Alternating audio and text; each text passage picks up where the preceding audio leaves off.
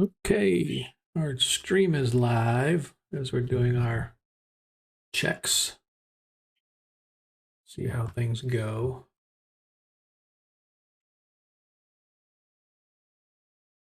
Not sure what time Monkey is going to be here, but I hope he's here at the start of the game because he's the only player that we've got that's actually part of the group that's currently exploring.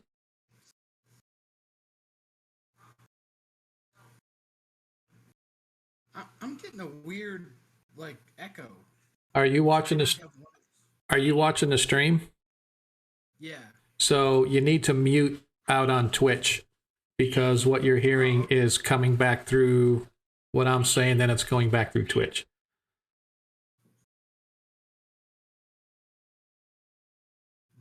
Mute. How's that? Let's see. How's that sound? Any better? Yeah, that's much better. Yeah. Yeah, it was happening to me for a while too. I'm like, what in the heck? And I realized that I was listening to Discord because I'm not part of the group. And then, of course, getting the feedback coming across Twitch. So yeah, so looks like Arthur had a last minute family issue, and Monkey, they say he potentially has a hernia with his ultrasound from today. So he says he's gonna plans to play, but he's not sure what time he's gonna get here. Yeah. Yeah, he said he has an ultrasound at 5:30. That's 6:30 our time, because I think he's Central. I think that's Central time. I hope that's Central time. So yeah, it could be. Fort Hood. He lived near Fort Hood. Is that what he said? I'm not really sure, to be honest with you. Yeah, I think that's where he said he lives. Yeah, so that could just been the problem is that you're just coming into the game and I have the perfect spot for you to enter in the game, but if all the players are gone, there's nobody to work the players down to get you. Nobody to rescue me. Right. And see, this is the whole reason why I wanted to bring in an additional, obviously have been trying to get additional players, because particularly when Adam is gone, he plays his character along with his 3 henchmen. So that's like 4 people that I have to run. And then I have 2 other NPCs that I have to run normally, which is like, now that I'm bringing you in, I can get rid of one of them. So I don't mind running one NPC, but I hate running everybody's character. And of course, if Monkey's running late, then I'm just going to have to find something to talk about until he gets here, because yeah, I don't want to run the characters. So, but we make do. Eventually I'll be able to get enough players that are willing to play and can play long term, because I definitely don't want somebody to play just so we can get people into my group, because that's no it's no good for them. I'd rather them be here because they want to play and they've got the time to play. And so anyway, we'll see how it goes. Roger that.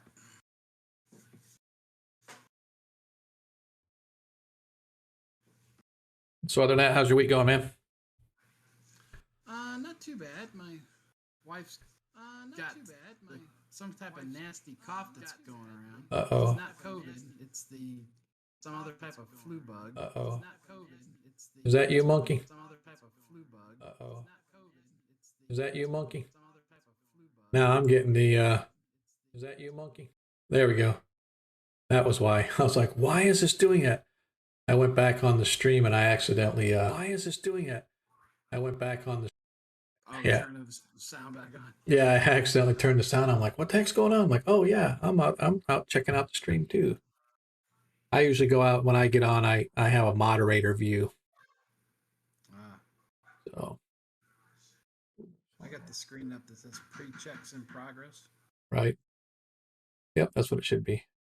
Okay. Why am I not? Oh, that's why. Ta-da. There we go.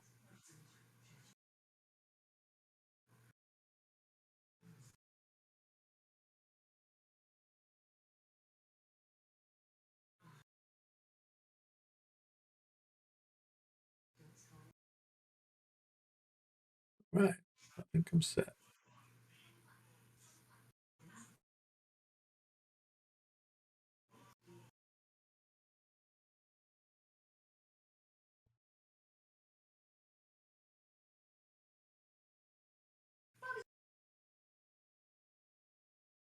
The dog.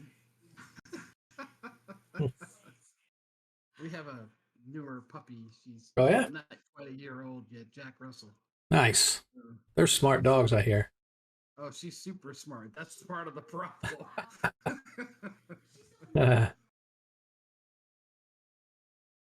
We're used to a lazy dog. This dog has way too much energy for us. Mm.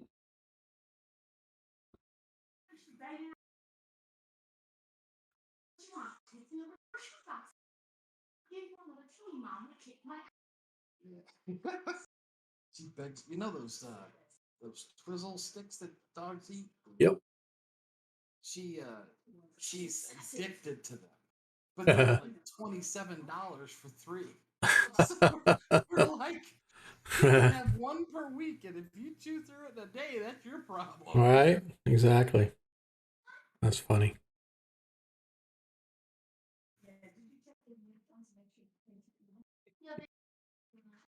Just constantly going over to the box where we keep them and begging and whining.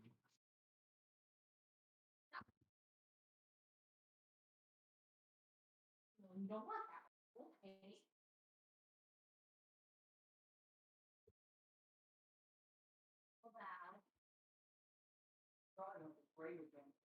What next?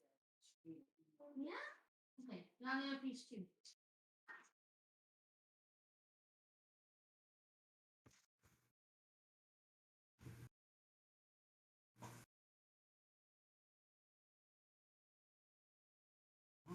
Three people.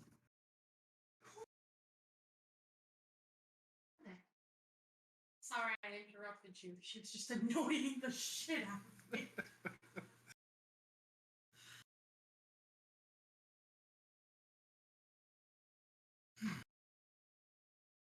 Slowly but surely, they start to filter in. Hello to all of you out there in the interwebs.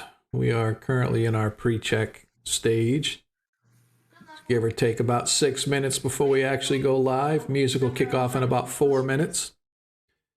Going to I was gonna rub them for good luck.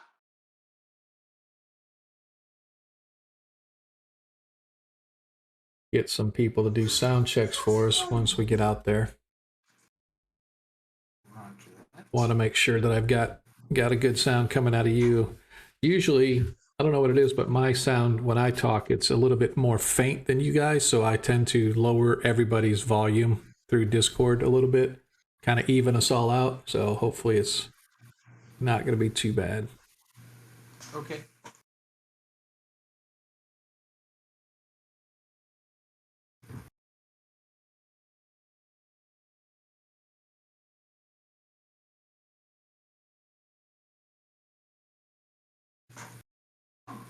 She probably wants another braid and cheesy. How many she got left?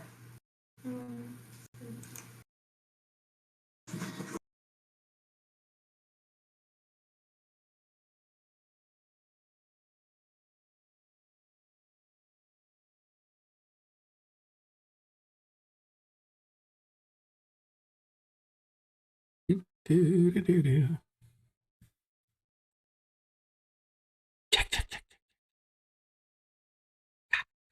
What's up, Cardman? How you doing out there, brother? Appreciate you joining us early before we actually kick off. Probably about 2 minutes, give or take. I'll be kicking off the music to get us started here. Not sure if we're going to get into the game as quickly as I had hoped, because as of right now, I have no players, and the one player I do have is sort of tied up at the moment, unable to join the group. So it could be just the DM and a bunch of NPCs. How fun would that be? We'll have like a random dungeon thing, like we're going to go this direction, then we roll a random dice, and we're going to go that direction and roll another random dice, just to kind of see what we can do until Monkey shows up. So that being said, for those folks that watch this stream a little bit later in the week, or maybe on down the road, we're always looking for players. We're slowly building back up, but like I said, we could always use a few more players. I'd like to get up about six players would be cool. But if not, we'll just make do with what we got. Not a big deal.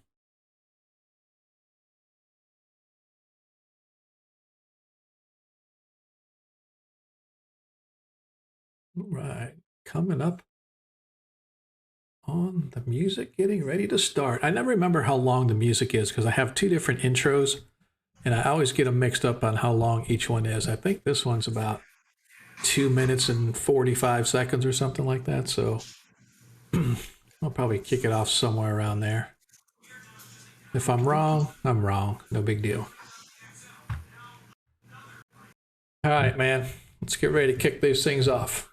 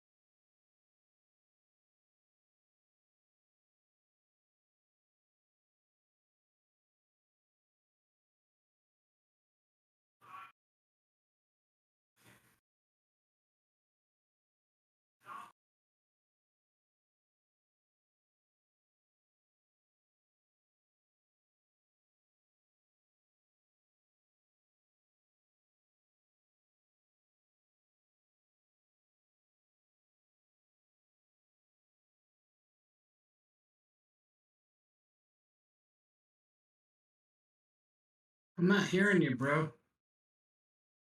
There we go. I thought I hit my mic to turn it on, but now all of a sudden it wasn't, and now it is. It's because I had it turned off. So anyway, let's try this again. Welcome everyone to another episode of 1E1 Shots. I am Sean, your host, bringing you together with some of the finest the interwebs has to offer as far as players. And like I was about to tell you guys, I really appreciate you guys showing up here. Cardman, I see you're out there in chat already. I appreciate it, but I find myself in a slight predicament tonight because you know as well as I do that when you're gaming over a period of time, people can't make it for one reason or the other. So here, even on this channel, we've had where players couldn't make it because of one reason or other. Myself have had last minute, oops, I can't quite make it. Unfortunately, I'm sorry, but that's just the way it rolls. But tonight I find myself in a strange situation because all the player characters that you guys can see on the map right now, let's zoom this in a little bit here. So all of these player characters, actually only 2 of them are player characters, the rest are NPCs. And unfortunately, the 2 player characters that I have are not here. One of them probably isn't going to make it. The other one is running late because of his doctor's appointment. So I am going to have to talk to you guys for a little while until we get our player characters going, and or we could always have chat tell me which way to go. Hey, Lando the Archmage, I appreciate you showing up, man. Not sure if I've seen you on this channel before, but I definitely appreciate you swinging on by. If you have not yet already clicked that follow button, please do. We're trying to get our goal up to 200. We just broke 100 not too long ago, so now we're pressing slowly but surely ahead, hopefully to get that 200 by the end of the month. But I appreciate you stopping by to listen in anyway. Kind of an off time to be coming into the game because, like I said, right now I have no players other than I'd like to welcome Deglin, our latest player, in. He is going to be taking over our spiritual duties. He is going to be the father figure that we all turn to. Hey, man, I definitely appreciate the follow, dude. Appreciate the love. Every little bit helps, man. Every little bit helps. So Deglin is going to be taking over our spiritual duties, but unfortunately, Deglin is tied up at the moment and not able to join the group of characters. And so I have a choice. I can either NPC everybody and just work my way down to release him, or we can just, oh, dude, yeah, man, reach out. I need players for this game, and I also need it for my 5e game. So let's talk a little bit about that. And before we actually talk to Deglin and see what he's all about. So if you haven't followed us before, this channel is dedicated to the world of Greyhawk. Of course, both of our games are in there. Every Monday, we play a first edition game here, and then on the same channel every other Friday. So this coming Friday will be our time to game. It's what I call our on week, and then next week obviously is the off week, and so on and so forth, right? So that's a 5e game. So if you're into 5th edition, hit us up every other Friday. You can watch that campaign go on. And if you're into 1st edition, you can catch us every single Monday night. The difference that we have on our 1e game is it's sort of campaign-ish, right? So we don't actually have a campaign per se. It's really just a series of adventures, right? So the party originally started in the free city of Greyhawk. They did some custom stuff that I had written, and then they, well, I didn't write it, but I could have tweaked it. But anyway, they did some in the world of Greyhawk. Then they went over, free city of Greyhawk. Then they went over to, see where they're going to, Hamlet, right? So they did Hamlet and did the Moat House and all that. And after clearing out the evil temple dudes underneath the Moat House in Hamlet, they were hired by the church to come here to the Keep on the Borderland, to where they believed that there was a sister temple that was being developed and put together near the Keep. And it just so happens in the world of Greyhawk, my Keep on the Borderlands is at the tail tip of the Lortmill Mountains on the borderlands between the Ulek states and the Pomarge. And so that had a really good feel and fit to it as far as a keep that's overlooking the borders of the Sus Forest and the borders of the Pomarge, making sure that the humanoid tribes aren't trying to invade back into the settled territories and whatnot. Well, it just so happened that this is where the party was sent, and they are in the last stages of clearing out the unholy temple that they found. So yeah, oh dude, nice. Yeah, well, we play 1E, man, and we're having fun, right? So it's not a campaign. It's just as soon as they're done with an adventure, we pick it up and move to another adventure. We don't care about how we got there. We just say a month past of travel time or however long it took you to get there, and now this is where you're at, right? And then we get into the next adventure. So that's why we call it 1E one-shots. One-shot's kind of a misnomer. It's not really a single one-night adventure. It may take 2-3 sessions to get through, In this case, this is like their fourth session, I think, of this particular adventure, maybe even the fifth session. Can't remember. But they're coming to a close on this one, having cleared out the temple and stuff, and then we're gonna figure out where we're gonna go next. But so yeah, so I unfortunately, as I said, I don't have like the two guys that are part of this game that are free to take their characters and move the party around. They, you know, like we've been doing. I've been NPCing these guys for like the past 3 sessions as we try to gain new players. But Deglin. Welcome aboard, sir. I'd kind of like to know a little bit about your gaming background. Tell us, like, how long you've been gaming, what sort of, what worlds have you gamed in? I know you said you game with your daughter, or your daughter games with you, one or the other. Talk to us a little bit. I basically started when I was 8 years old, 1979. Started with the pink box, basically, and Nice. Worked up from there. Nice. Have you played every edition, or do you have a preference on editions? I like first and second edition. Yeah. I've been playing a little bit of fifth with my daughter, who's Right. into it. Right. And, I'm not so sure about it. So. Yeah, well, I mean, it's it depends on what you write. So the thing that there's a lot of things I don't like about fifth edition, but there's a lot of things that I really do like. I like some of the combat mechanic. I think it's much easier to roll a 20-sided dice, add your modifiers, and determine whether or not you've hit, right? So based on somebody's armor class, as opposed to saying, oh, I got to look up a chart to see, well, here's your THAC0, and then here's your bone, whatever. I just think it's easier, the combat mechanic like that goes. And some of the things I don't like, obviously, is how easy it is to live, right? Why do you get like 3 death saving throws? It just doesn't, I mean, I don't understand that, but okay, you know, we can do what it is. So what I found kind of weird was like another player in her group has a goblin paladin. yeah, And I'm like, Yep. huh?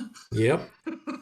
But you know, though, it's kind of interesting. There's a lot of philosophical stuff that goes along with that. But I have always said, while I understand when they talk about paladins, you're talking like the old Knights of the Round Table aspect of them, right? The true heart, the upright guys in the plate armor, you know, defending God and all that other good stuff, right? But I've always wondered myself, like, why can't an evil deity have a paladin, right?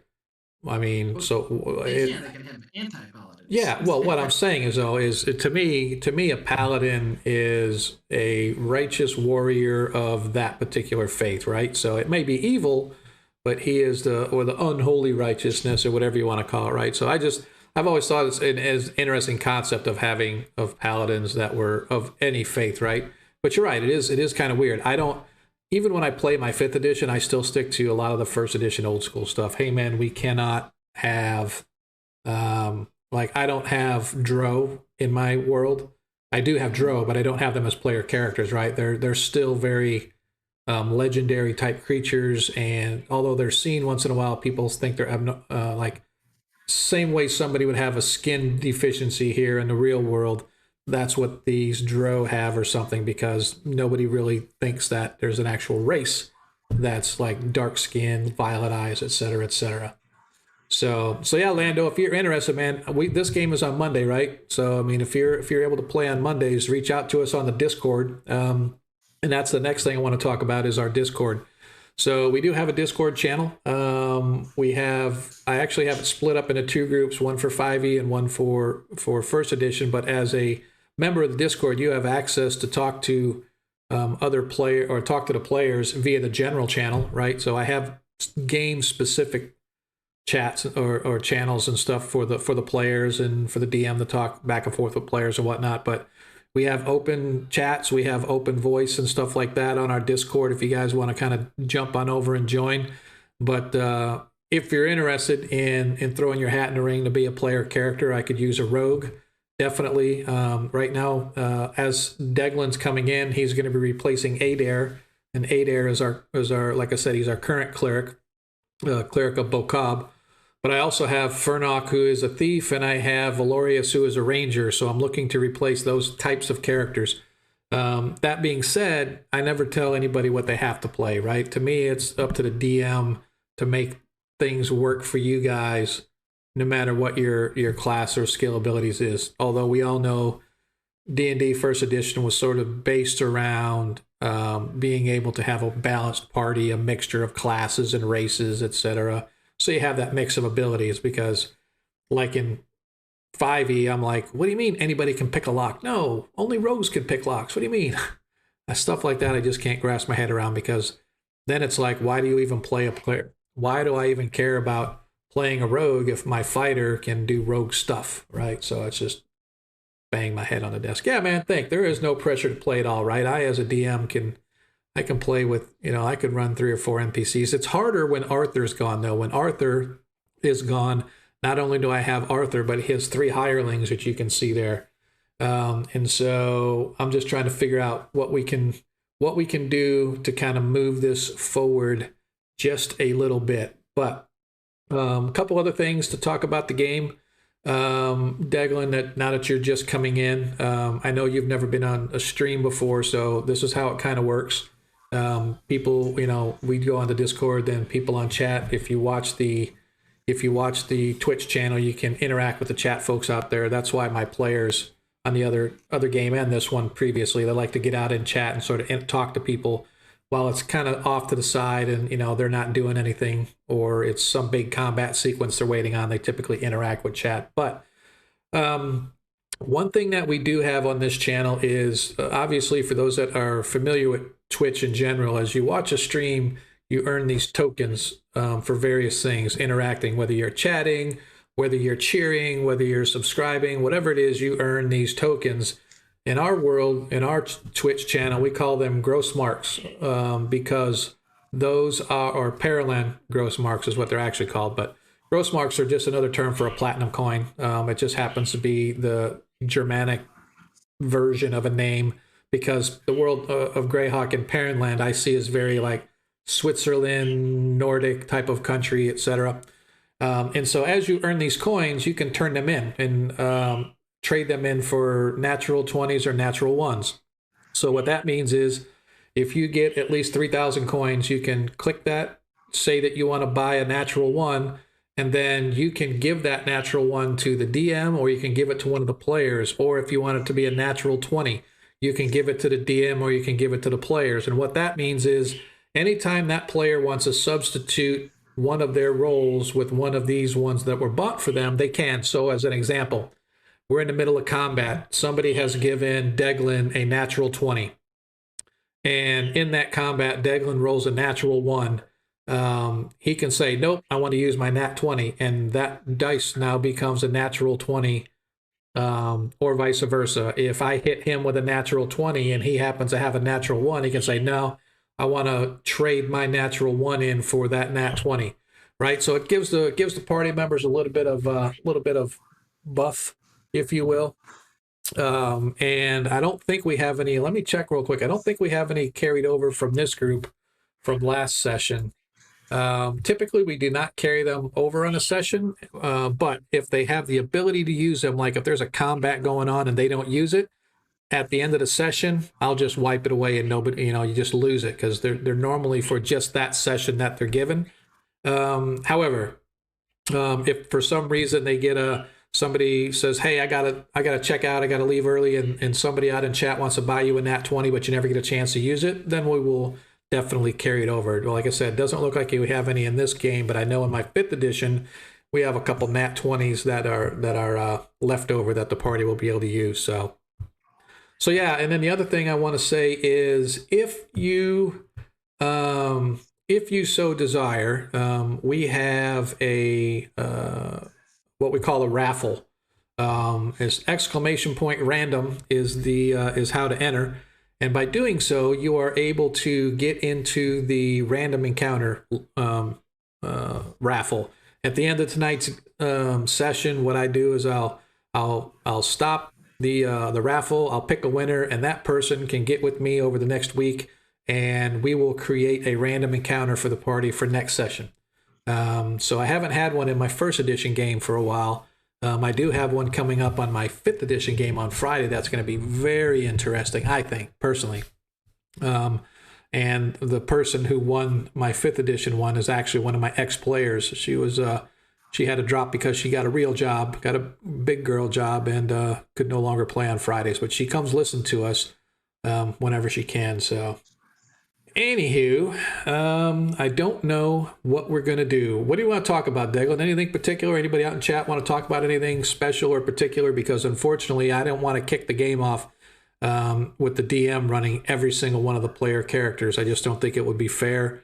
So what do we want to talk about? Anything, Cardman, you got anything you want to talk about? Lando, Declan, you guys got anything you want to talk about? Because I was unprepared for having to talk for 45 minutes to an hour or however long it is until Monkey Boogers gets here. So open to most anything. Well, you said you haven't done any first edition since 3E, so is third edition what you normally play, Lando, or are you playing like fifth edition now?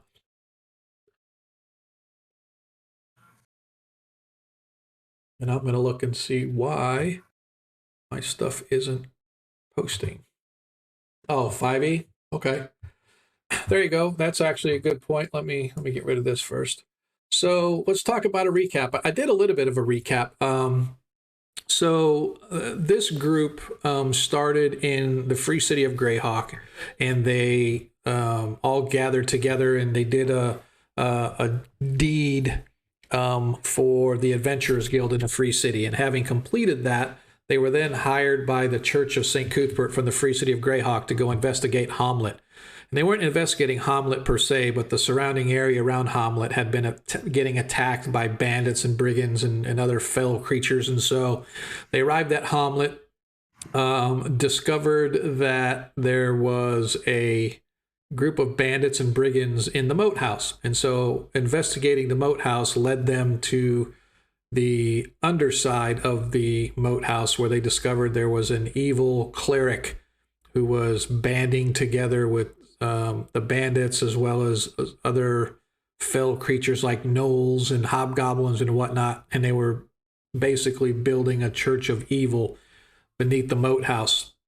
Having been hired by the church, of course, they were able to make a few forays into the basements and the dungeons beneath the moat house, and the church helped heal them and guide them.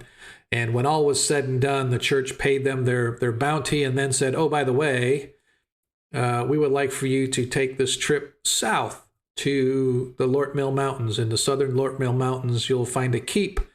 And in this keep on the borderlands, you will find that somewhere in the region, we believe there to be an evil temple that is a sister temple to this one in Hamlet. And we would like you to find it and sort of cast it down and cast out all its evil cultists. And so the party did come into the caves here, and at first they went up top and they discovered a pack of gnolls. Fortunately, Arthur managed to web the entire hallway as they were escaping, because while they were slowly whittling down the gnolls were severely taking them down. And so the wizard barred their escape by webbing up the entire place, and then they hauled ass back to the keep. A few more forays into the caves. They discovered the gnolls, they, like I said, the first time, and then they got the kobolds, and then they also hit some goblins as well as an ogre. And so rather than just sort of work their way up the hillside, they decided to go to the top and start working their way down. And lo and behold, here in Cave K, as we call it, they discovered there was, in fact, a temple being built. And so the last 3 sessions has been the party slowly but surely working their way through. 2 sessions ago, they managed to defeat the evil cleric. And they, having come back, the party realized that without the evil cleric and holding sway over the undead were just all over the place in here. So last session was literally a fight fest. It was like after every corner, there was like 5 or 6 zombies or skeletons and whatnot that they had to face. But face them they did, and eventually they managed to take them all down. Cleared out, blessed the temple itself, shattered all the unholy symbols and whatnot, and basically set it ablaze. And now, as they've come in, they know that there's another area that they've yet to explore, and this door that they had spiked closed originally, they know has a flight of stairs leading down. So they were figuring that we might as well go down and check out what else might be part of this unholy temple that they've discovered. And so that's sort of where we left off with last session. So there is your recap. I'm very big on sort of the classic adventure type stuff. I do throw or make minor changes here or there, but for the most part, it is the classic adventures, because that's just what I wanted to do, man. We want to just have a, I don't know how you want to call it, just a revisiting of the old adventures and stuff like that. The same things that we used to play as kids, where you just read through it and you're like, I have no idea what I'm doing, but I'm just going to read it as we go. And fortunately, I've had experience running most of these adventures, if not all of these adventures that we've been on. So at least I have a familiarity with them. But it still takes me, I have to go, oh, wait, I got to go look at the book here. Let me go. So yeah, man. So it's been fun. It's been, fortunately, I've managed to find a lot of VTT maps that go along with a lot of these old adventures. But if I don't find VTT maps, and I just find some good size of the original maps and sort of expand them and clarify them out.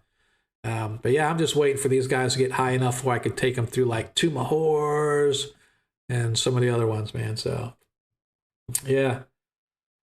So I mean, I've got 5e reworks of a lot of these too, right? So, and actually a lot of the maps will come from a 5e rework, but I just play it as first edition because, you know, with 5th edition, somebody decides to go out and do a real custom pretty map. But you know, it's for 5th edition, but I always use them in my first edition game. So all right, let's see, do we have, nope, still no monkey. So how do we want to play this? Right now the party is technically 3rd level. They have enough experience for 4th level. The only thing they didn't have was enough money. Last session they did get some pretty good coin to help pay for training. But the church has also said that they will help sort of cover or defer a lot of the cost that the party needs for their advancement, just because of the fact that they don't have quite enough coin for everybody to advance, but it's pretty close. Deglin, who will be joining our party, is actually already, we just built him as 4th level. So that way we don't have to worry about leveling him. But the rest of the party, once this adventure is over and they've gone to the keep and stuff, it's already been decided, you know, we've already talked about what they're going to get at their levels, hit point wise and stuff like that. So we'll just be able to kind of bounce them up from there. So, all right. So how do we want to do this? I'm really conflicted right now, right? Because I know that Monkey said that Monkey, by the way, is Zadkiel the Righteous. He is our warrior paladin, who unfortunately apparently he had a ultrasound and they said he may have a hernia, so he's not really sure. But his appointment was at a particular, like an hour before or 2 hours before he had to be on. So if it was 5:30, he might be East Coast then. He might be East Coast, because if his appointment was at 5:30, he said he'll try to be back on time. So I'm trying to think, maybe it's at 6:30 his time. Yeah, it would have to be, because if it's at, well, no, 5:30 his time might be 6:30 our time. That's right, because he's an hour behind us. So he is Central. So if he said 5:30, that means that 6:30 our time is what time his appointment was. And if he's in the doctor for 45 minutes, that gives him 15 minutes to get home. And it's been another 20 minutes now, or almost 30 minutes since we started. So I am not 100% sure when he is going to make it. I wish he could get on his mobile. That would be kind of nice. But yeah, so we can kind of keep talking a little bit. I know I kind of interrupted a lot what you were saying there, Deglin, because somebody had asked me a question and stuff like that. Yeah. Oh, dude, man, hog the stream you want. There's only a few people out here, so normally when we're actually into the game is when the stream will start coming up. Some people will pop in and see, and then we'll notice that they stay for a little while. But like I said, unfortunately, tonight is one of those situations where I just have to sort of bide my time and wait for my players and apologize profusely to anybody that's out here watching the stream until I get my players to show up, because I really don't want to NPC the entire party, because that's just not fair. I don't know what they want to do or what direction they would go. So, Deglin, have you played some of the old classic adventures? What's some of the ones you played in the past and that you liked? Definitely keeping the Borderlands I've played. X1, Isle of Dread. Yep, Let's see what that was many awesome. Of the old style, and then a lot of homebrew stuff. Yeah. Yeah, we have currently we have a paladin, and now Deglin is our new cleric. We actually have a cleric in the party, Adair. I'm actually going to probably keep him around, not as an NPC, but I don't want to kick him out of our game because he might be able to come back. Because right now he's working 2 jobs, and unfortunately he's just not able to make time. So, but I want to keep his character around just in case he's come back. I don't have to like rebuild everything, right? And so I'll just kind of, I just moved him off of the game channel until he can come back. But so yeah, we have a cleric, a magic user, and a paladin. And then, like I said, I have a couple NPCs in the form of a rogue and a ranger. But it's funny, the X1, I had played that way back in the day as well. I got into 5th edition because of my son. Now, my son also plays in my 5th edition on Fridays. And so for those that watch that stream, he plays Figley, the gnome. Dude's awesome. He just plays an awesome gnome. Great character portrayals. That's what everybody loves about my son. You talk about the goblin. I don't usually do the goblin races or anything like that, but he played a goblin in my 5e home game. This wasn't streamed or anything. It was just at home. And everybody just loved him, his character portrayals and stuff like that. But by playing 5th edition, we actually started out, I don't know if you ever saw in the old Dragon magazines, the Savage Tide series. And so I converted, those were converted to 5e. And so I think they were written for 3e. And they got all the way through. And of course, the Isle of Dread is it's like right in the middle of the pack of that whole series. And it's supposed to take characters from like 1st through 20th level. We never got that far. They got to about 8th level when they got to the island, and that's about as far as they got. So Isle of Dread was cool. Ever play X2, Castle Amber? Or for those that speak the French term of it, the Chateau d'Ambery.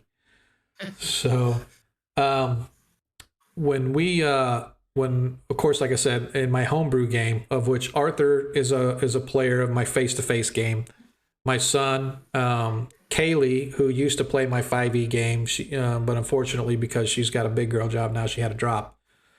Jacob, who also plays in my 5e game online, they were all at my table as table players and stuff. And so their party started off in the free city of Greyhawk, and they did a few adventures there.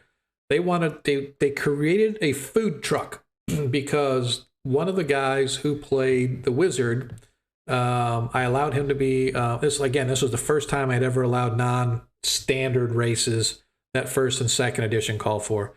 And I allowed him to play a hobgoblin. And he was from the Pomarge, and his goal in life was to break the stigma of the hobgoblin people. And so he kept trying to talk to the Wizards Guild about sponsoring the party so that he could earn enough money to buy entry into the guild for other hobgoblins, right? Just, again, he wanted to break the stigma of the hobgoblin race.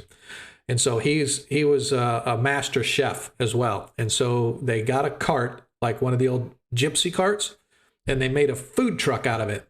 And so they were going up and down the coastline between Greyhawk and Hardby.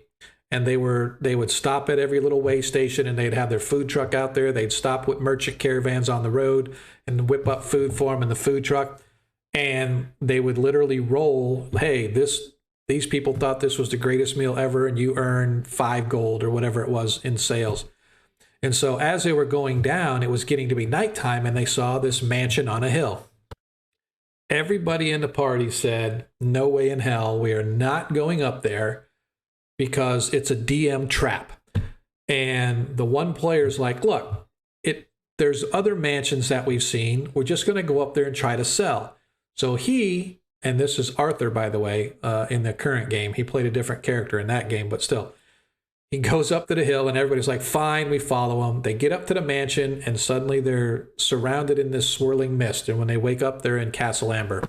So if you've ever played Castle Amber, you need to check, or not played Castle Amber, you need to check it out, because that is a really good adventure. You get into there, you have to make it through the castle, then you make it to what is basically, medieval France. It's called Aveyron, I mean. And so you have to travel through the various towns and cities, trying to put the pieces of the puzzle together to help you escape from this demi-plane, if you will. And to this day, every single 5th edition game that we play, Adam always takes a bunch of shit from the other party members because of the fact of, you led us to that hill. And he's like, wait a minute, you didn't have to. But X2 was another favorite of mine. X1 and X2 have been pretty wild up until I did Castle Amber. And like I said, it wasn't the Savage Tide wasn't really Isle of Dread per se, but it was Isle of Dread, just because it was located there, but it was sort of a little bit updated and some additional context and stuff was really good. Desert of Desolation. It's interesting that you say that, card man, because I have an online game that's play by post, and the party is they're at 3rd level. Pretty soon they'll be 4th level. They're just getting ready to go to Darkgate. For those that don't know, Darkgate in the world of Greyhawk, there had been some, I think, like, not volcanic, but like earthquakes and stuff, and a big rock fall or avalanche or whatever, and it opened up this big hole into the Underdark that was in the Yeomanry. And so right at the borders of the Crystal Mist Mountains, there was this huge hole in the ground, and a small community built up, and they called it Darkgate, obviously because it was the gate leading into the Underdark. And so they discovered that this hole goes straight through, all the way through the Crystal Mist Mountains, and opens up on the backside by the Sea of Dust. And so my party is getting ready to investigate some things that have been going on around Darkgate and in the Yeomanry. They're already in the middle of it in the Yeomanry, but now the next step is to go to Darkgate. And they've discovered that this evil cult they've been tracking, first of all, it's for the god Dorsane, and he's basically the god of ghouls. And Dorsane has this cult that's trying to earn or develop enough power to open up and split a gate so that Dorsane can bring his presence from the abyss into the prime material. And so there's basically these ghouls that it sort of acts like modern day zombie movies where a zombie bites you and then you get afflicted. Well, in this case, the ghouls bite you and they inflict you, and then you become one of these ghouls that ravage, and serve Dorsane, etc. And so this plague has been spreading very quietly, but it really started around Darkgate. And as they're getting closer to Darkgate, they're getting more of these instances. And so they're going to have to go to Darkgate and figure out that, oh crap, we're going to have to go into the Underdark because they have recently discovered some maps and some clues that lead them to believe that the cult members were searching for something out in the Sea of Dust. And my intent is to take the Desert of Desolation stuff and rework it so that instead of certain pieces, it's more cult-like. And so I have this whole sort of planned. I've got sand ships ready to go so that they can just catch the wind and go riding across the sand. Like for anybody that watched that recent movie, what is it, Monster Hunters or whatever it was called, where they had those ships that ran on the sand, which I thought were pretty cool. But something similar to that is where we intend to go. So For those of you that just joined us, we definitely appreciate it. And I apologize that the game is not 100% full swing right now, but we had this sort of a situation occur where, unfortunately, Arthur, who plays, obviously, Arthur and his 3 henchmen, it was a last-minute scratch because of some family stuff that he's got to deal with, which is totally cool. However, Monkey, who plays Zadkiel, who is our only other player, he had a doctor's appointment that just happens to put him running behind to get here. So I'm really, really hoping that he arrives soon, because otherwise I, as the DM, I'm going to have to DM the entire party. The only one that's not an NPC right now is Deglin, who is our new player. Shout out to Deglin, everybody, welcome. Yeah, Martian Chronicles is exactly right, dude. So shout out to Deglin for being the only one here, but unfortunately, where he's at, I can't bring him into the game until the party gets to him, right? So he's sort of, I had this whole great scenario worked out how I'm going to bring Deglin into the game, and everybody's going to high five and say welcome to the group and thanks a lot. And now nobody shows up and Deglin's stuck where he is, and I, as a DM, don't feel it would be appropriate to run the entire party of NPCs, because I know exactly where he's at. I know exactly how to get to him. And although I didn't expect the party to take that long to get to him, you just never know how long combats can go. You just never know if they make a left instead of a right. You know what I mean? So we're just going to have to kind of talk about stuff and pick random topics to talk about, just so we can see, or just so I should say we can kill some time until our players get here, because I've never been in this situation before. I've been to where I've had one player. I've never had it to where I had no players.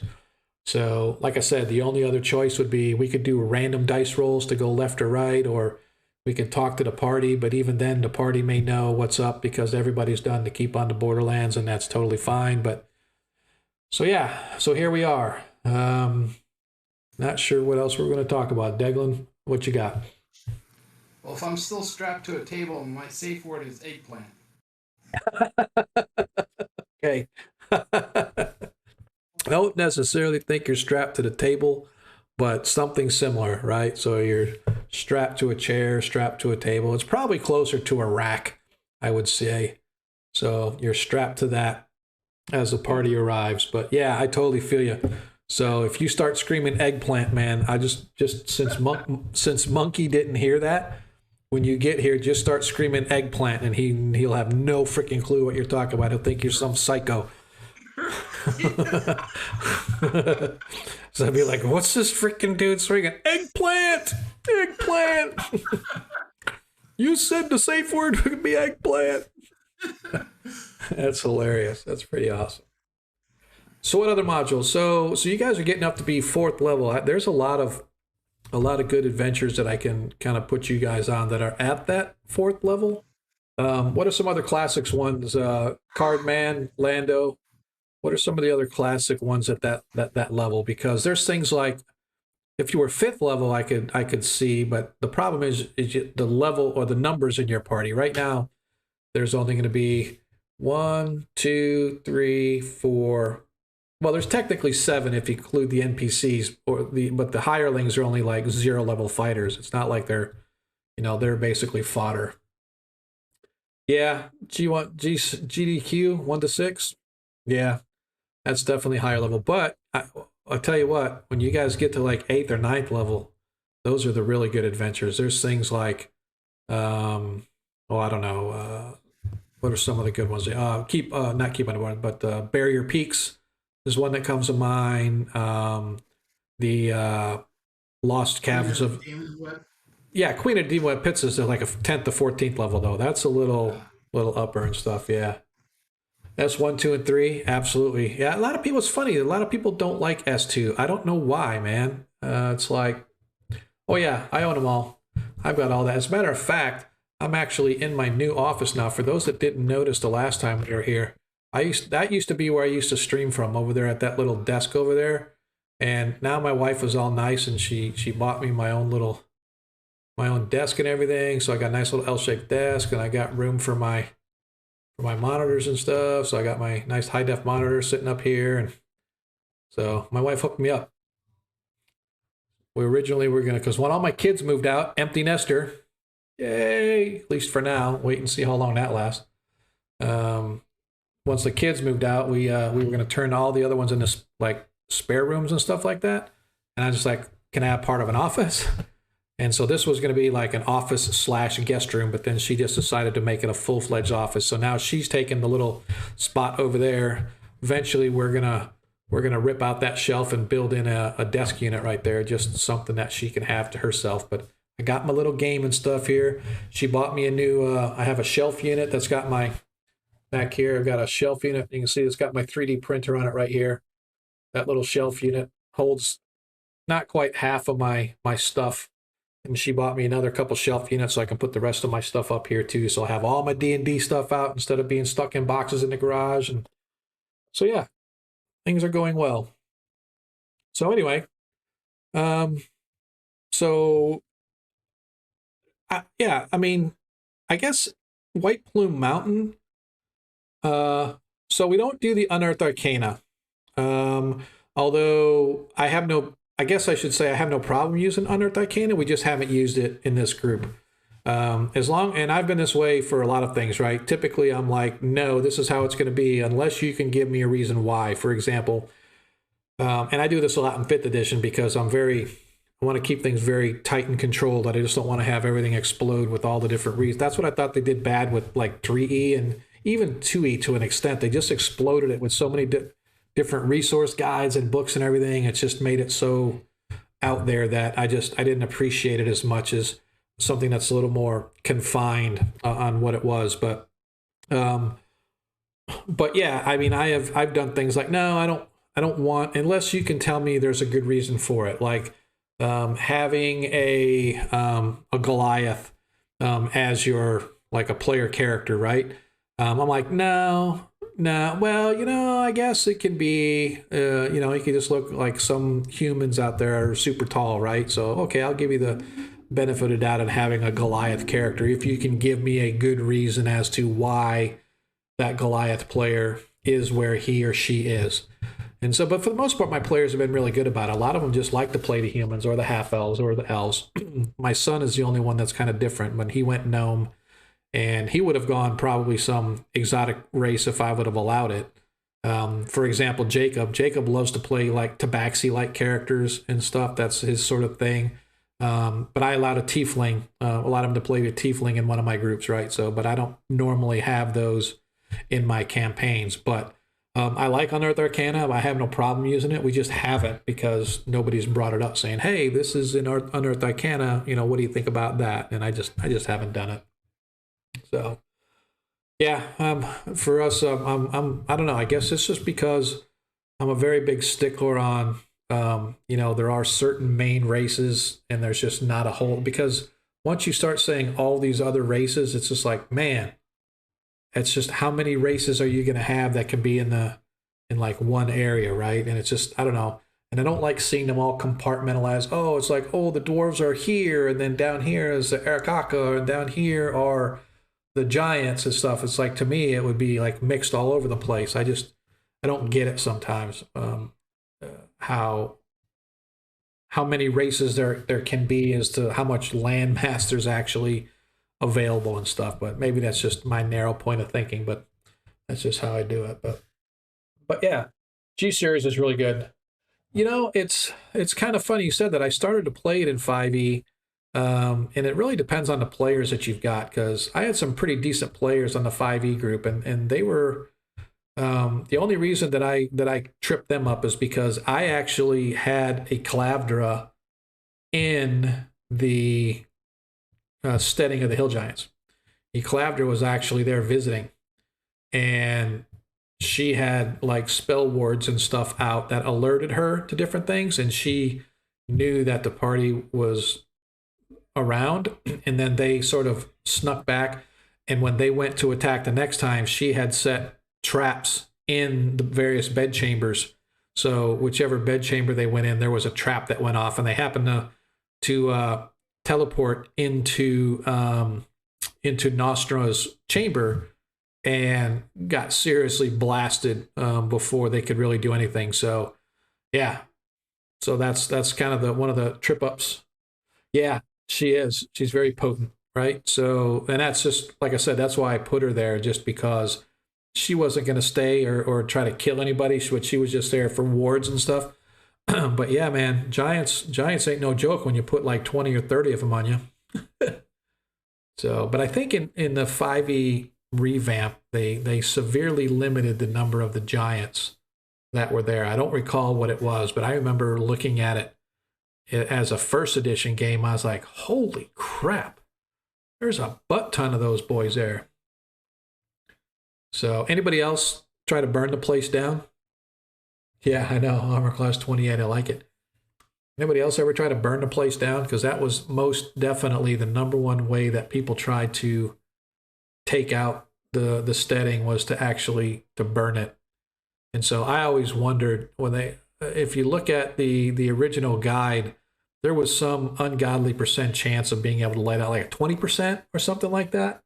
Fireball and burning, yeah, exactly.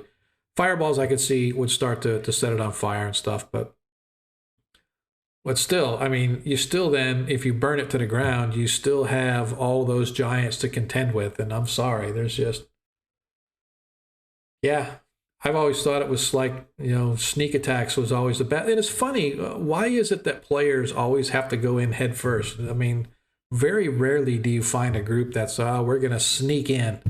We're just going to slowly but surely sneak our way in, and we're going to do a little bit of sniper tactics, take out one or two, get a little information, haul ass, and then come back again. Yeah, they're going to be, more on alert, but still, that's when you sneak in and you sneak attack, take out a few, and then leave, just whittle them down. So, yeah, Air of Effect spells, man. Air of Effect spells it is. I wish I had. Yeah. Was that in a 5e, Lando, you said? You did the G series in 5e, or did you do it in 1e?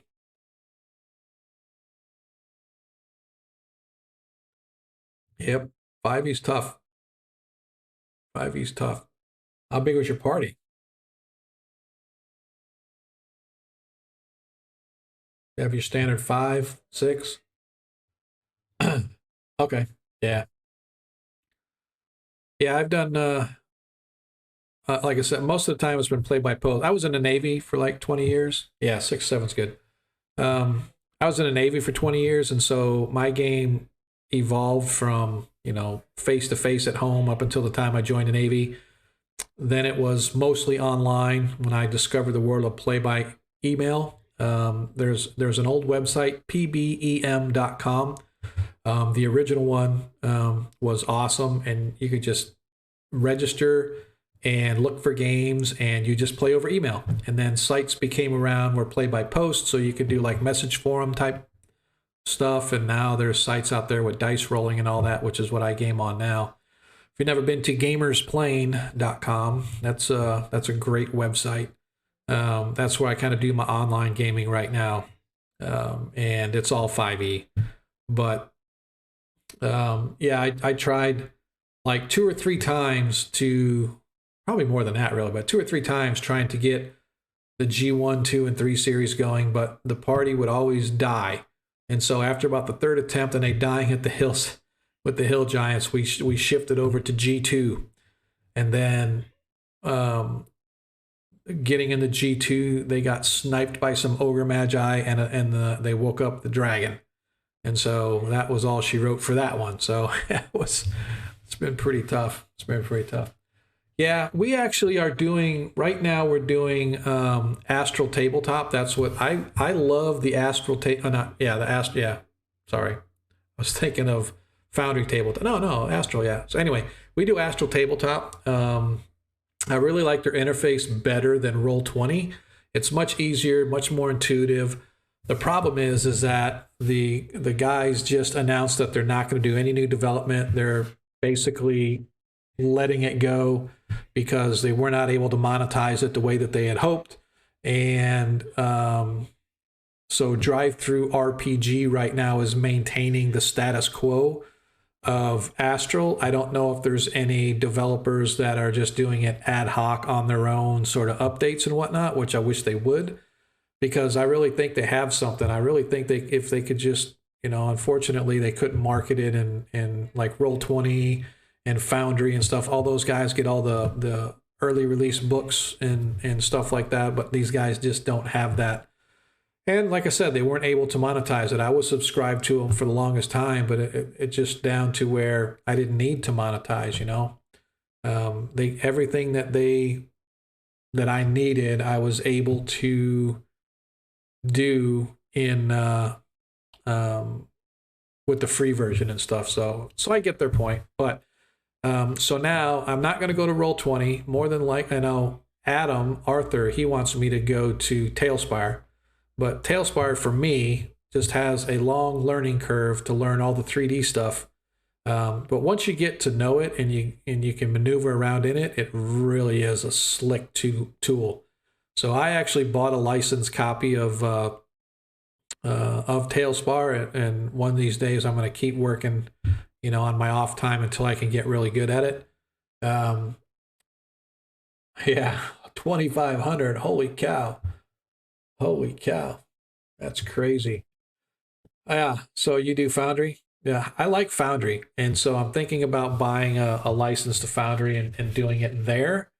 Because like I said, it's just a matter of learning the ins and outs of it. So yeah, I don't like Roll20's interface as much. I don't know why. I just don't. So and just so you guys know, I really don't want to keep people here waiting forever and ever. I don't know if or when Monkey is going to arrive, and I really don't want to bail on Deglin either. But if he's not here by like 8:45 or so, I'm really just going to probably end up nixing tonight's game. And I really, really apologize, but I just don't want to have to be the guy running the entire party as NPCs to go, root out whatever's left in this temple. And then Deglin is able to be rescued because I know right where to go and how to rescue him and stuff like that. So I really feel bad. This is like the first time ever I've had to bail because of no players. Other than I think one time I did it, but I didn't lose all my players. Like I would have only had one player, so I just called the game. Yeah, this is Astral. Yeah, so I definitely like the interface. I love how it looks. So I just stuck with it. It's easy to upload maps. It's easy to kind of build things. For me, you can upload audio is really cool if you want to do that. And they also have, for a cost, they have obviously extended storage. They have extended tools that are available for use, extended audio clips and stuff you can do. For sound effects and stuff like that. So that is really cool, I think. But yeah, I think I'm probably gonna end up switching to Foundry, but I want to get in sometime. I just haven't had time recently. I got this whole new thing going on at work, and we're trying to get a whole new feature out by December, and there's a lot of work that's left to get done before we can put it out in production. So I've been swamped. So if I'm not gaming, I'm coding. So anyway. I really don't want to like keep everybody here like that late, right? So now if he shows up at like 8:44, I'm game. I'll keep going because there's not really a whole lot left of the temple, so it would actually work out for just a half a session really to kind of get them through and get Deglin integrated into the group and et cetera, et cetera. But I don't want to waste anybody's time. Oh, you looking for work? Oh, dude. So I am me, and get to the Discord channel and DM me, depending upon what you do for code. We are exploding, dude. I mean, exploding. So for those that don't know, I work for a company called Dutchie. Dutchie, we provide software as a service for the cannabis industry. And we are exploding with our hiring. And so last year, this time, they had like 100 some odd employees. We're topping 600 employees now. And we're still going strong, right? So we really have a lot that Excuse me, I'm being interrupted. The gods are calling.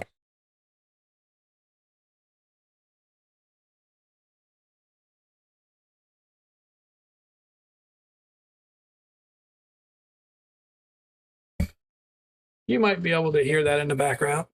Our kids were bad, so we're shoving them through the shredder. So I didn't have a wood chipper available, so we're just going to put them through the shredder. So yeah, seriously, dude. Yeah. Oh, see, and actually, it's kind of funny that you mentioned that card, man, because it's literally the exact 180. Because the software that we provide is typically used in dispensaries, right?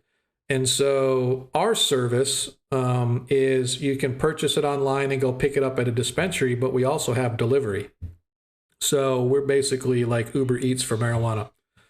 It's kind of funny. That's kind of how I look at it. It's a little more complex than that, but I have to say that I was very content in the job that I was working at, writing software for healthcare.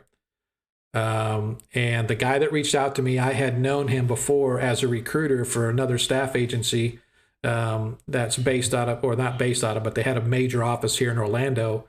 But through my Orlando contacts, I met this guy in South Florida as a contact. And so he and I had worked together on some different things, him a recruiter, me a developer.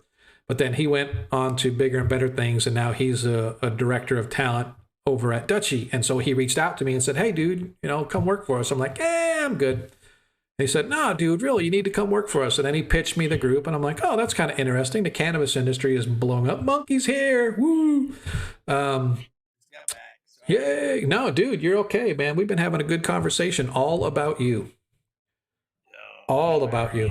Yeah, you and Eugenia. So anyway, he reached out to me like after the third try. I'm like, all right, dude, let's talk. And then they offered me a package deal that I couldn't say no to. I'm like, oh, are you serious? And so here I am.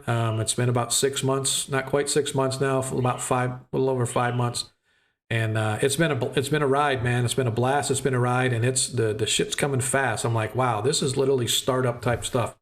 And so yeah, so that's why I said I'm either coding or I'm DMing. So it's one of the two. So yeah, absolutely. So what we're gonna do here is because Monkey just got here, we're gonna take our break early because I have a feeling that this session is not gonna be that super long, because there's only a few places to check out, but who knows, it may go all the way to the 11:30 that we normally designed. So what I'm going to do, unless Monkey, you want to just kind of have us take our break now, Monkey, or do you want to go in and just go for the next hour and see where we get and then break then? I'll let you make the call. Go for the next hour, whatever you want to do. All right. All right.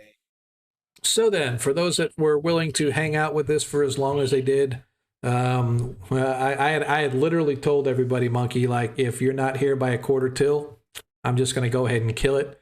It's because I don't want to have to waste too many people's time, and I wasn't sure if you were going to be able to make it back or what condition you were going to be in.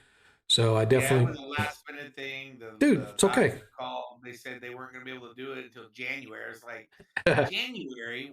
That defeats the whole purpose. That's like saying, hey, we're checking you for cancer, but we're going to do blood work in 2 years. Yeah. What? Yeah, exactly. There you go. So they did my doctor did an emergency request at this other clinic to get my, so they call it ultrasound. Yep. So is it a boy or a girl? It's a monkey. It's a monkey. All right.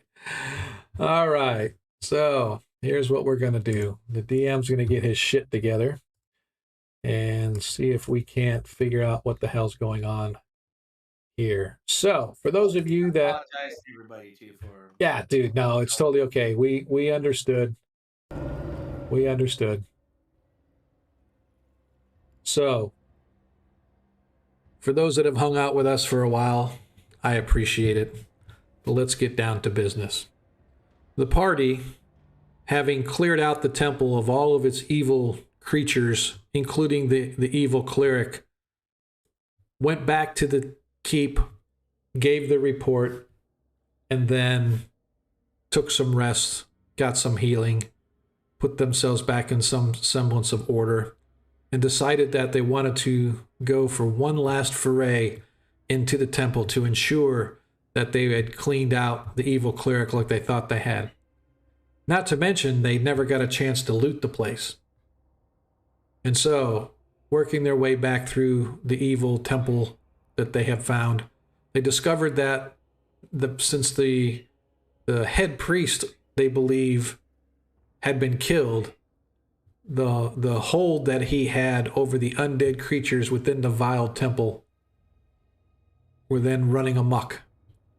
And so, working their way step by step, brick by brick, row by row of the entire temple, they discovered that the zombies and the skeletons were roaming free, and so they killed them.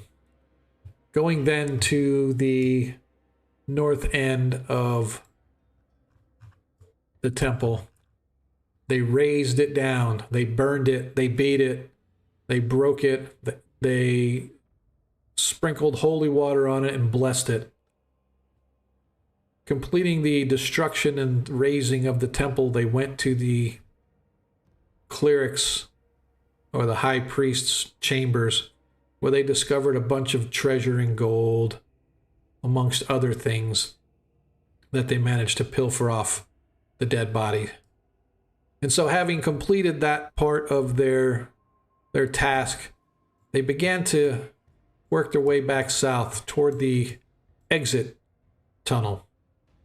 But stopping at the point about halfway, they decided that rather than head back to the keep, they were going to open this door, which they know has stairs leading down behind it, and they want to investigate the rest of the temple. So that is where we find ourselves tonight, as our heroes who have yet to name themselves, because none of the parties that I DM ever name themselves, and I just give them a name because that's just how I roll. You mean like a party name? Yeah. Oh, I think we should be called Zed Kills and the Others. Yeah, that's what I was thinking. Since you're the only one here, that's what you are. Zadkiel and the others now find themselves standing at a spiked closed door. It is a solid oak thing with iron bands. Easily opened, however, once you remove the spike, if that's what you so desire to do. Because spikes are these? You guys spiked it. As a matter of fact, these doors were open when you guys came in this last time. And before you continued along, Arthur went and spiked the doors closed to make sure that you guys were not attacked from behind. And so that's where you now find yourselves, is standing at this door, this heavy iron-bound door, which swings toward you. So there's a pull handle on it to pull toward you once you unspike it. Arthur and the others, I think we need to approach this with caution. I agree. That is why I am letting you go first. Right. My experience is in the depths of traveling when you're in the interlands, it tends to get more dangerous. And since we know that it declines downward, hopefully St. Cuthbert will be with us to protect us. Or whatever. Yes. But are you going to open the door, or are you going to give us the speech of like a church? Whose spikes are these is why I was asking. These are my spikes. I put them in the door before that we came here last time, remember? Okay. Well, So. are we ready? Here, as one of his henchmen hands you a hammer, which allows you to sort of hammer out the spike if you so desire. Yes. I hammer out one. Well, there's only one spike holding the door. Oh, well, before I do that, then Zetkiel's gonna put his head to the door. Okay. And see if he can hear anything beyond Ooh. You hear anything besides the rot grubs, you mean? it. Just kidding. Just kidding. Go ahead and roll. Give me a listen check. Give me a die 6 listen check. 6. Okay, where are the dice at? disappeared on me. Actually, if you look at that little blue thing, you click on the blue thing and it expands the dice out. Blue thing. So in the bottom of the chat, there's a little blue square that has some dice in it. If you click on it, it'll expand it up. Chat. Oh, there. Yeah, you gotta open the chat to roll the dice, boss. Which one do I roll? Die 6. That will be the square one. The square one with the number 6. I want higher or lower? You want lower. A 1 or usually it's a 1 or a 2. Oh, you hear nothing. You put your head in the door. You can hear your heart beating. But that's about all. You hear nothing at the door. I think it is safe to approach now. I don't hear anything. And so Zadkiel uses the hammer and pries open the spike. Okay. Clink, clink, clink. Ever so gently. As it echoes through the hall. Ding, ding, ding, ding. Okay. As the door is now unspiked, allowing you to give it a little oomph to pull it inward to see what is behind. I have my shield up and I go oomph. Okay. Grabbing hold of the door, giving it a slight tug. It comes free fairly easily, as all the doors in here seem to be of newer make and workmanship as well as fairly well oiled. Gives us a little as it opens up, and you can see descending below a flight of stairs going down for perhaps 10 feet or so before it curves to the right. All right. My suggestion is one of you henchmen carry the lantern or torch, whichever light source we are using. Okay. As Jeremiah grabs the torch from you. Follow right behind me. Okay. Are you leading? Yes, I'm leading. All right. I'm So going to protect them as best I can, as far as if there's something, with my shield. Yep. Kind of like, they do when you have a 2-man squad entering a building where an enemy's in. yeah, makes sense. So I'm putting you guys in the order that I would see you sort of going down. Let's do this. Then the boulder drops. Yeah. Bowling pins. Yeah. No. The stairs go down 10 feet or so before they turn and head off to the right. They descend for another 5 feet or so, and it ends in a tunnel running to the east. You can also see from where you're standing that there are branch tunnels in that direction as well. Can I ask a question about the stairs real quick? Sure. Are they carved out of the? Yes. Okay. And the Yeah. second thing, are they steep or are they kind of? They're not. What's that? Are Steep? they kind of steep where they're like, it's like almost climbing down a ladder kind of steep? No, nothing that steep. No, it's fairly just a typical normal set of stairs, maybe about a 6-inch, 7-inch drop between each step. So it's probably a little further than most steps, but they're carved out of the rock. One thing you do notice, though, that they are well worn, and they continue along with that same sort of black and red vein streak of rock that the rest of the cavern or the tunnels have been noted as well. But like I said, the stairs descend for 10 feet before turning to the right, descending another 5 feet and depositing you into an eastern or a hallway that runs to the east from where you're standing. And I hold my hand up like to stop everybody. Okay. I peek around the corner. Okay. So you can see probably about 10 feet with the torchlight that he's got. You can see that about 10 or 15 feet away, there is another branch tunnel leading off to the right while your tunnel continues straight ahead. Can I listen for noises again? Sure you can. Down the hallway. Absolutely. Okay, I'll pretend that I'm rolling initiative. There it goes. So in the distance somewhere, you can hear a clinking sound, like a metal on metal, like a hammer hitting metal. Now, does it sound like a forceful clinking, like a loud clink, or does it sound like just like a wind, like two pieces of metal hanging from a string? No, it sounds like a rhythmic ting, ting, ting, and then a pause for a little bit, and then another ting, ting, ting. I got pumpkin pie. I got pumpkin pie. Wah, wah, wah. Ha, ha, ha. I got pumpkin pie. Inspiration for everybody. Oh, wait, that's for 5th edition. My bad. So yeah, it sounds semi-forceful, not like super forceful, but it kind of reminds you of a blacksmith beating on a piece of metal is kind of what it reminds you of. Yeah, that's what I was trying to get at. Okay, so but I can't really determine what direction, huh? Correct. It's echoing through this whole place, so it's kind of a little difficult to pick up. So I'm gonna whisper to everybody, walk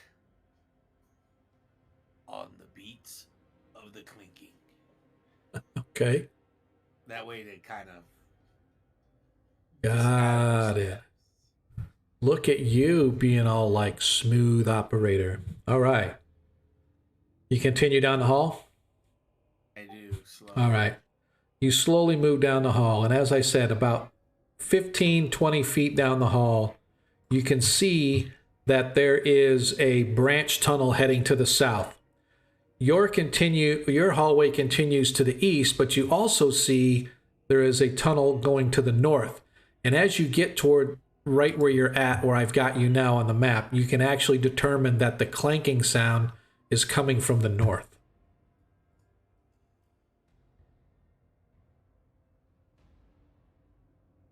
I think we have company, is what I say. Okay. To my party. Okay. You are the leader. Which way are we going? Well, try to remember, why did we spike that door down? Was there things coming through it, or were we preventing things happen? No, we wanted to make sure that if there was something down there, that they did not come back up after us. So we spiked the door to come back to check at a later time. Okay. All right. Do we want to go toward the clinging? Because what I think is going to happen is if we go, and if it's somebody's home, he will alert the whole area, I'm sure. Or if we go away from it, we are less likely, perhaps, to attract attention. I think maybe we should go check this out. It sounds like it's a blacksmith, so maybe he is making something. Perhaps he is a member of this cult and he is fashioning their weapons and their armor, something which we should stop, yes, no? Yeah. I agree. You're right. Of course I am right. I am the smart one in the group. Yes. Wait, what? Okay. Okay. I So move forward to there, Okay. and I try to look down the area. Okay. So you can down see. here, Yep. and then I also peek around the corners, but like without the light source. Look down the dark, see if there's any light source. Oh, I got you. So first of all, with Jeremiah behind you, the light source spills out to the south, and you can see that the hallway runs for 20 feet and then turns left. You cannot see around the corner there. The light spills a little bit into the northern hallway, but you see no other light sources to the north. It's pitch black, not even torches on the walls. Just more of that strange black and red striated rock that you've come to see in this entire place.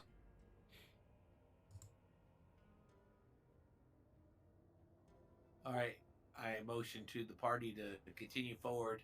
Okay. Follow my movement Okay. with the sounds of the banging. All right. Go ahead and move yourself where you want to move to. Well, right there. If nothing happens, then right there. Yep. I'm just going to have you move your token until you get to wherever you are, wherever you want. I'll just assume that Jeremiah is coming behind you. So you move about 10 feet in. You can see there's this little alcove, about 10 foot by 10 foot alcove, completely empty, nothing in it.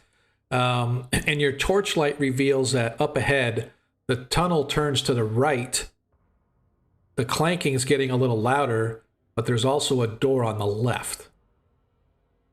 Hey, Agamarin, thanks for showing, man. You showed up just in time. Monkey made us wait and talk general D&D stuff up until about 8:45 or 8:30, really. So we really have only been going for about 15 minutes or so. Fortunately, we were able to keep tonight's session going because Monkey had a medical emergency. They said something about they had to remove some of his male parts or something like that. I don't know the specifics, but it sounded kind of ugly. But he made it. He made it back. He says, "I will make it back, no matter what they have to cut off." And I'm here, and here he is. So he is our man. That's my story, and I'm sticking to it. Monkey's a true hero. Yeah, no. Unfortunately, Arthur had a family thing he had to deal with, so he couldn't make it. And Monkey had a medical appointment that he was at that ran late, and so our new player Deglin and I were trying to discuss things with the chat folks. Although I did most of the talking because that's me. I run my mouth a lot and didn't let Deglin get a word in edgewise. But that's cool though. Because he's muted. Yeah, well, it's because I muted him on Discord. I wouldn't let him talk. So don't tell people that stuff though, Monkey. People think I'm like mean or something like that. It's not like I muted him on purpose. So, as I said, see, as I said, you move up about 10 feet or so. There is a 10-foot alcove on your left that you see is just empty, as far as you can tell. And to the north, the tunnel continues for about 20 feet, and then there's a door on the left, while the tunnel itself turns to the right. And you can see on the map what I'm talking about. I'm going to pause for a second, and I'm going to detect evil and turn like this as I'm detecting. What's the range on it? 60 feet, right? I believe it's 60 or 30.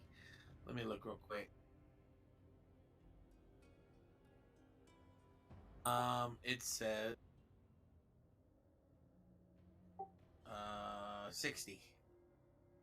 Yeah, so you detect no evil other than the standard sort of permeating vileness that has polluted this place for far too long.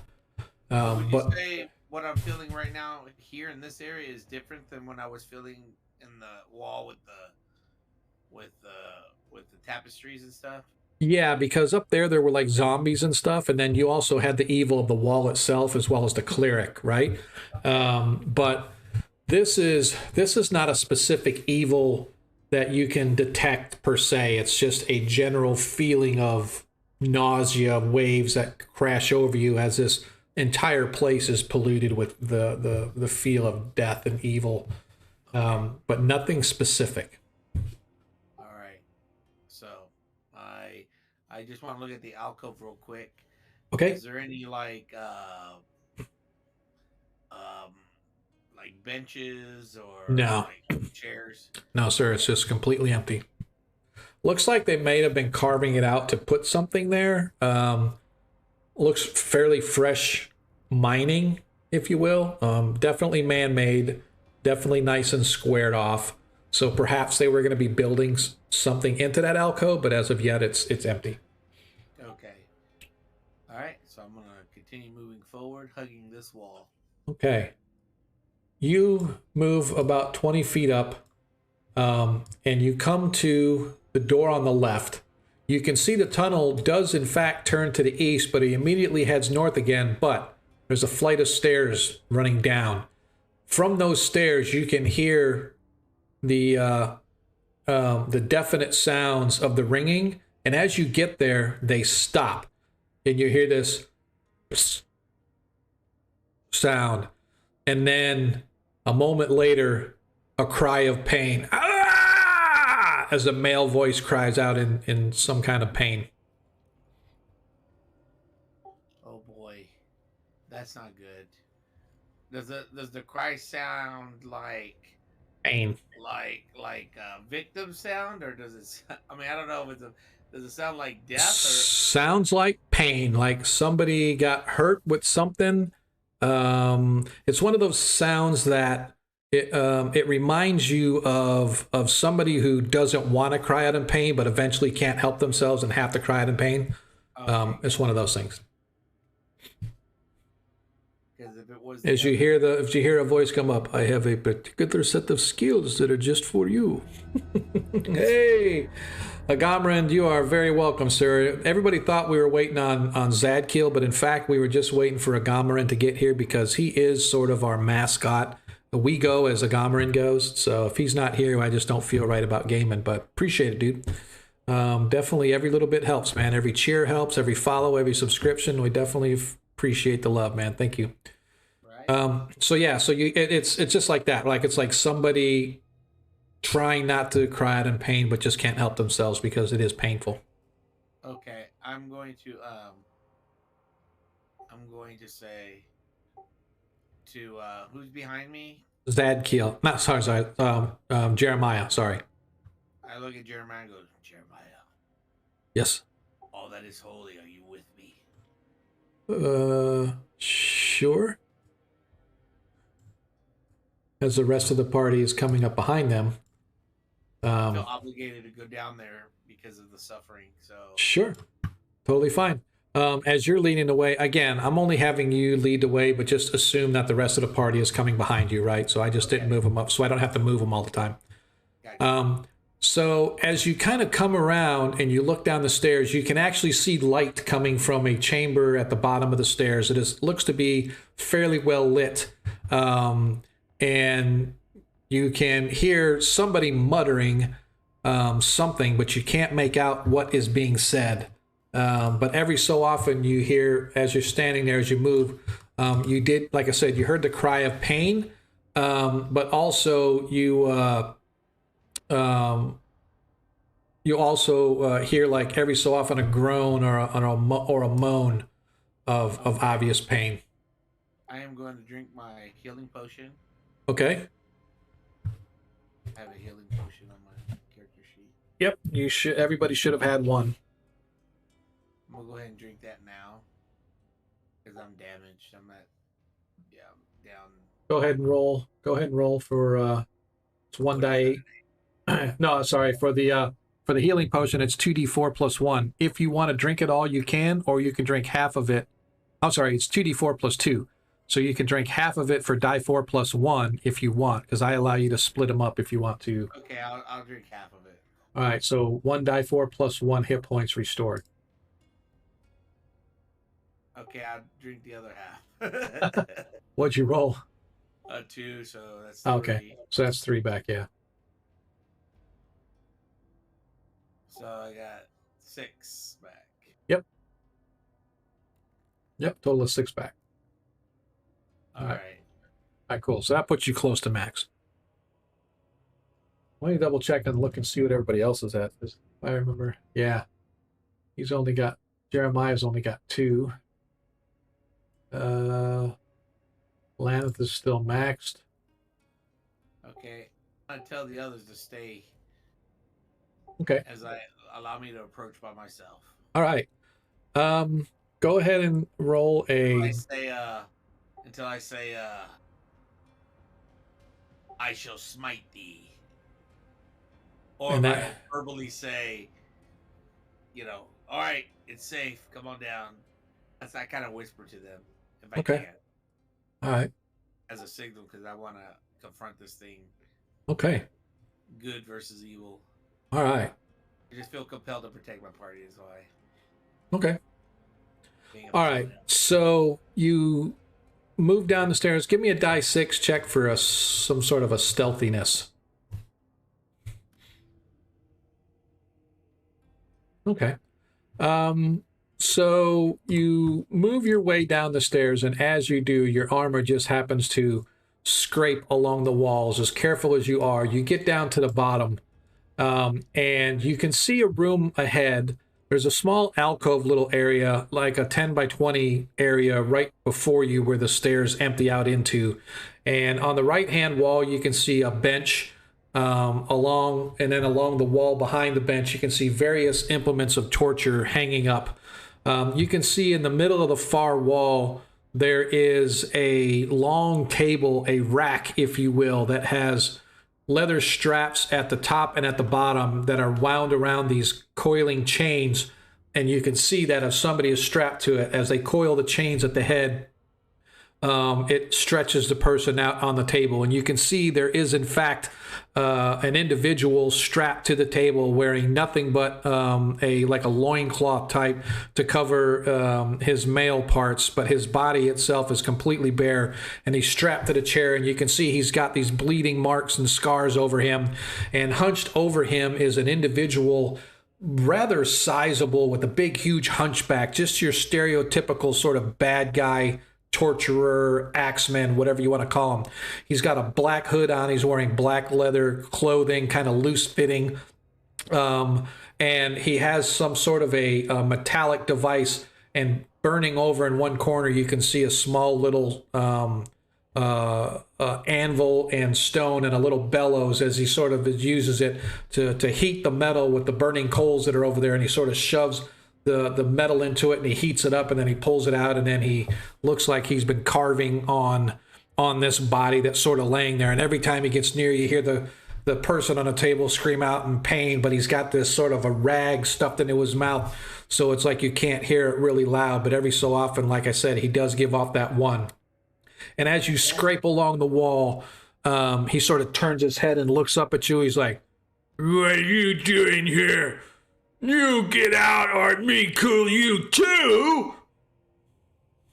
I wanted to add that as I was walking down, I wanted to approach like confidently, Okay. like kind of an approach entrance, Okay. as if I'm not scared, Okay. kind of approach. Okay. And I don't know if that'll play any part of the other creature's action, but I'm going to say, you release him, and you'll be spared. Master said that I have to find your information. As he shakes his head and he goes back to, you can see him touch the individual right along his rib line as he starts to carve slowly into it.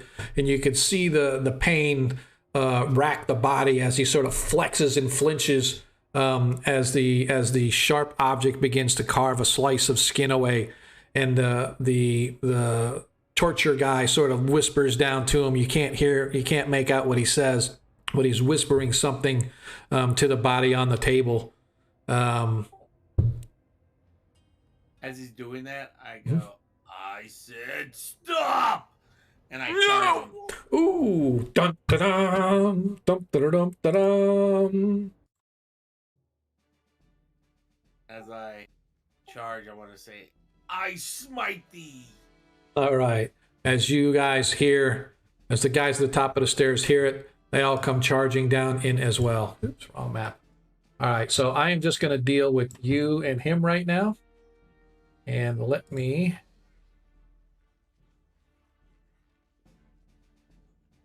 All right, hold on. I'm going to make sure I have my Holy Avenger with me. Where is it? Oh, man. Did I leave my Holy Avenger back at camp? You did. Your plus 10 Holy Avenger. Who knew? Should have kept it, dude. All right. So you can see that this... God dang it. I have the wrong map again.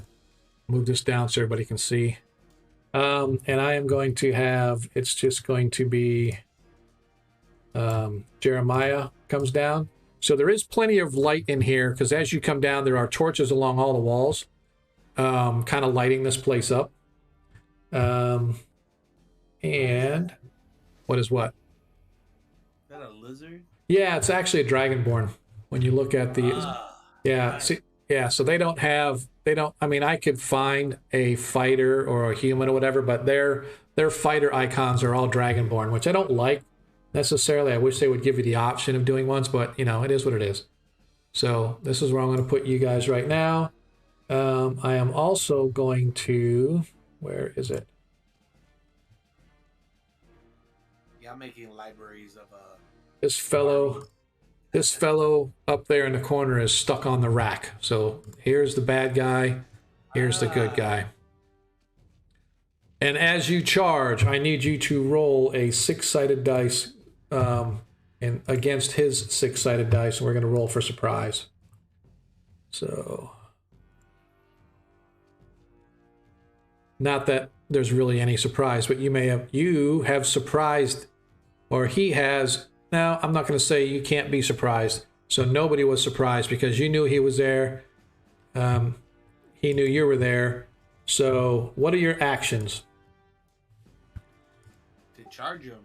Okay, so you are charging and attacking with? Yes. Attacking with what? Oh, I'm attacking with my +2 shield and my longsword. All right. All right. He has a hammer in his hand. In his, yeah, this is one hand. So go ahead and you move up and roll your attack. His armor class is 5. Ouch. I don't know about. It says I need a 13, but we'll see. Yeah, it should be. Pretty close. Oh my gosh. What you got? I don't have the chart up though. I rolled a 20. Oh, did you? Hey, nat 20. Go ahead and roll your damage and double it, and then add your strength bonus. Lords of Light.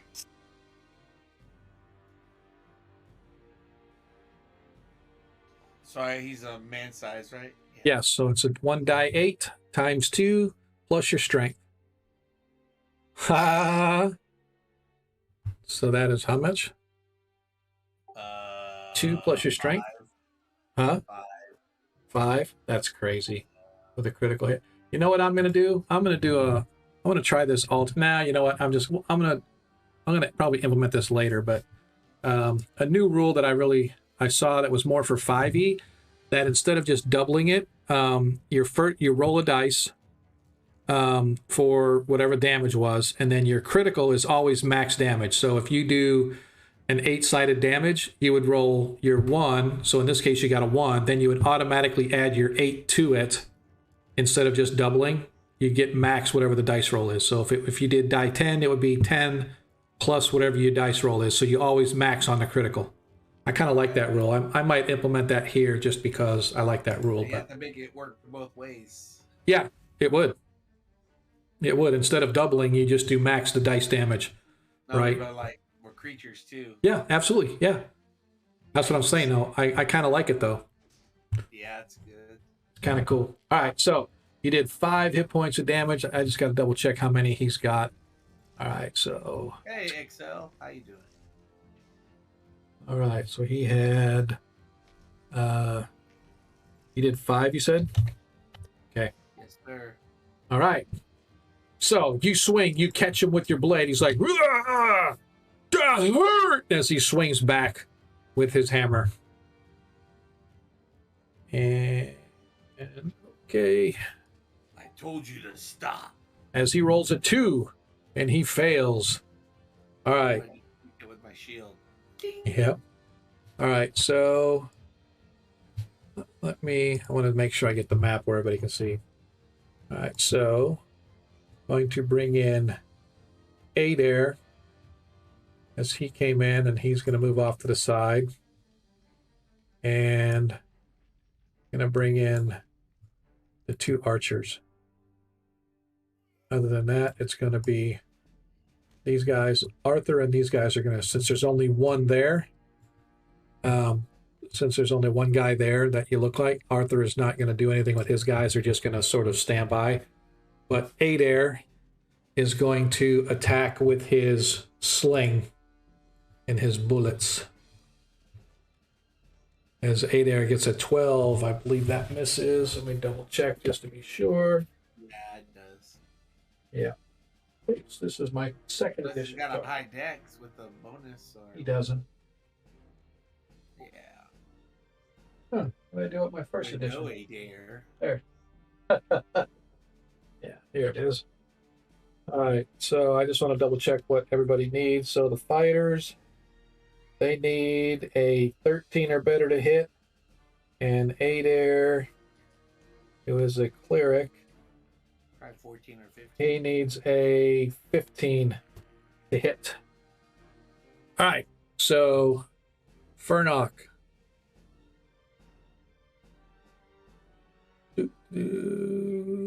All right. Furnock is going to roll his 2 arrows. 6 misses. 17 hits. So he does 1 point of damage. Here we go again. Remember the Hamlet? For those that were with us, during Hamlet days, the party would like be getting double critical hits, and then they do like 1 point of damage. It was just a hilarious thing. All right, so now comes Valorius. He's going to try his 2 bow shots. 10 misses. 9 misses as well. Back to the top of the order. Go ahead and roll for initiative, Zadkiel. I'm assuming you're just going to be attacking with your sword again, because I'm not changing my guys. They're all just going to do some ranged attacks. I almost want to tell the rest of the guys to back off. Okay. Okay, you just want to take them on by yourself? We can do that. That'd be easy. Yeah, I kind of want to tell them, because I don't really want to kill this guy. Okay. I want to show him some mercy. All right, so you're going to do like non-critical slapping him? Try to get him down to what they call subdue. Yeah. Okay. All right. I rolled a 5.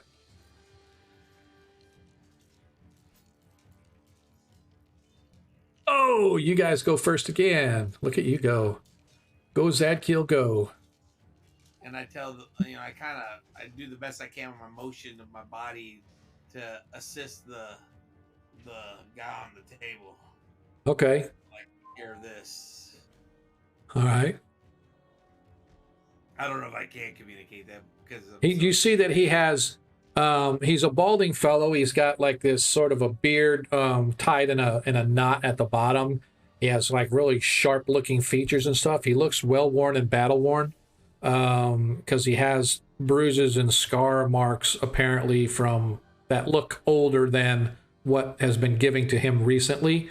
But like I said, he has like a rag stuffed in his mouth along with a bridle like device strapping his head to the table. And so he can't really talk, but he can like give muffled sounds, etc., etc. So okay, then I'll do this as I attack. Attend the wounded. Make sure he doesn't die. yeah.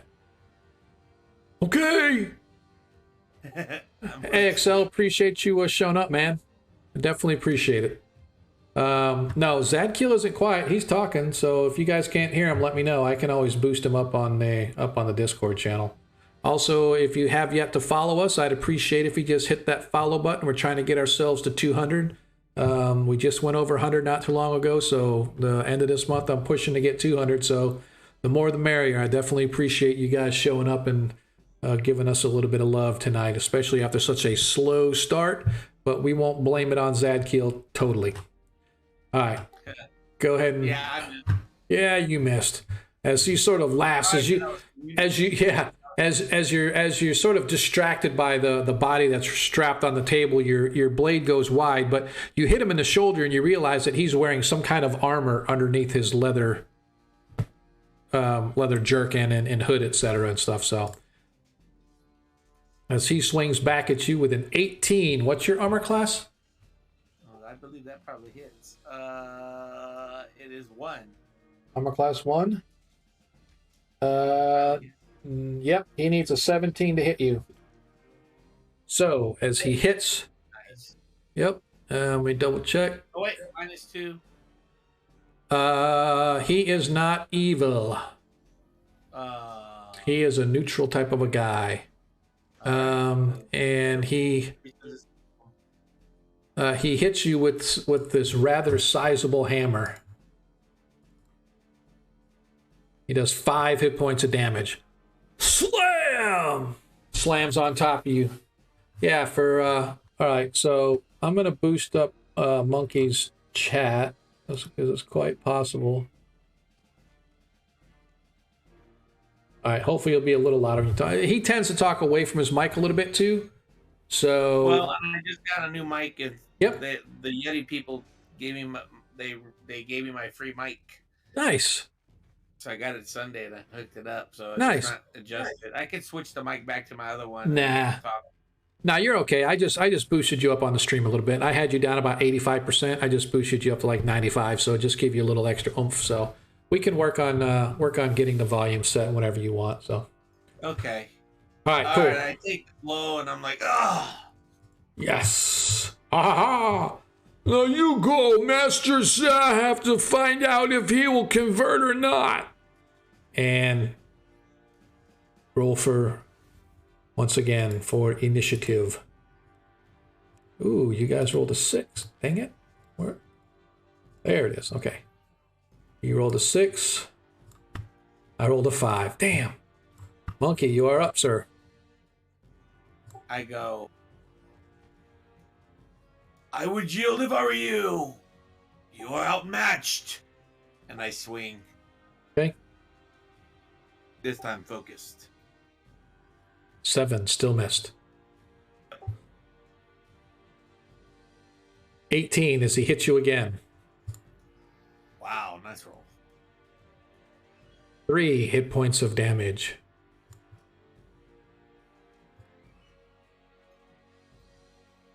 As he sort of looks around and sees everybody coming down, he looks around for a second and he steps back.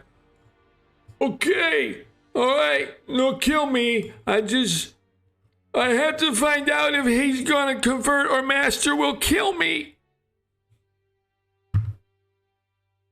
Throw your weapons down. As he drops his weapon. Okay. And he drops his hammer on the floor, and you can see he had this sort of a makeshift dagger type thing that he throws on the floor.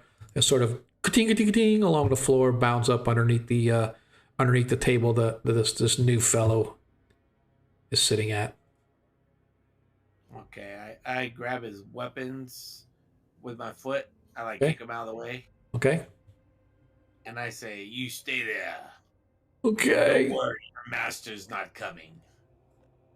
Huh? He has seen the light. I don't know what that means. Does that mean that he converted? That means his soul is free. I don't understand. As he sort of See looks. this weapon? This is a sword. Yes. I allowed him to be free. His soul was inside his body, you see. And we cleansed his body of his soul. Mhm. You know, you say that, but I believe, Agamrand, if I look, yeah, they used their Nat 20s last game. They used them.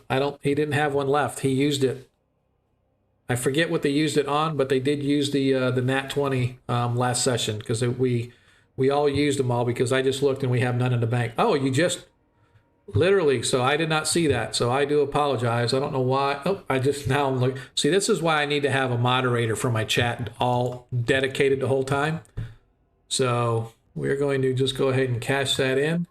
And Zadkiel, I do apologize. Just a little bit ago, Agamrand redeemed a Nat 20 for you. So now for the rest of the night, you have a Nat 20. Oh, thanks, man. Appreciate it. I do apologize. I didn't see that come up, Agamrand. I apologize. Like I said, usually I have my players watching the chat, but none of my players are here. So I can't have anybody watching chat. So, all right. So let me go ahead and document that, because not really sure you guys are going to need it tonight. You just might. See how things go. So, as you sort of catch your breath, this fellow nods his head and sort of shrinks into the corner away from you, not really sure what to make of what's going on. And you find yourself standing at the table next to whoever this fellow is. I say, any of you can attend his wounds. Zadkiel, I keep saying Zadkiel. Adair moves over to them and begins unbinding this fellow, taking the straps off of his wrist and his feet, which have become chafed and red around, as you can see the marks of the leather as he was struggling against them. Excuse me, you can see fresh cuts and wounds all over his body, as if somebody was taking a meticulous time, sort of poking and prodding and carving him. Eventually, you untie the mouth band around him and remove the gag from him, allowing him to sit up. Eggplant. I'm going to walk up to, we'll just call him Dorfus. And I'm going to persuade him and say, I have spared your life. You have no master no more. And you must repent. Okay. What do I have to do? You will assist us. And you will help the one you were torturing by assisting his movement. Oh, And if you repent, we shall let you free. We will let you be free. Perhaps you can take over this area or go where you will, but you must pay for your actions by helping the balance. okay.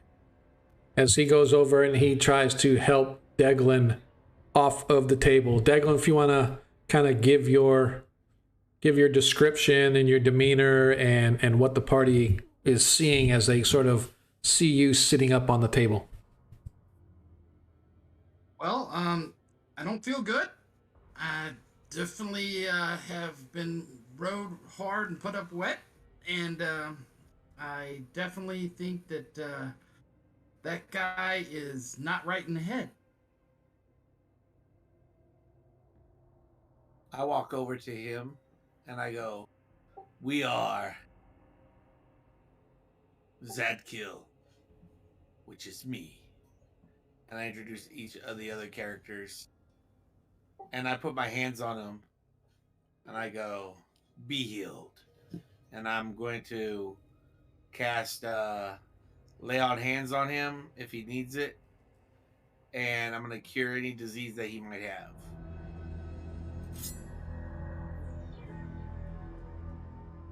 Thank you.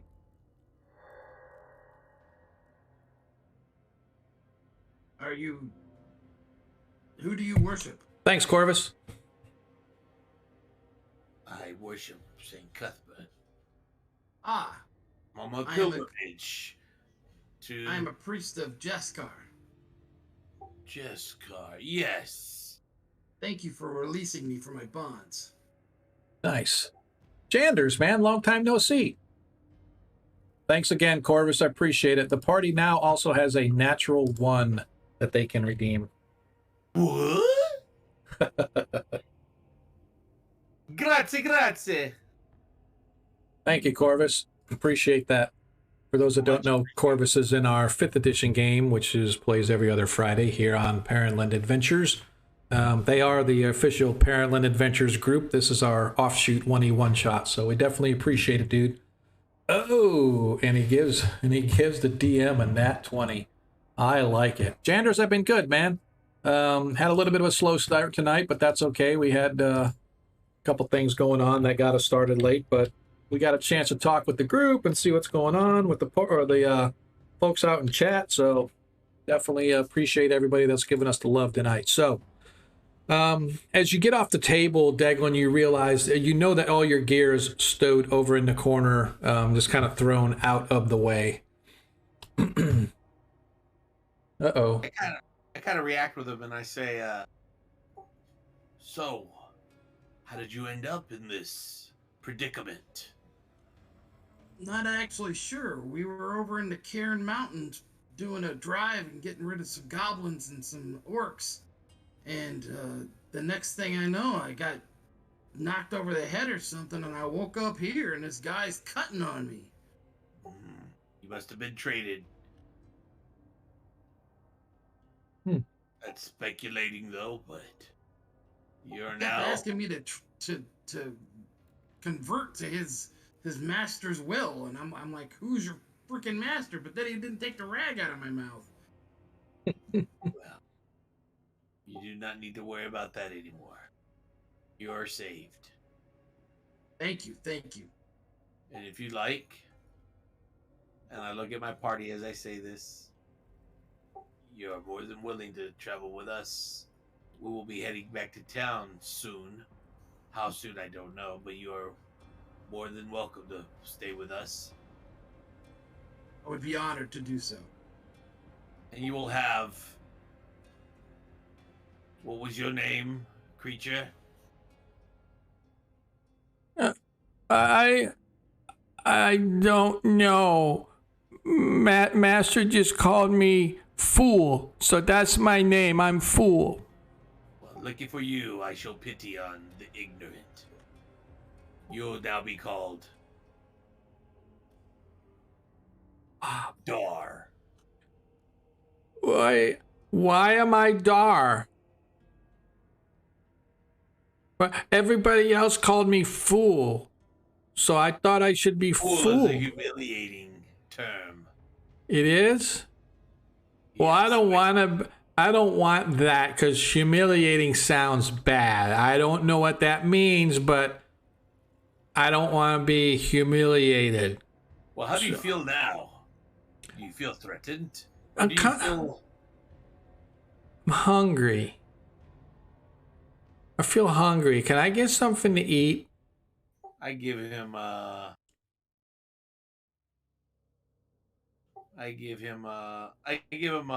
iron ration. Okay. Yeah. He takes it from you and he sort of scarfs it down really quick. That's good. Master never gave me anything like that. Usually it was just like oatmeal. Well, I like jerky. I like jerky is better. It makes me fart. Yes. We'll call you flatulent. Oh, I suck. I like that name. I'm flatulent now. Thank you. So where do I have to take him? You will assist him with his walking and needs until we are out of here. Okay. And if you wish, you can join us and maybe share a little bit of what you know about this place, since there is no master here anymore. Okay. I I'm don't. gonna grab up my gear and start putting it back. Okay. And Flatulent walks over and he begins helping you try to put it on. I'm really sorry the master made me cut you, but he wanted me to see if you were gonna convert because he knew that you was like a holy man and he didn't like you, so he wanted you to convert so you can be like with him because he had power and he wanted you to help him with his power. But I'm sorry that I cut you. I won't do it again, I promise, because I'm flatulent now and I'm not Fool. Roger that. Thank you very much. DM, I want to know what is the possibility of me? I mean, I don't know how this works, but I want to convert him. Okay. And possibly, get him. I don't know what sect he was worshiping or if he even knows what that means. Right. But I'm going to try and save him from his evil ways, even though he's not evil. Right. And so you can tell that he is very much the classic imbecile type of individual. Possibly some mental condition or some trauma as a child or whatever the case may be. But he's obviously just kind of does what he's told. Doesn't seem like he has any maliciousness in him just from your dealing with him just these past few minutes. But like I said, as far as converting and stuff, yeah, it's definitely possible if you leave him with the church. The church would have the resources and the knowledge on how to treat and deal with people as such. A lot of these people sometimes end up in like the poorhouse and the worker houses and stuff like that, right? But it's quite possible, whether you convert him or not, at least he would be better off. Yeah, I'm just trying to get him to, well, try to get him in a position where he can aid us in some way, Right. with knowledge of what, even though he's not too bright, but maybe he knows some things that we don't know, Okay. and you know, basically show him mercy, Okay. seeing how he complied to Yeah. yield. Yeah. Absolutely. Yeah. So he seems willing anyway. And he is, definitely helping Deglin, like you said. He helps him up, helps him get his armor on, helps him sort of equip himself. Deglin, with the holy man putting his hands upon you, and you feel the healing energy, come through you. It feels different energy from some other holy person coming into you, but you can feel the energy sort of infusing, and you can almost feel the bones knitting and the cracks mending themselves as the blood ceases to flow, and they sort of scab over relatively quickly from the healing. And you are now at full hit points because you weren't down that much, but the healing that Zadkiel gave to you managed to heal you back up to max hit points. You still feel, a little weary, but otherwise unscathed now that you sort of decked yourself out. And you guys can see, I'll say, Deglin, go ahead and describe yourself with your armor, your facial hair and all that stuff, as far as you want to give a description of the group. He's kind of a tanned individual, blue eyes. He shaves his head as part of his sect. He does keep a beard. His armor is banded mail, and he uses a war hammer, but he also has a standard hammer and a mace slung at his sides. He uses a shield, and he pretty much looks pretty battle worn and weathered. He's been through many a battle. Right. So you can see his armor is not pristine and clean. It's got the little dents and the little nicks and stuff like that here or there, indicating someone who has seen battle before. So obviously very much the warrior priest type. And as you guys gather your gear and you sort of look around, you don't find much treasure in the way of treasure around here. Mostly torturous type instruments and whatnot. There's a little cot over in the corner, right where Dar the Flatulent, as Agamron has dubbed him, is over in the corner. There's a little cot there, a little footlocker that's basically open, tossed with some clothes and stuff in it. The torturer does have what appear to be a nice pair of bracelets on. They seem, they're made of gold and they're obviously worth something. But they just sort of peek out from underneath his sleeves. But other than that, you guys don't really find anything as you search the room. What do we want to do after that?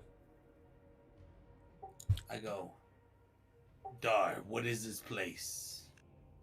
Oh, what? Oh, this is where the master send them down for conversion. If he wants me to try to convert somebody, or they have to agree to convert, so they send them down to me. See you, Corvus. Appreciate it, dude. Yeah, man. Now, Dar, where would the master sleep? He sleeps upstairs by the temple. He has a room at the temple, but I don't go there. Only maybe one time, and then normally I just stay down here where I'm told. Very well. Well, do you know what else is down here in this area, beyond the door in the great hallway? What? I don't understand what door and what hallway.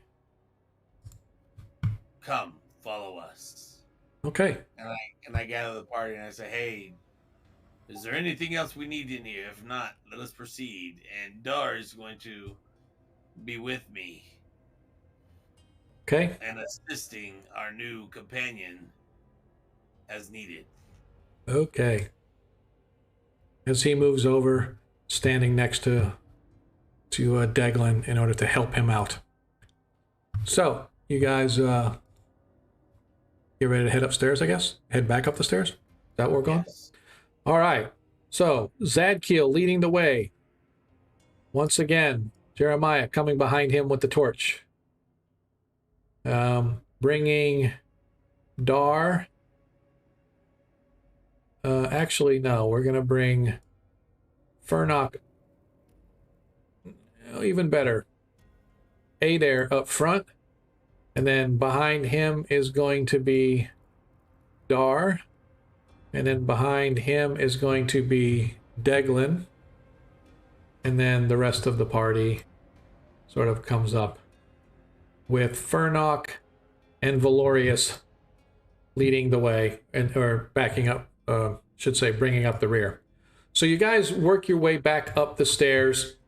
And as you get to the door, Dar just says out loud, "That's where the visitors get to stay." And that's where we're going to take our break. We will be back in a few minutes, folks. We appreciate you guys that were hanging around for as long as you have. And for those that have been here the whole time, I do once again appreciate for the late start. Couple basically personal issues. Had our players running a little late, but we had a good conversation to lead into the game for a good half hour or so, or however long it was. So we are going to take 15 minutes right now for those of you that need to take a bio break. Don't go away. We'll be right back. Don't go away. We'll be back. Like I said, I'm going to do our traditional 15 minutes, and then we'll pick right up where we left off as soon as the party decides where they want to go. Yeah, no, Deglin actually,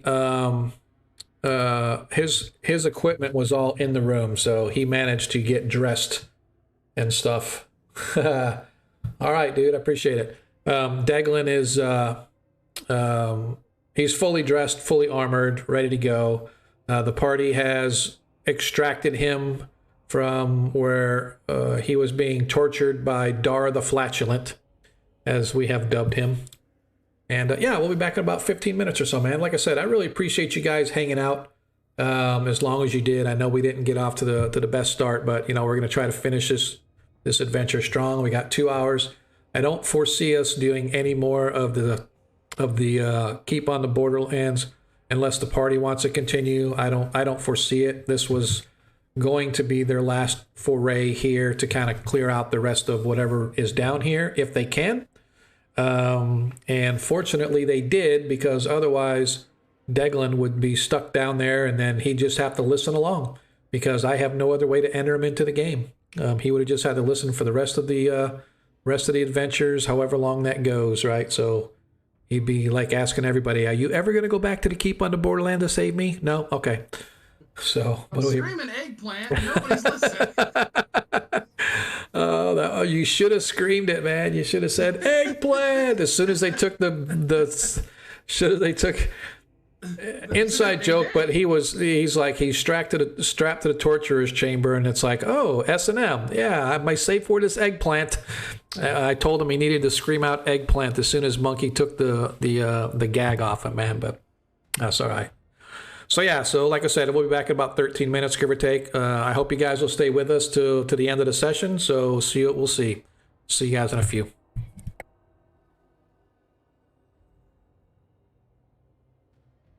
Feel free to talk amongst yourselves. You need to put some music on. You need to put some Monkey Booger music on. You know, I actually, the one time, one of our first sessions, I don't know if it was a 1E or 5E. I think it was our 1E one, because the first thing that I really started to do first edition was when I did the play test for Ruins of the Mistmarsh, because I was going to, if you recall, I was going to be running that during Greyhawk Con. And I wanted to play test it because I wrote it and for those that weren't there, back in, what was it, about 1999 or 2000, when the Oerth Journal, I think it was Oerth Journal 10 and Oerth Journal 11. I wrote 2 adventures, one for each publication.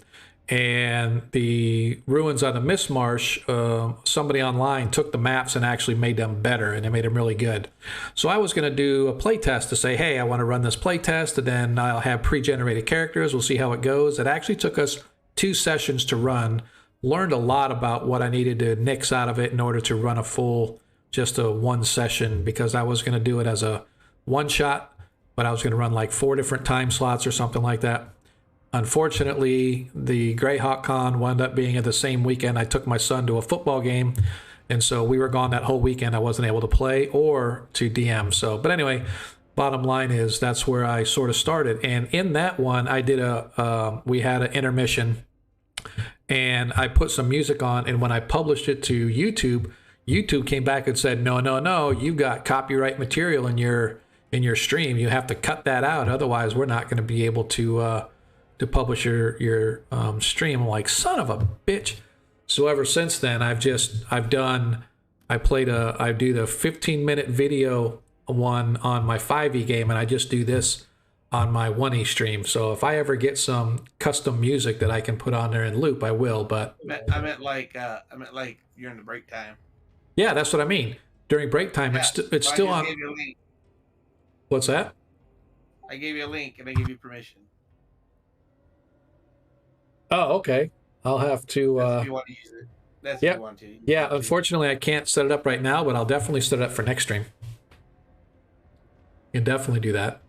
So we'll check that out. But yeah, because I'll have to add it into my my scene here. We can just put the music in the background playing and stuff like that. So, all right, I am going to go get myself something to drink. Feel free to mingle with the little peoples out there. All you, yeah. Yeah, even though we're on, you guys can still talk and whatnot. Even though we're on an intermission, it still broadcasts everything that we say across to the chat, right? So everybody can hear what's going on in the stream out there. So I do want to reiterate for folks, if you have not yet, please click that follow button. We're getting close to 200. Well, not close. We're like 108 or 109, but my goal is to hit 200 by the end of the month. We had a couple brand new people, never been, they're first time watchers. So hopefully they'll come back and watch us again and again. Yeah, talk amongst yourselves. I'll be back in a few. Let me pop up the Twitch. See who's there. Well, hello. Hello. It's good to see everybody. Hope everyone's having a good night. Yeah, sorry about the late stream. I got diagnosed with a hernia, apparently. Man, that sucks. Feels like someone just racked me. That's what it feels like, the pain. But I'm on some goofy, loopy medicine right now, so no pain right now. Yay.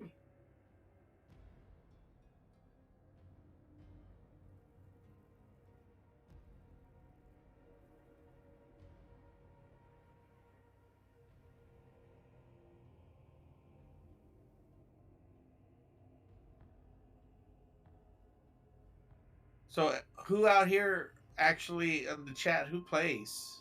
Anybody in any live sessions during the week? Streaming or not? And what versions do you play of the game?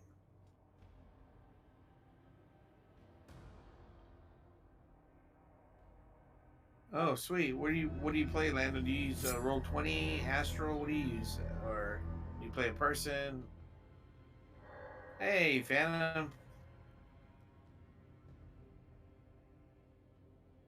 I know Phantom plays. Oh, it's going. Hey, Lord Gazumba. How are you doing? Oh, cool, Lando. Roll20. That's awesome. Yeah, I use Roll20 too. It's pretty good.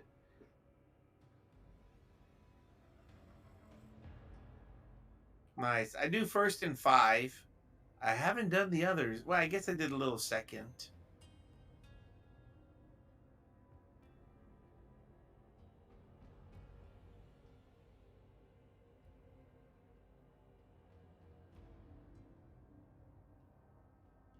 Yeah, that's cool. That's cool.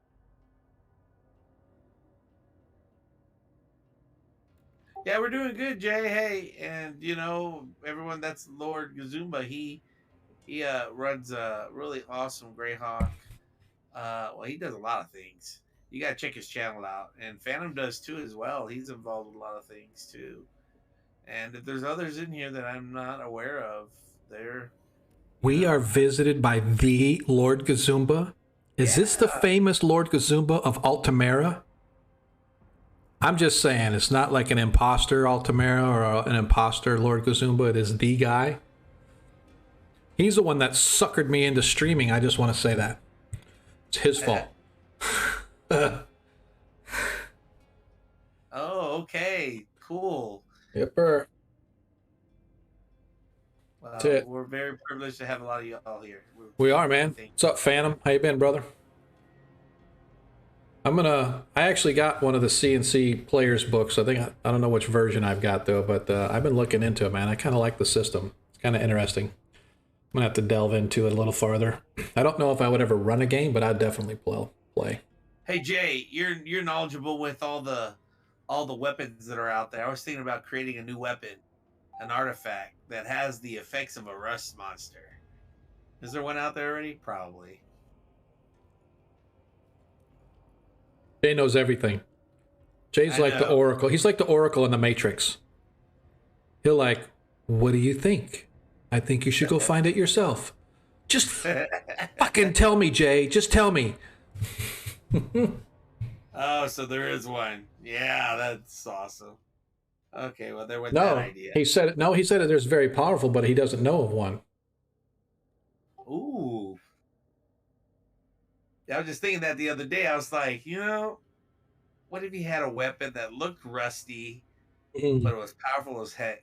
Kind of like the I was thinking about the what was that Indiana Jones one where the Holy Grail, and they said, oh, it's a carpenter's cup, not made of gold. You know, just have a real rinky dinky looking weapon, but really powerful.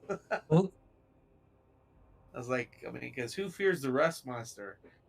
People with magic weapons. Like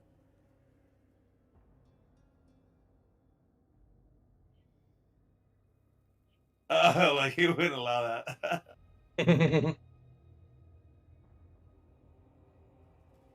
That's when you would like +4 leather armor, right? That's when that is like the awesome thing to have. Yeah, that's awesome.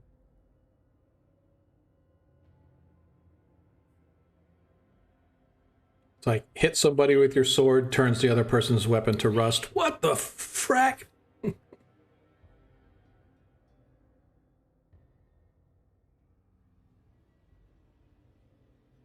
I really do appreciate you guys coming out, man. I definitely appreciate all the love. It's awesome. Like I said, I was kind of worried about tonight's stream. This could have been a really long one with me, NPC, and every character. That's tough.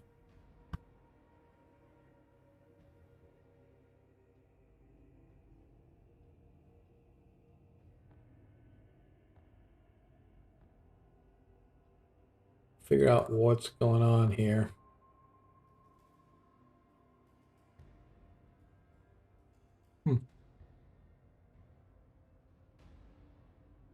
That would be awesome. Thought Yeah, for yeah. sure. Let me go Looks to like my. it's stuck. What's that? The playback. It's saying it's 6 minutes and 8 seconds now for like a minute. So Really? Just refresh the page. Because I'm not Yeah, showing. 242, 241. Yeah. I'll be right back. I'm gonna grab a snack. All right, dude. Yeah, sometimes I've noticed that the Twitch will just kind of hang up. I mean, if you refresh, it'll be okay. I'm not showing anything abnormal on my stream. It's very, very low rate of drop frames. It's got a good quality, so it has had a couple drops, but I mean, it's like really super low. It's like less than 0.5% of drop, so it's not too bad. What I'm interested in is that none of my see if I have to do this. I shouldn't have to do this every time I start up because Streamlabs should already have permissions.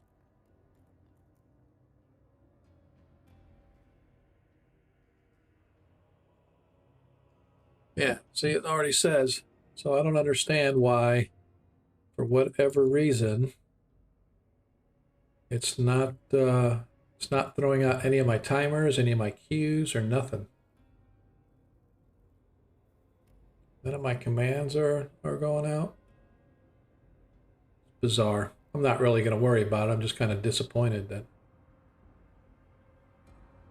my random encounter is getting hosed over because it won't let anybody in.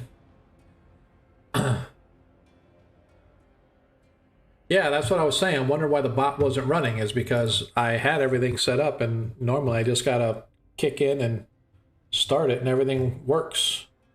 So I'm gonna have to go back and figure out, unless it got, well, no, because I did it after the fact, because we had the issues with Twitch, for those that recall, a month or so ago, and they reset everything, and I went in and did up my new password and all the other stuff, and I don't know.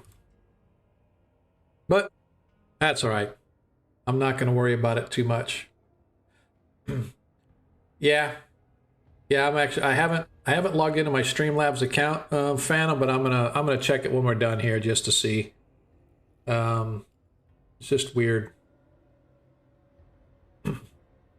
I'll check it out though. It's a good thought. I appreciate it.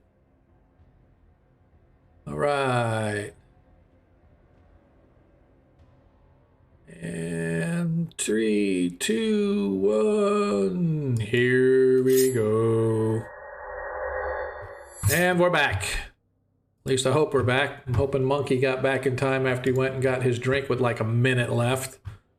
Let's just wait to the last second, and then we'll go get something to drink, and then we'll have a reason to complain about why we're late. But welcome back, everybody. For those that missed the first half of the session, this will be available post stream. We'll get it out there as soon as we can. The party has really just delved into the lower half of the ruined temple as they entered into a door off the main hallway that brought them down some stairs into the lower levels. They heard a clanging of a hammer on metal, and they followed the sounds along a northern hallway and down another flight of stairs to where they came to a torture chamber. And there was this hunchback over individual covered in leather who was heating metal in a little bellows and a little forge, if you will, and he was using the hot metal to carve into a body that was strapped to the rack. That body happened to be one individual by the name of Deglin, who we have since learned is a cleric of the deity Jeskar.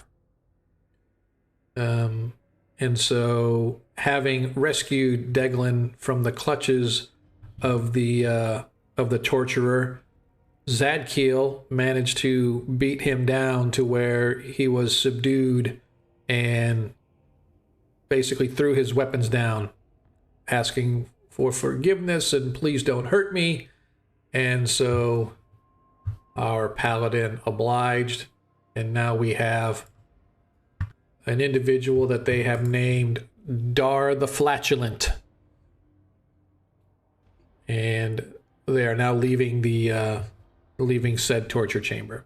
So as you come to the top of the stairs, as I said, just so you guys get to the top of the stairs, as you leave the torture chamber, Dar sort of calls out and says that's where the visitors stay, but I'm not allowed to go in there. But that's where the visitors stay when they come to visit the master.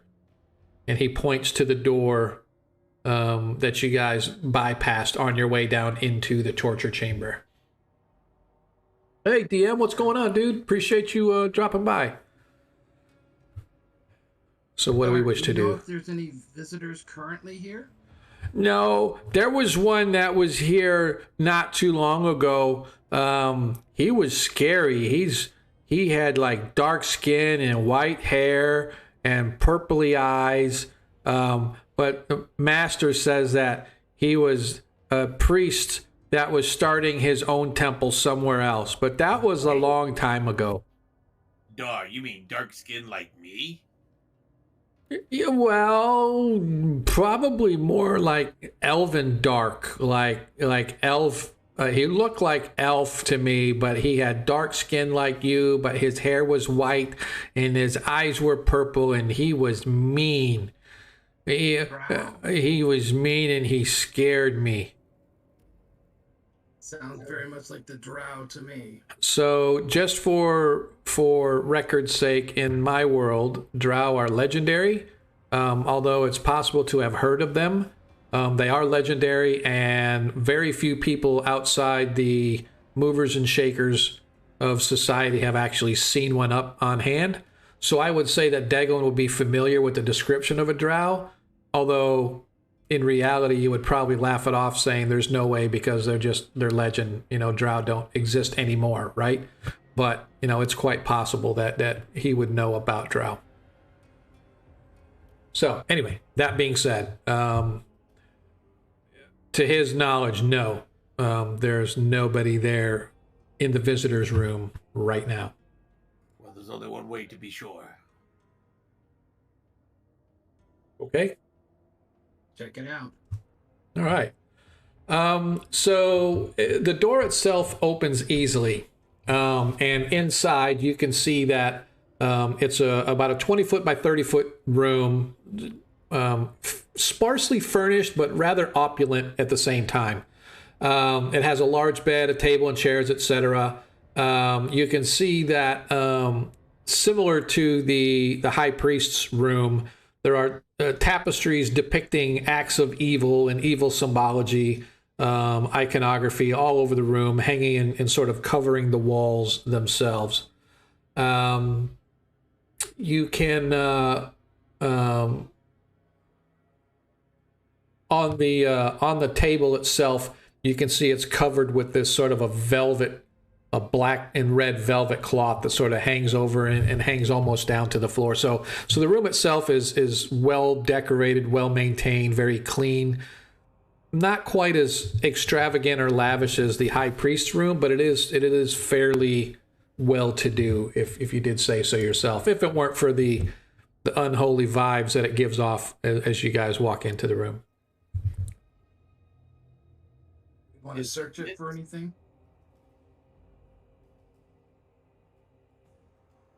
Do you hear Is that? it lit? Or is it? No, the room itself is dark, but when Jeremiah brings his torch up there, you guys can kind of see into the room. And by the way, Deglin, you can move your own token. All you have to do is click and drag it. So you click on it and drag it to wherever you want to move them to. I'm moving all the other tokens, but I'll let you guys move your own specific tokens and stuff. So if you're out on Astral, which I assume you are. Yeah, it's just not letting me do it. Oh, really? Oh, you know what? Let me see just to be sure. You should have permission over your character. I feel stupid if I didn't give it to you. That'd be kind of funny. No. Don't pull the monkey where you try to pull it over on the Twitch channel, thinking that Yeah. Yeah, you can't click on the Twitch channel. You got to be on Astral in order to do it. So I'll move you for now, but we'll just get you up there eventually to figure out how it goes. So I'm going to move everybody else up here. Doo-doo-doo. All right, so yeah, so like I said, the room itself is not lit, but it's lit enough by the torch that's being carried by Jeremiah. What is this velvet? Is this beautiful? Oops, set it on fire. What do you guys want to do? Are we checking out the room, or are we moving on, or what? Check out the room. All right. Should check this room out for any clues. Okay. Go ahead and both of Deglin and Monkey, or I should say Zadkiel, both give me a search check, die 6.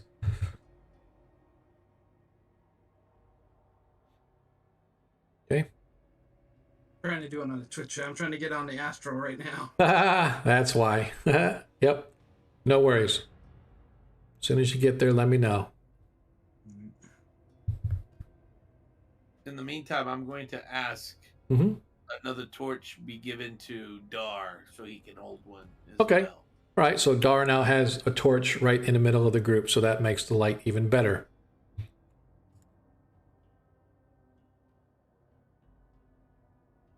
Let me know if you have any questions about the interface there, Deglin, as soon as you get in there. Yeah.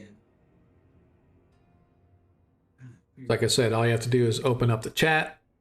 Then at the bottom, there's a little blue box for the dice, and then click the dice that you want and just roll. And it's weird that they have a paper airplane for roll. I don't understand that, but whatever. What do you mean? So if you click on the die 20, let's say, right, and it puts the 1d20 in the chat block, and then on the right hand side of the chat, or the right hand side of the dice, I mean, there's this thing that looks like an airplane. Shh. Ager just went online. Yeah, that's funny. Every time somebody logs in or out, it tells me, hey, they're gone. Hey, they're back. Oh, nice. You rolled a 1. So, although you don't really find anything of any clues or any hints or anything, Ager actually finds looks like a gemstone or something underneath the bed. As he's sort of searching under, it looks like something may have detached off of something and bounced and rolled up underneath the bed. But under the bed, you find a gem that's a bluish, kind of a light blue color, some kind of an agate maybe, probably worth about 20 gold pieces. Cool. But the rest of the search of the room reveals nothing other than what I've already described. Tapestries hanging down depicting events of evil and evil iconography, the bed itself, the table with the velvet cloth, and like a little footlocker that doesn't have anything in it, etc. Right? So it's fairly bare bones. Do we burn the tapestry for its evilness? I don't know. That would be up to you guys. Monkey? Is there a fireplace? No, there is not a fireplace in here. Is the tapestry the same as the kind we encountered previous? Yeah, that's what I said. It's just heavy tapestries, evil depictions of artwork on it. You know, evil iconography, etc. So yeah, absolutely. This must be destroyed. All right, so we're gonna torch them all. We're going to take them down if we can, Okay. and I will probably, let's see if I have anything here. Give me an open doors check. Somebody. Open doors? Mm-hmm. What is that? It's 1 to 4. It's different for oh, you got it anyway. Okay. So go ahead and you roll as well, Deglin. Deglin's open doors is 7 to 8. So rolling. eight-sider then? What's that? An 8-sider? Yeah. 7. Yep. All right. So both of you guys grabbing the tapestries, easily pull them down. And Am I supposed to roll an 8-sided? no, he's wearing a belt, and so he has a different die roll for strength and stuff. So, which you don't know that, but as you watch, you know, Monkey or Zadkiel grabs a hold of one, he starts pulling it down. Deglin walks over and with one hand grabs another, just pulls it all the way down. As you guys manage to pull all the tapestries on the wall down and put them in a big heap in the center of the floor, where you can set fire to them if you so desire. Dar. Yes, I'm Dar the Flatulent. Part of your repentance. Repentance.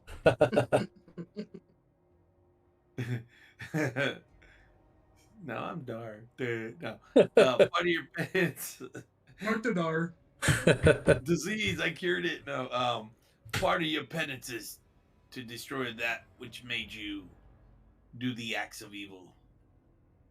Okay. Burn those tapestries. Okay, I'll burn them. And he walks over and he takes his torch and he drops it into the middle of the middle of the tapestries.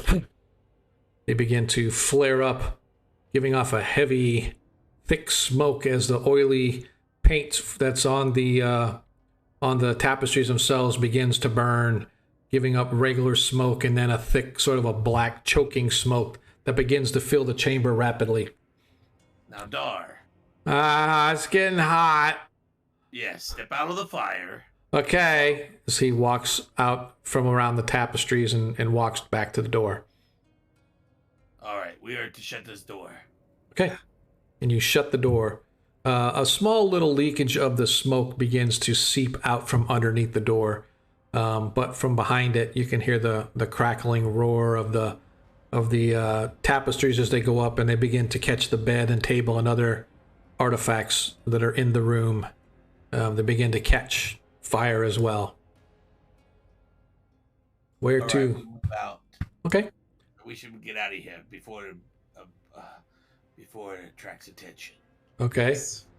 All right. So you guys move down to the south, eventually arriving at the T intersection.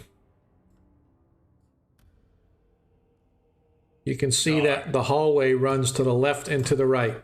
To the right, you know that it leads back out, but there's also that tunnel across the way that continues onward. Or you can head left where you can see it goes for about 30 feet or so before it turns right again. I asked Dar. Uh-huh.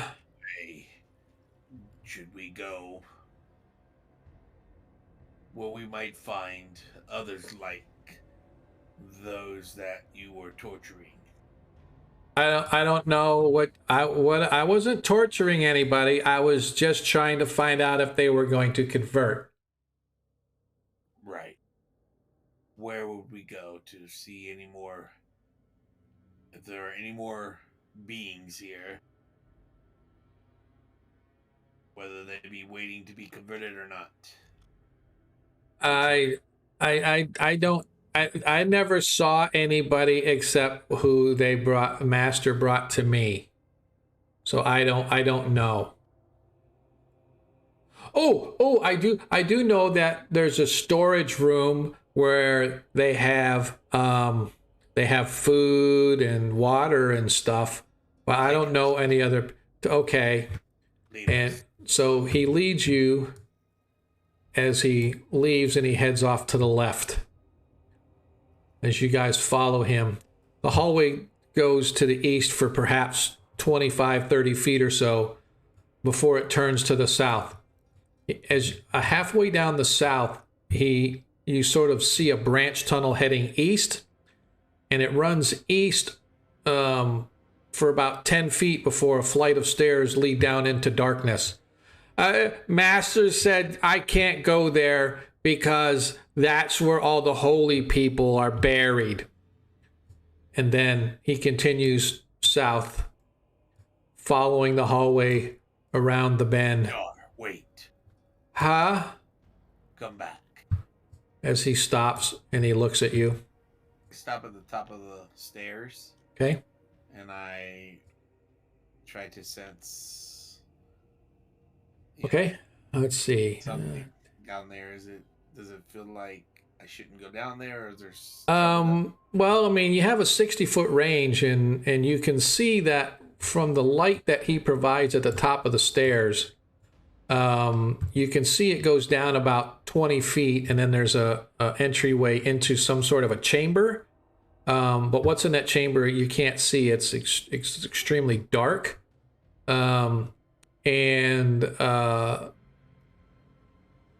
I'm trying to look and see let's see what range you got here.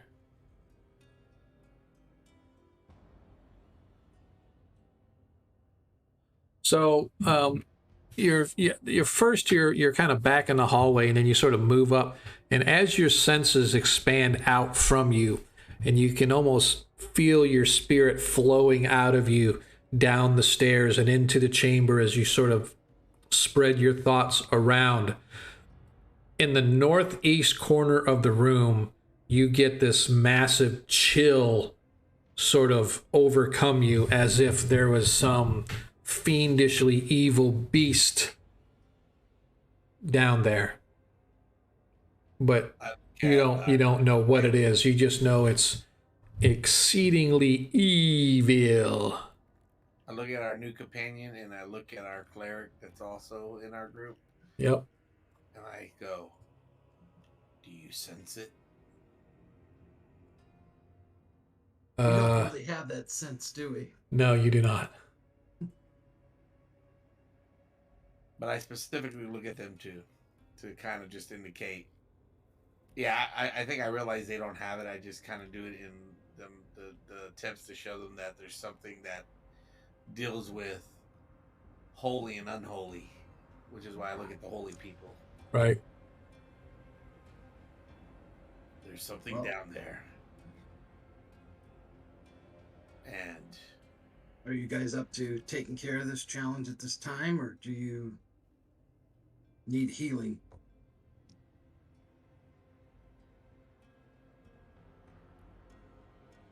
well, it's our duty to, well, at least it's my duty to vanquish this evil from this place.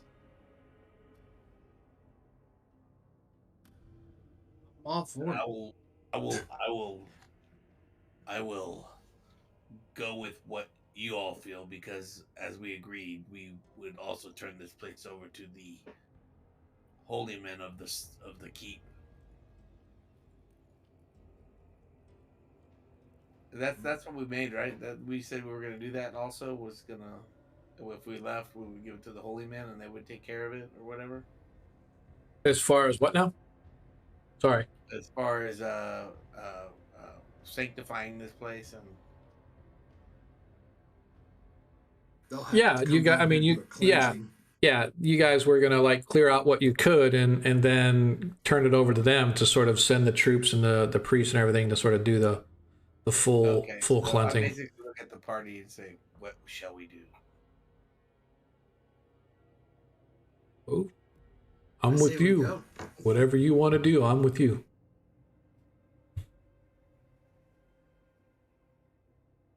And how badly is our party injured?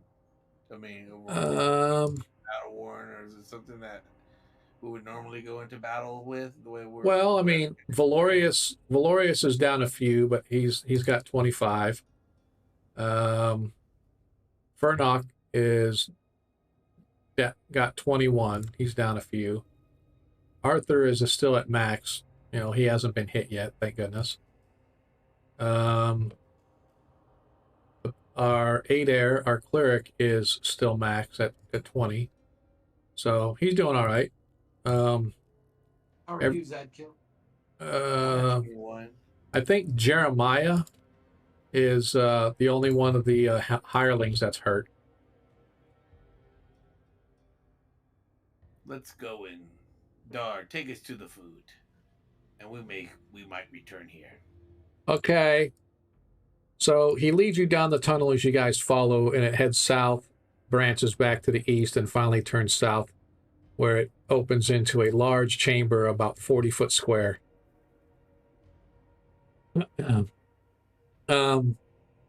So in here you can see piles of boxes, crates, barrels, sacks, etc., all stacked all over the place. From what you can see, it's well kept and well maintained. There's nobody down here though that you can see. But other than that, I'm not sure. Is there any edibles in there? Like Oh yeah, There's definitely dry goods. There's goods that need to be cooked. There's salted meats. So there's definitely enough there to, like feast upon, if you will. Because like I said, it's like everything you need to sustain, you know, a kitchen, you know, of the temple apparently is where all their food stores are put. I motion to the party to say, perhaps we will take what we can carry. That'll sustain us. So, Perhaps we should also do some healings down here. Whoever's down, we can try to get them up back up before we go into that other room. yes, well, that's yet to be decided. we haven't all really considered yet. Okay. Hopefully, after eating, we will reconsider and figure out if we want to go down to explore that area. And even though Dar is a little, on cloud 9, he's a little off. Not right in the head. Yeah, he's not right in the head. Yeah, as he says, the master told him not to go down there for a good reason. I believe him.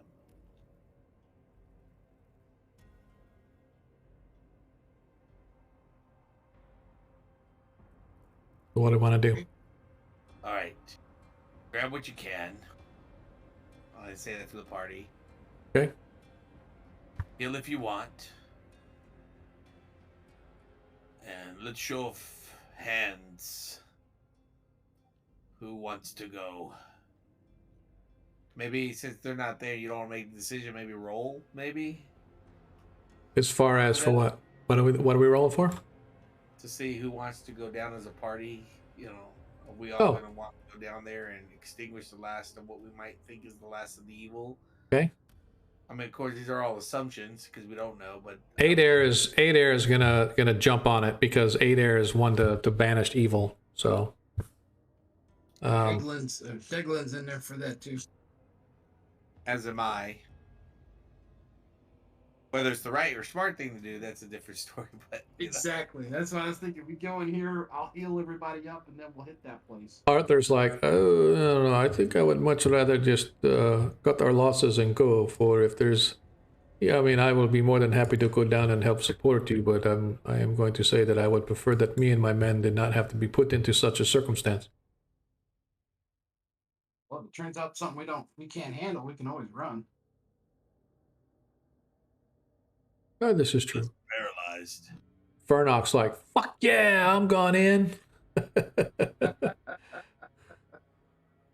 And then, Dar, and then I'm gonna do. this would be your ultimate. What's the word I'm looking for? Penance. Repentance, or the ultimate penance. Dar is definitely down for going there, so he'll go down.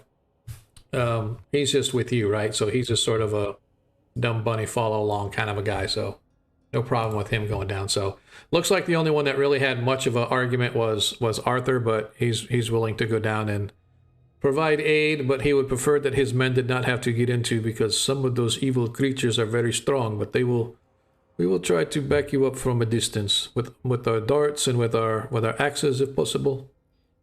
All right. Then it's agreed. And for those of us who survive, well, let's all hope we all survive. That would be good. If not, we go down gloriously in battle with our gods.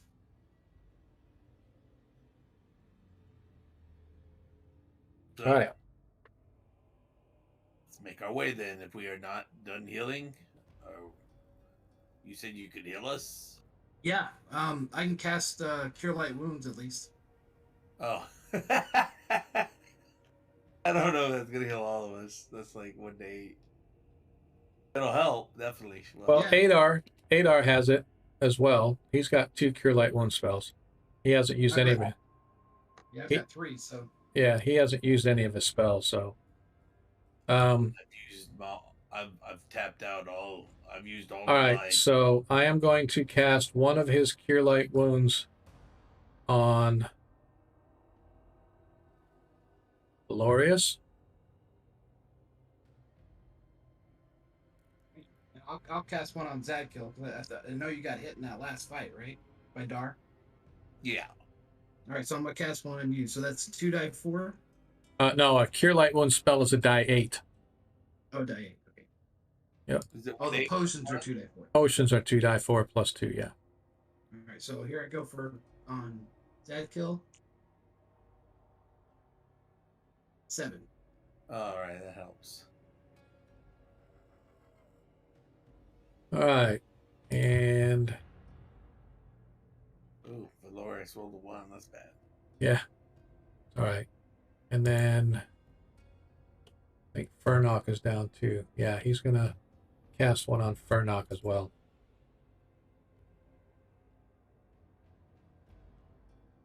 Six. Yeah. So is everybody like within like a couple of points of their max? Yeah, the only one that's not is Jeremiah. And Right, well, you don't have to because Arthur is going to give him one of his healing potions. okay. So, or is going to give him his healing potion. So he gets 6 back. So he's back up to max. Dad Killer, how are you? I'm good. I'm 28 of 31. All right. Okay. So need to. I want to check something here real quick. If you would give me uno momento. I forgot to open up. My boys. Fernok's. No. Forgot to open up Fernok's character sheet. Oh, gotcha. So I just want to make sure. While we're waiting, Zach is going to be praying over his companions. Okay. A little small sermon, and say, Cuthbert shall be protective of us as well as the other gods, I'm sure. Not to offend. You know, The other priest. Big gods are they're all in league with each other, right? Well, yeah, pretty much. Yeah, there are some deities that are. Okay. Is it going to be fun? Is it going to be fun? I tell you. right. No, I'm just looking to see. I'm trying to see what everything has. Okay, cool. Yeah, I heard it under your breath. How do you spell Tiamat? Let me see. Oh, Well, page. somebody gave me the random encounter, so I had to do it. So, all right, cool. All right. So you guys, you begin to move your way as you heal yourselves and sort of give that prayer. And now you said that was bless, right? Is that what you were doing? A bless spell or no? That was just a prayer. Oh, yeah. I'm just praying, just as a motion of praying to Gotcha. ritual. Yep. Kind of like saying, hey, Yes. All right. trying to make All right. our morale go high, I guess. All right, there you go. So you guys sort of gather around and hold a little mini sermon. You turn around and head back to the top of the stairs. And down below, you can still feel the energy being given off of the evil that's down below. Giving a sermon. All right. I gotta double check what spells he had. Okay. Cool. All right. I think we're good. So what are we gonna do? We're gonna go descend our way down into the chamber. Yeah, make sure there's no traps or anything if we can. Okay. Fernok comes up and he will test out. He looks and he says that the way down the stairs appears to be trap free as he works his way all the way to the bottom of the stairs. Like I said, the stairs are free.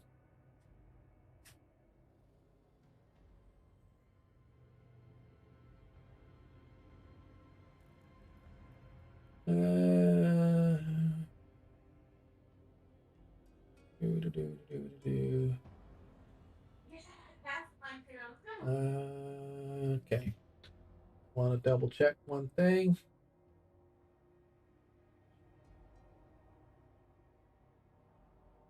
Got it. Cool. All right. So you guys move your way down to the stairs. As you get down, the smell of death begins to grow stronger.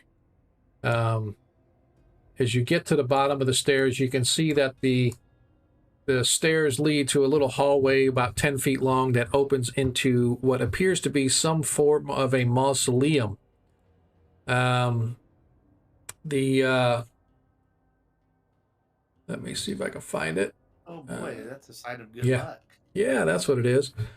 You can see that the place itself is made of rough-hewn stone with a low ceiling. You can see about the place there are many coffins and as well as large sarcophagi. All of them appear to be can have symbols of evil and chaos sort of scribed about them. So it's obvious that this is a place where members of the church who have perished, who are at least in some sort of standing within the church, are buried in these crypt coffins. And like I said, there are a few that are more larger sarcophagi, indicating that those of power or prestige or status within the church, if they passed away, they got sort of the bigger coffin. But the whole place reeks of death. Even those without the sense of the paladin know that this is an unholy place with unholy people buried within it. There's dirt sprinkled around the floors to make it have that sort of an earthy smell. But although most of them appear to be haphazardly thrown in there and stored, almost like an afterthought of somebody grabbing a coffin and just kind of tossing it in the room, the sarcophagi are a little bit more aligned side by side throughout the place. But you count at least between the sarcophagi and coffins, you count at least a dozen bodies have been buried here at one time.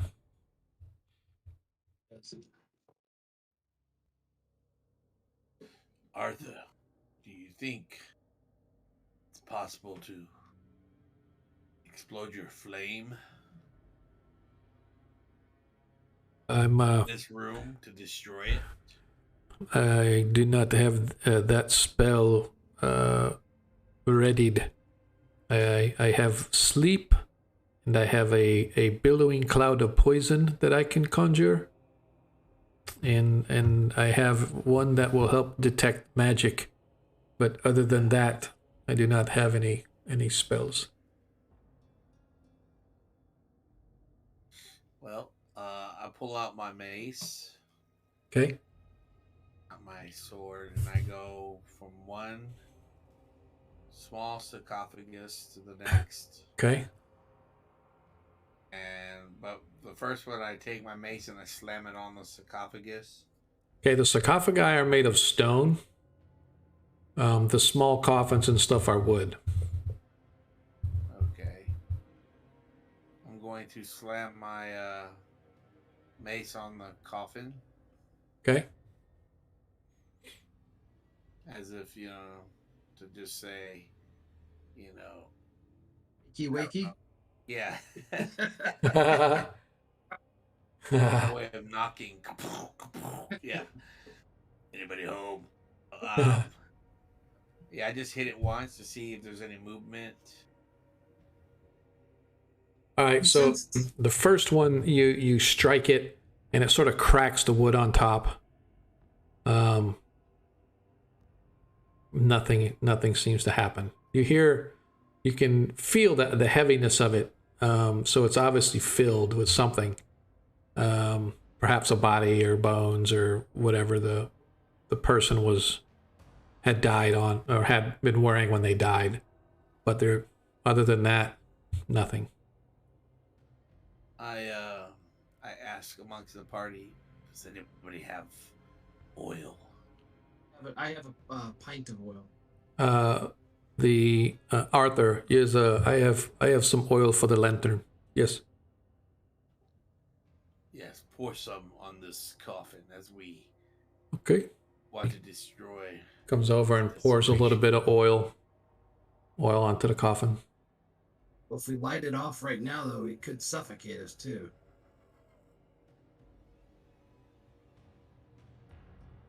Well, just keep it covered for now. All right. Okay. don't light it, just pour it. As he walks over, Arthur takes some of his oil and spills it across the top of the casket.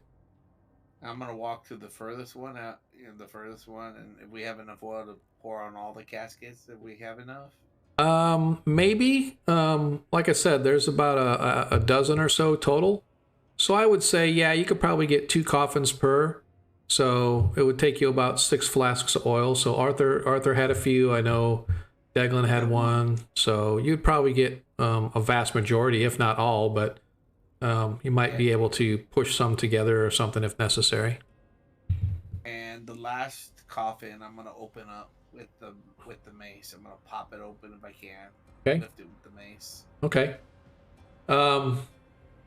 Roll a 6-sided die for me.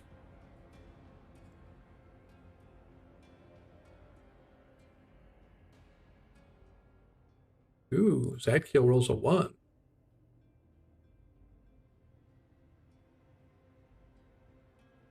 You want all of us to roll 6-sided? No, I just wanted him. So you obviously startled whatever was inside of this coffin, for as you slam down on top of it, this creature screeches up and starts, I mean, there's like a gaunt sort of, it's got white, sort of white fleshy skin sagging over its bones, holding it. It looks like all the muscle and everything just kind of melted away underneath it, leaving nothing but flesh over bone. It's got these razor sharp claws. Its hair come down all scraggly, and its eyes are this glowing red as its mouthy fangs open up. It's like, ah! I think they're ghouls. Ghouls, that's what I was thinking. As it sort of leaps up. This looks worse than any ghoul you've ever seen. Oh, wow. sorry. Yes. Go ahead and you get actually a surprise on it, so you will get an attack of first round. What do you want to do? I'm going to say I'm going to attack it, and I'm going to tell everybody, light it, light them. Okay. Or hit it with the torches. Hit the coffins with the torches. Where is it? Oh, that's right here. Duh. All right, go ahead and roll to hit. Its armor class is 5. Oh, that's good. I only need a 20. I'm just kidding. Let's see. What do I need? Oh, I need a 13. Okay. Because it's got armor. It's not wearing armor. It's just its natural armor class is 5. Okay. And as it sort of comes up, you sense this wave of unholiness sort of coming off of it. As it sort of, as you sort of shock it and surprise it, it sort of looks at you and it sort of turns its head like, ah! As your aura of protection from evil sort of kicks in. All right, a 17 hits. Go ahead and roll.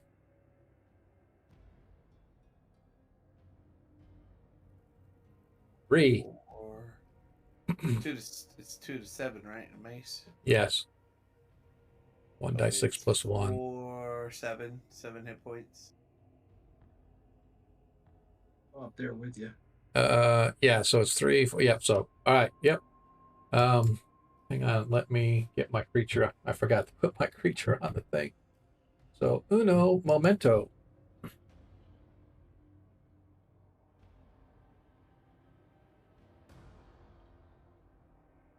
Seriously?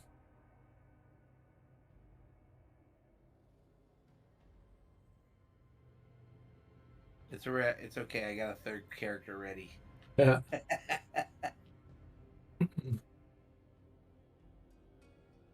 So, Oops.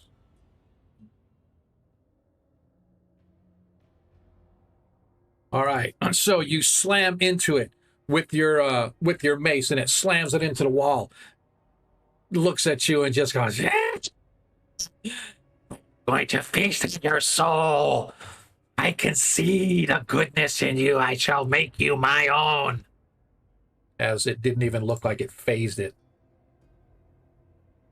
Oh wow! Can I Now, recognize what it is as an undead? So it is quite possible you have learned of these creatures in your study. These are beings that were unholy evil during their lifetime. Typically succumb to the darkness and the unholy energy that is the negative plane, and it sort of brings them back. For they hate anything anything of that's of life, right? So their desire in life is or in unlife is to devour everything that is life. And they, in your time, they call them whites. Okay. I can try to turn it. Okay. And what would I roll? A 20-sider? Well, actually, we have to roll for initiative now. So we just right now we're stating actions. So I know that you said you are turning. Zadkiel, what are you doing? I'm gonna attack it again, and I'm gonna yell at the same time. Light the Coffins. the coffins. Okay. All right. So Arthur's staying toward the back, coming up with his henchmen. And Fernok and and Valorius both move in to take point with their weapons, and the priest Adair breaks out his staff of striking as that's what he intends to use to destroy this creature. So I need now. I would like for Deglin, please, to roll initiative. Roll a 6-sided dice for me, please. Allow me to give you a blessing. Yes. Oh, nicely done. Who needs a blessing when you can roll that? He rolls a 6. I rolled a 6. Roll off. Roll again. I roll a 1. You guys get to go first. Okay.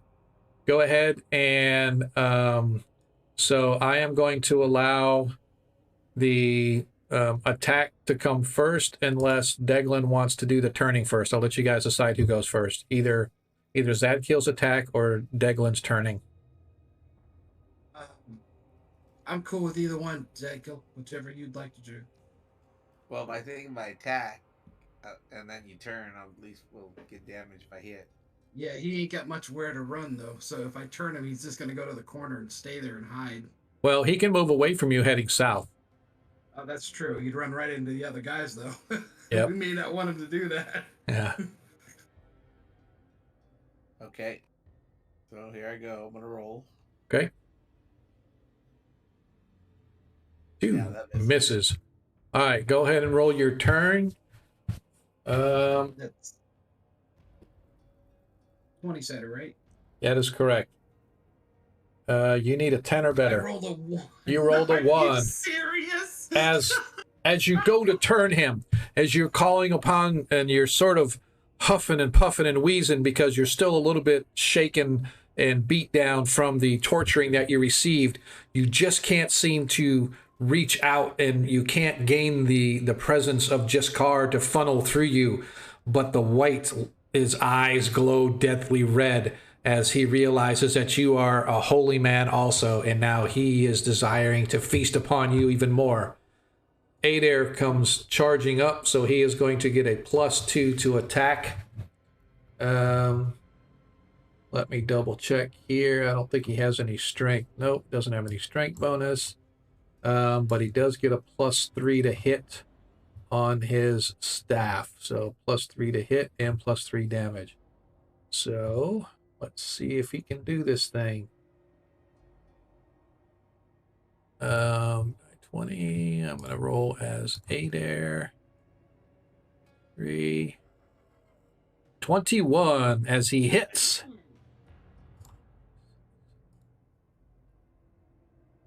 He does 5 hit points of damage.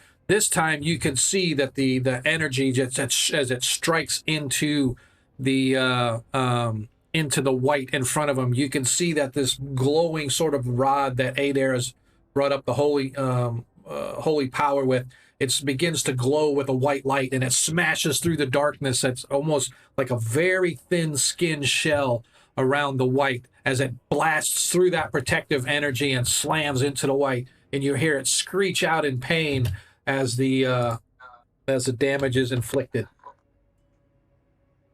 And now Fernok and Valorius. Fernok has 3 arrows of +1, so he is going to fire a +1.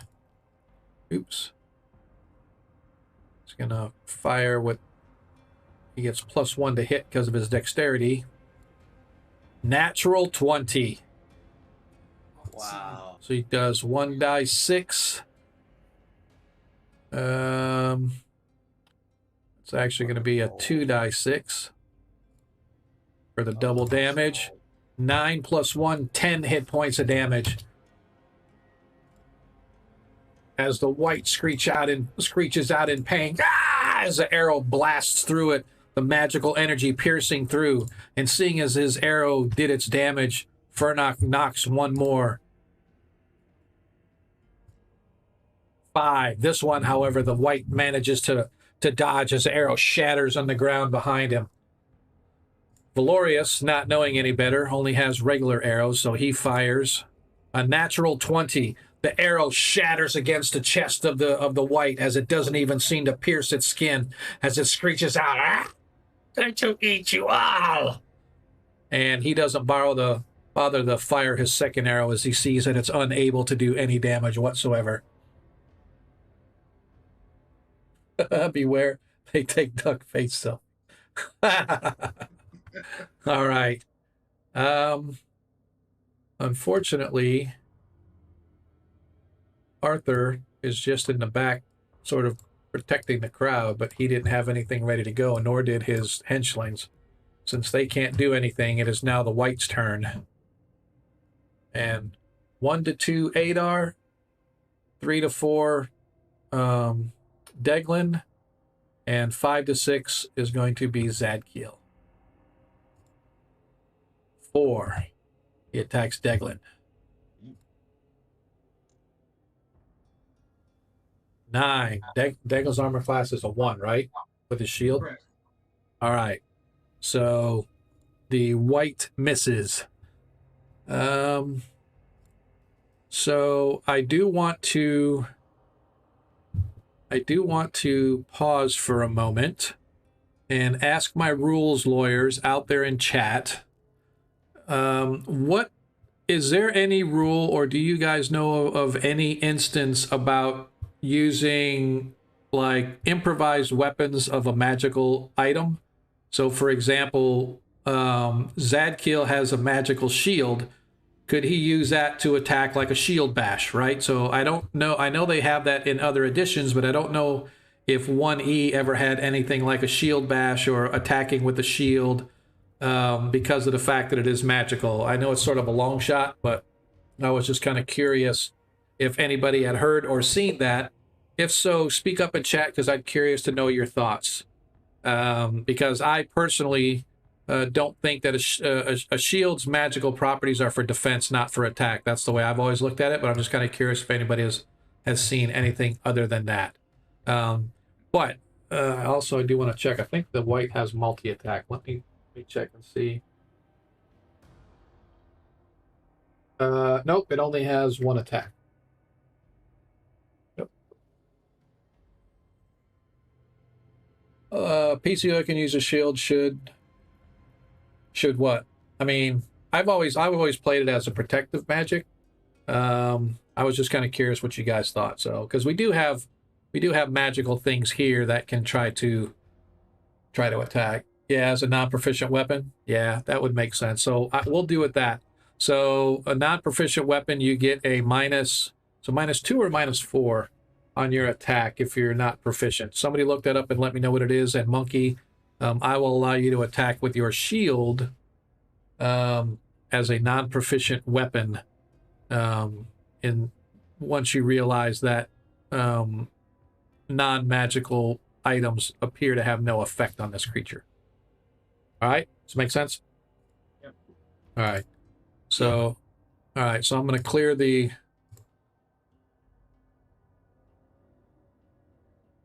All right, depends on the class. All right, see, so there's a lot of stuff that I don't know.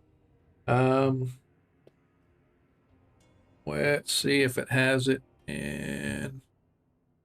You know what? I'm gonna let the either the chat look it up or Monkey, you can look it up. As a paladin, as a fighter type, non-proficient is probably gonna be like a -2 or something like that. But be that as it may, you guys won initiative last round, so if I could get a new round of initiative, please. Deglin, you won, so the way we do things is he who won initiative continues to roll initiative until he loses. So I rolled a 2. Yeah, pretty sure it's a -2. Roll You a guys 5. roll a 5, so you guys gain initiative. So as you guys realize that this creature has only been hit by magical items, Zadkiel, you have the option of doing a shield bash as a non-proficient weapon at a -2. So you would do a -2 to your attack roll. Oh, by the way, I almost forgot to take -2 on the attack roll for the white because of your aura. However, that being said, you can use your shield for 1d4 damage as a non-proficient weapon, but you get a -2 on your attack. So, or you can continue to One attack better. with the. What's that? I'll do one better. What's that? I'm gonna use my nat 20. Oh, and okay. turn 'em. Use your nat 20 and turn him. Yeah, Okay. because I have a 20 to turn a white. Yeah.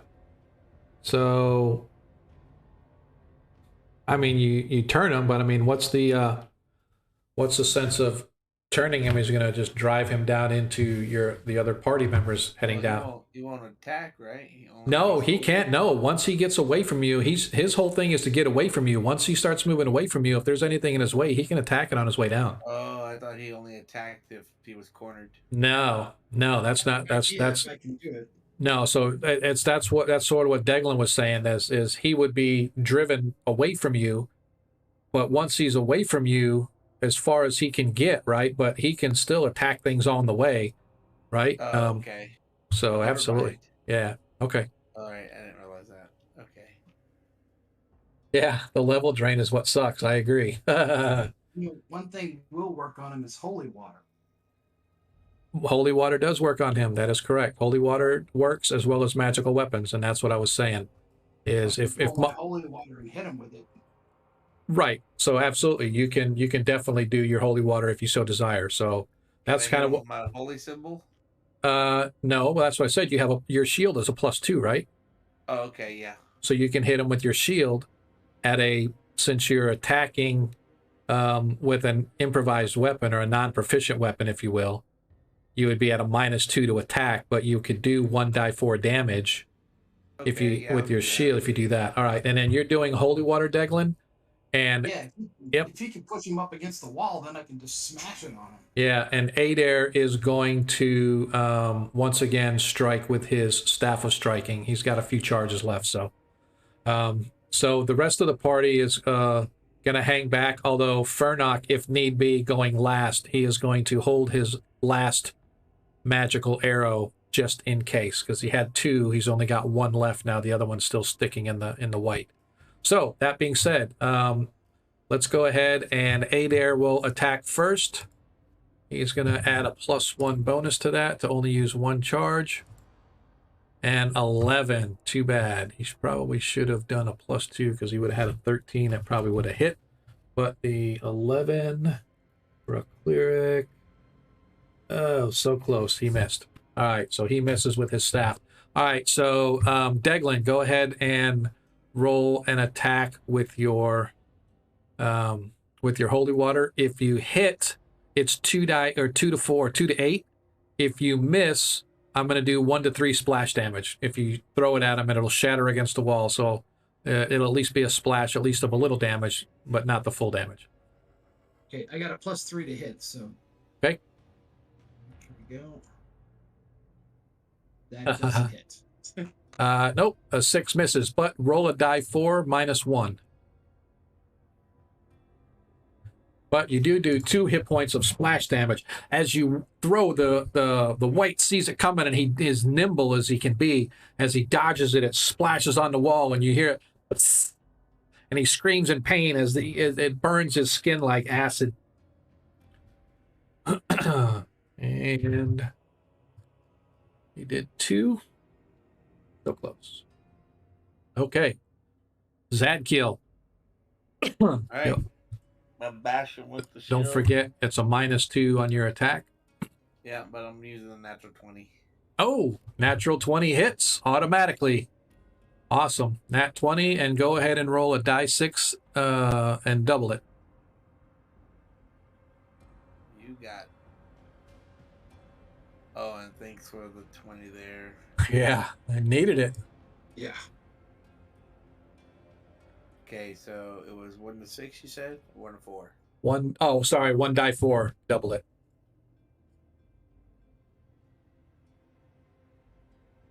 So 6 points of damage. 6, 9. 9. Oh, plus the strength, yeah. Yeah. Oh, yeah, I forgot. Yep. So as the white sort of dodges the splashing acid like holy water as it splashes and burns him, it sort of moves right in line with Zadkiel as he's bringing his shield around, catches the white right in the head, smashes it against the wall, smash, and you hear the sickening pop as the head explodes, and the white drops dead to the floor. So. Ah, that got me excited, and I choked on my own spit.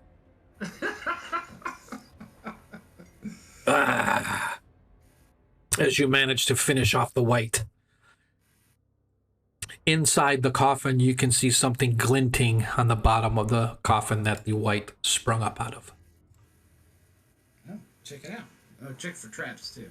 Okay, so first off, excuse me, Fernok walks over to run a check. Oh, no, this thing's safe. There's nothing in it. Cool. So inside, underneath where the white was lying, you find a blade in pristine condition. It has like a silver pommel. It has a black leather with a ruby encrusted gem at the bottom. You sort of slide it out of the sheath, and you can see tiny little arcane rune etchings indicating that it is a magical blade of some kind. Additionally, you find a bag of gold and a jewel-encrusted dagger. And the last but not least, there is a bone scroll tube in there, and as you pull it out, you realize that there is a sheaf of parchment on the inside. So, for those that are keeping note, I am going to put this in the one-shot loot. Or are you typing it? Monkey's typing, okay. So, a magical blade, bag of gold, jewel dagger, magical sword,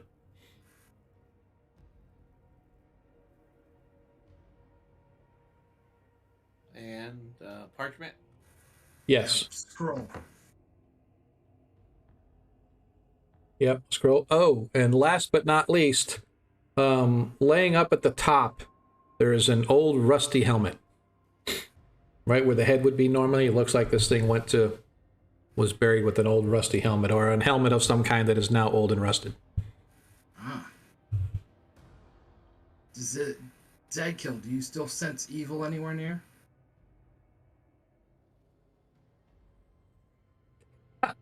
Get rid of that holy avenger. What are you talking about? he puts all the treasure. He goes, and a holy avenger. Shut up, dude. It's nice try.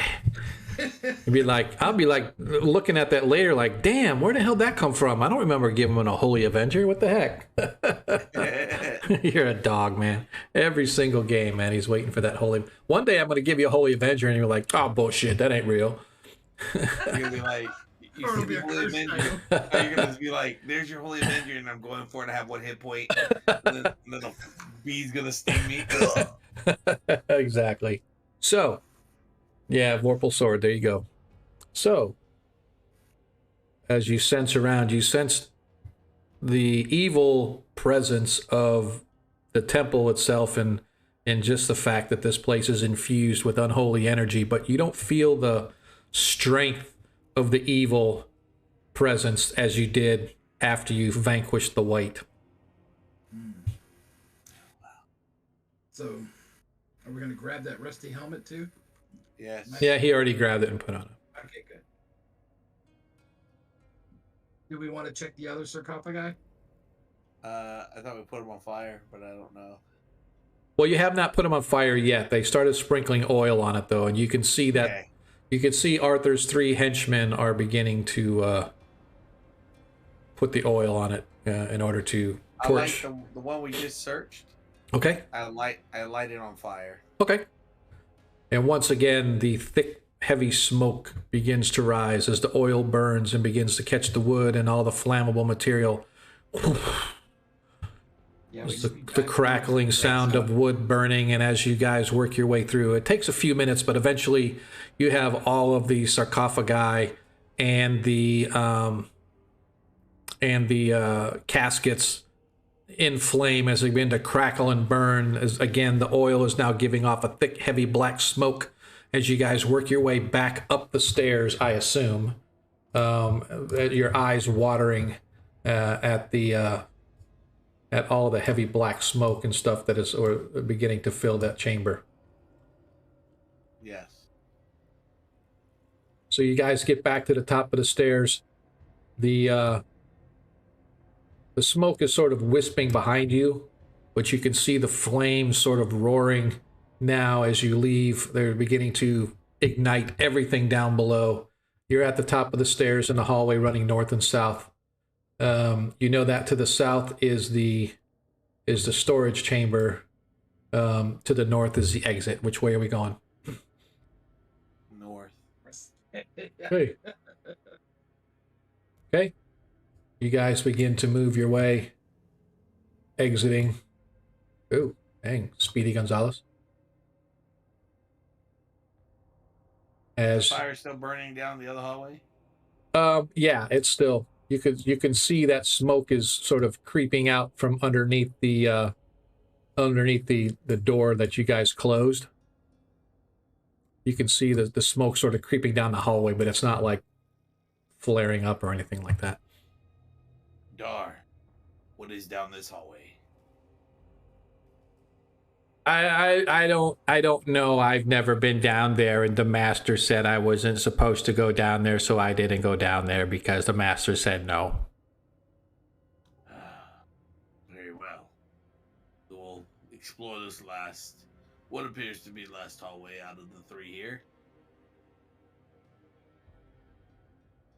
And I start approaching. Okay.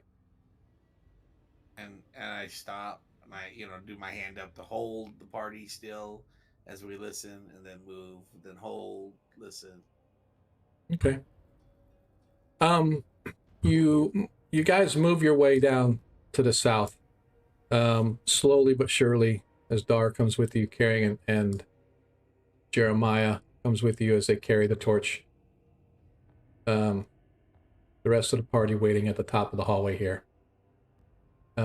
You don't hear anything as you move your way all the way down, but the hallway itself zigzags. It goes east and south and east and south and east and south, and eventually it goes south for about 30 feet where it ends in a door on the left.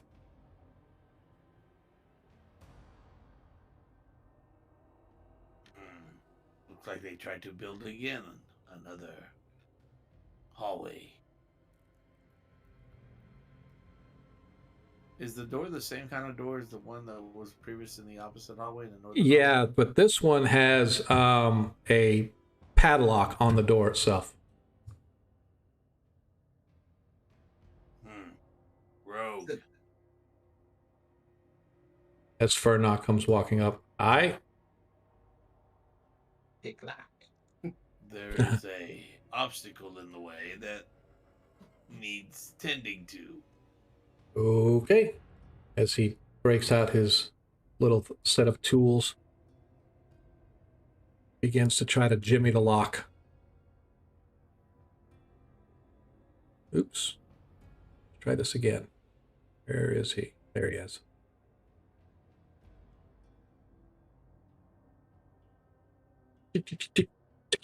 Clink. In the blink of an eye, maybe 2 or 3 seconds, Fernok jimmies the lock, and the padlock falls away. Go ahead, open it. Perhaps. All Don't right. worry. Don't fear, my friend. I'm next to you. All right. So you walk into a room that looks to be, well, first of all, it's about 20 foot by 20 foot. It looks to be some sort of a cell block or something. You can see that there are about, I don't know, 8 or 9 skeletons chained to the wall, and one human female. She's actually chained to the wall, facing the wall. It's like her legs are strapped, her arms are strapped, her head's facing the wall of the room across from you. Looks like the clothes that she was wearing were finery of some kind, perhaps a well-to-do girl. Looks to have like long black hair just past her shoulders. Almost like, I don't want to say a toga, but almost toga-like is sort of the shape, where that's draped over the one shoulder and coming down onto the hips, where there's a waistband sort of tying it tight, and then it flares out and kind of flows out around her feet. And you can hear the slight sound of sobbing. Guess she didn't have a safe word. Is somebody there? Please. Hello, detective. Okay. You detect On her. a faint undertone of evil emanating from her. Maybe not the extent of the undead creatures you face, but she definitely has some no good rotten insides leaking out around her.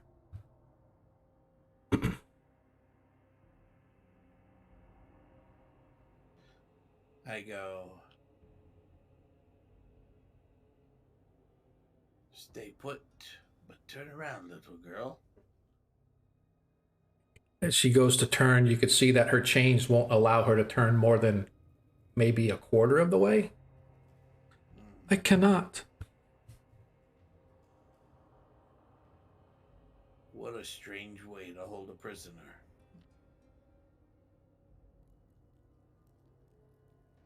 Apparently the priest liked my backside. Does she look like her clothes are ripped and They're shoddy. They're not completely ripped, but they're shoddy. Look like they're streaked with dirt, maybe torn little pieces here and there, but not like ripped and shredded or anything like that. are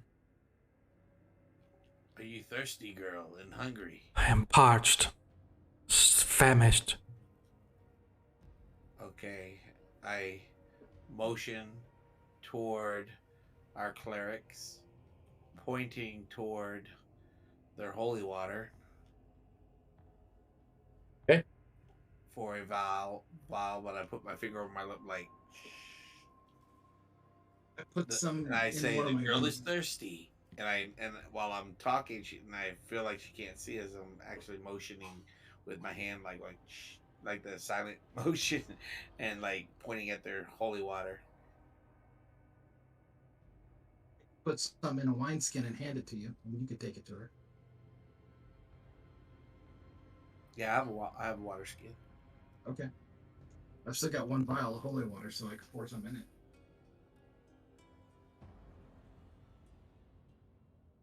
Okay, so I empty out my water skin enough to where it can fit the holy water in it. Okay.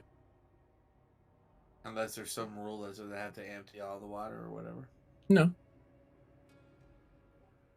And I go, Dar. Yeah. I need your light. Okay. And he comes in. Where's she standing? She's standing like right here. The corner or? Yeah, right in the middle of the corner. Okay. Like not in the corner, but like right there. In the middle of the Let me turn off my Blair Witch Project movie. Hold on. I have drink for you, little one. Why, thank you. And I slowly walk over. Okay.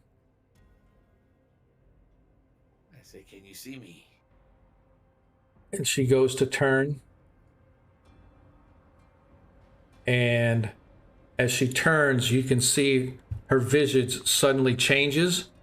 And she gets this sort of reddish, kind of scaly looking face as her hair sort of flares out, becoming what appear to be snakes. I need you to roll a saving throw versus petrification, sir, as the Medusa turns to face you. Oh, man. Let me see here. And he is going to have to roll also. Okay.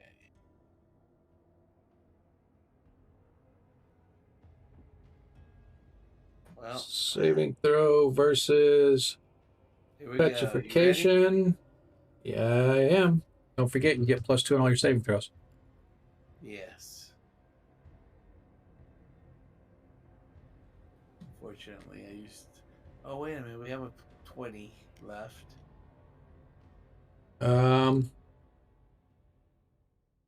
Party has a natural 1 and the DM has a nat 20. Oh, I have. Okay. You had a nat 20 and you used it.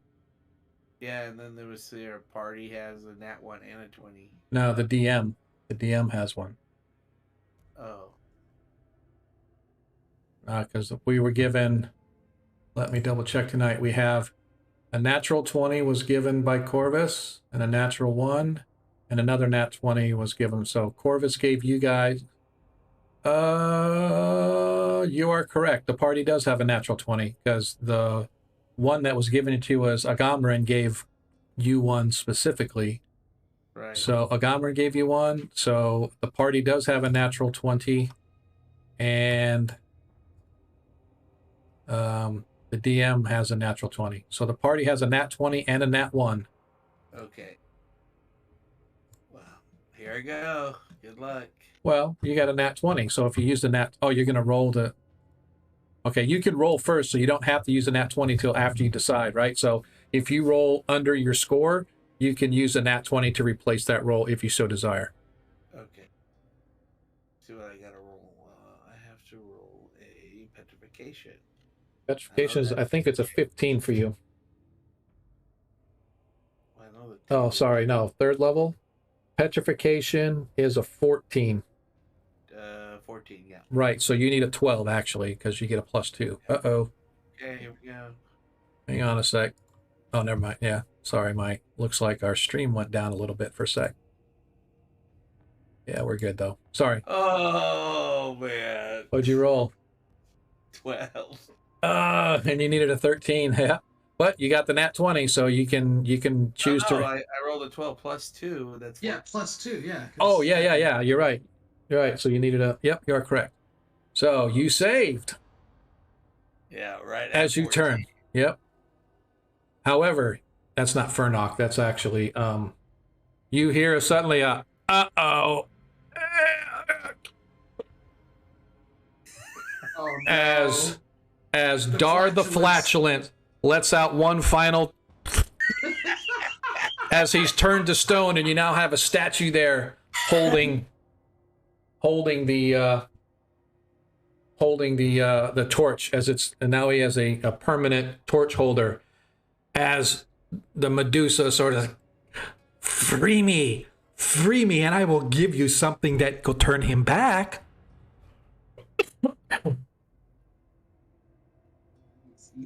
cannot trust her. Okay. Thanks, DM. I He's appreciate it. He's like, uh-oh. Is there like a concrete flatulence cloud sitting on? That would be kind of funny. my But God. that was funny. Man, that's crazy. Yeah, do I even know what a Medusa is? Yes, you know that that's a creature that can. It's evil, obviously, and you just saw what power as her eyes sort of lit up and her hair turned into snakes that were like little asps that are striking out at you. But fortunately, it was out of range.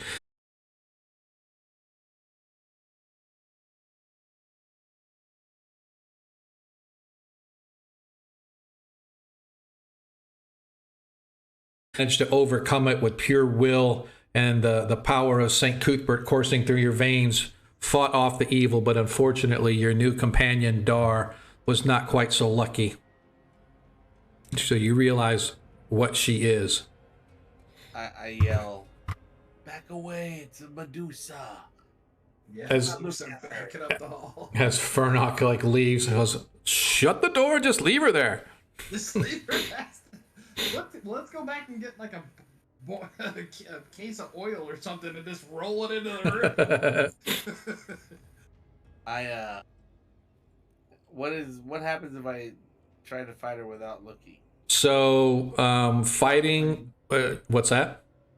You'd have to have like blind fighting skill. Oh yeah, or I mean you can fight when you're not looking, then you're fighting at a -4 to hit. And you have to get within range of her, so now she's in range of attacking you as well. Okay, gotcha. I don't think All she- right.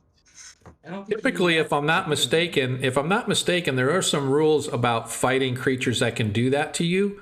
And so at certain times, I don't know if it's like, let's say you needed a 15 to hit them. If you score below a certain score, then you need to roll a save versus constitution, or not a constitution, but a save versus petrification again, to see whether or not you look at her eyes or something like that. I forget what the rule is, but there's something in there that can do that. But typically, I always say if you're fighting without looking, it's an attack at a -4.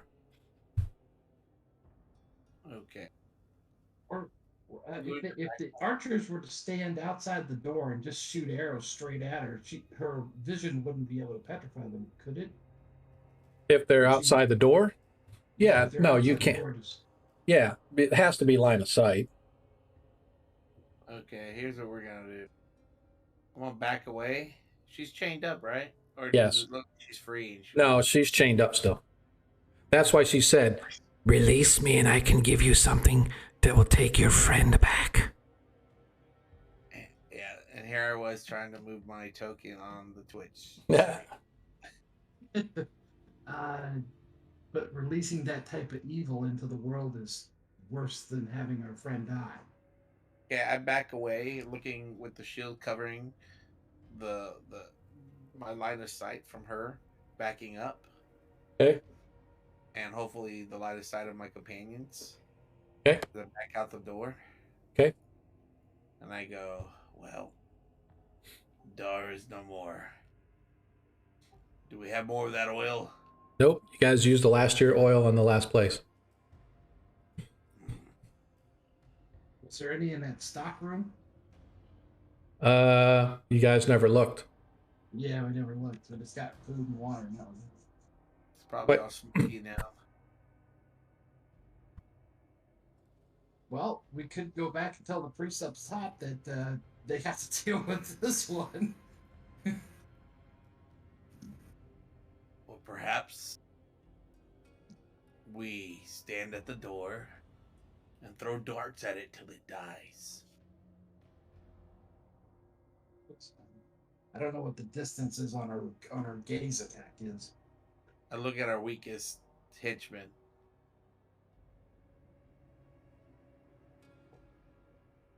Would you be able to hit that creature knowing that it may turn you to stone?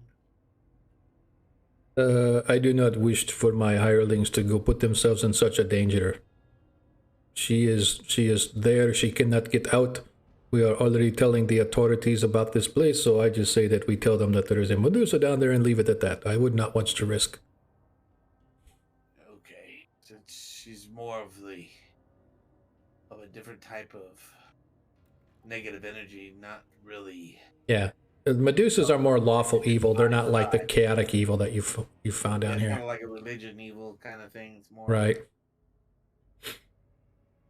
doesn't conflict with my God in the sense of, Right. religious battle, Right.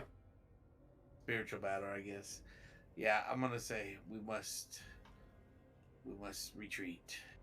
This is too powerful. Let's just close the door and write Medusa on it, and then go tell the priest up top. Yes, but we don't have anything to write with.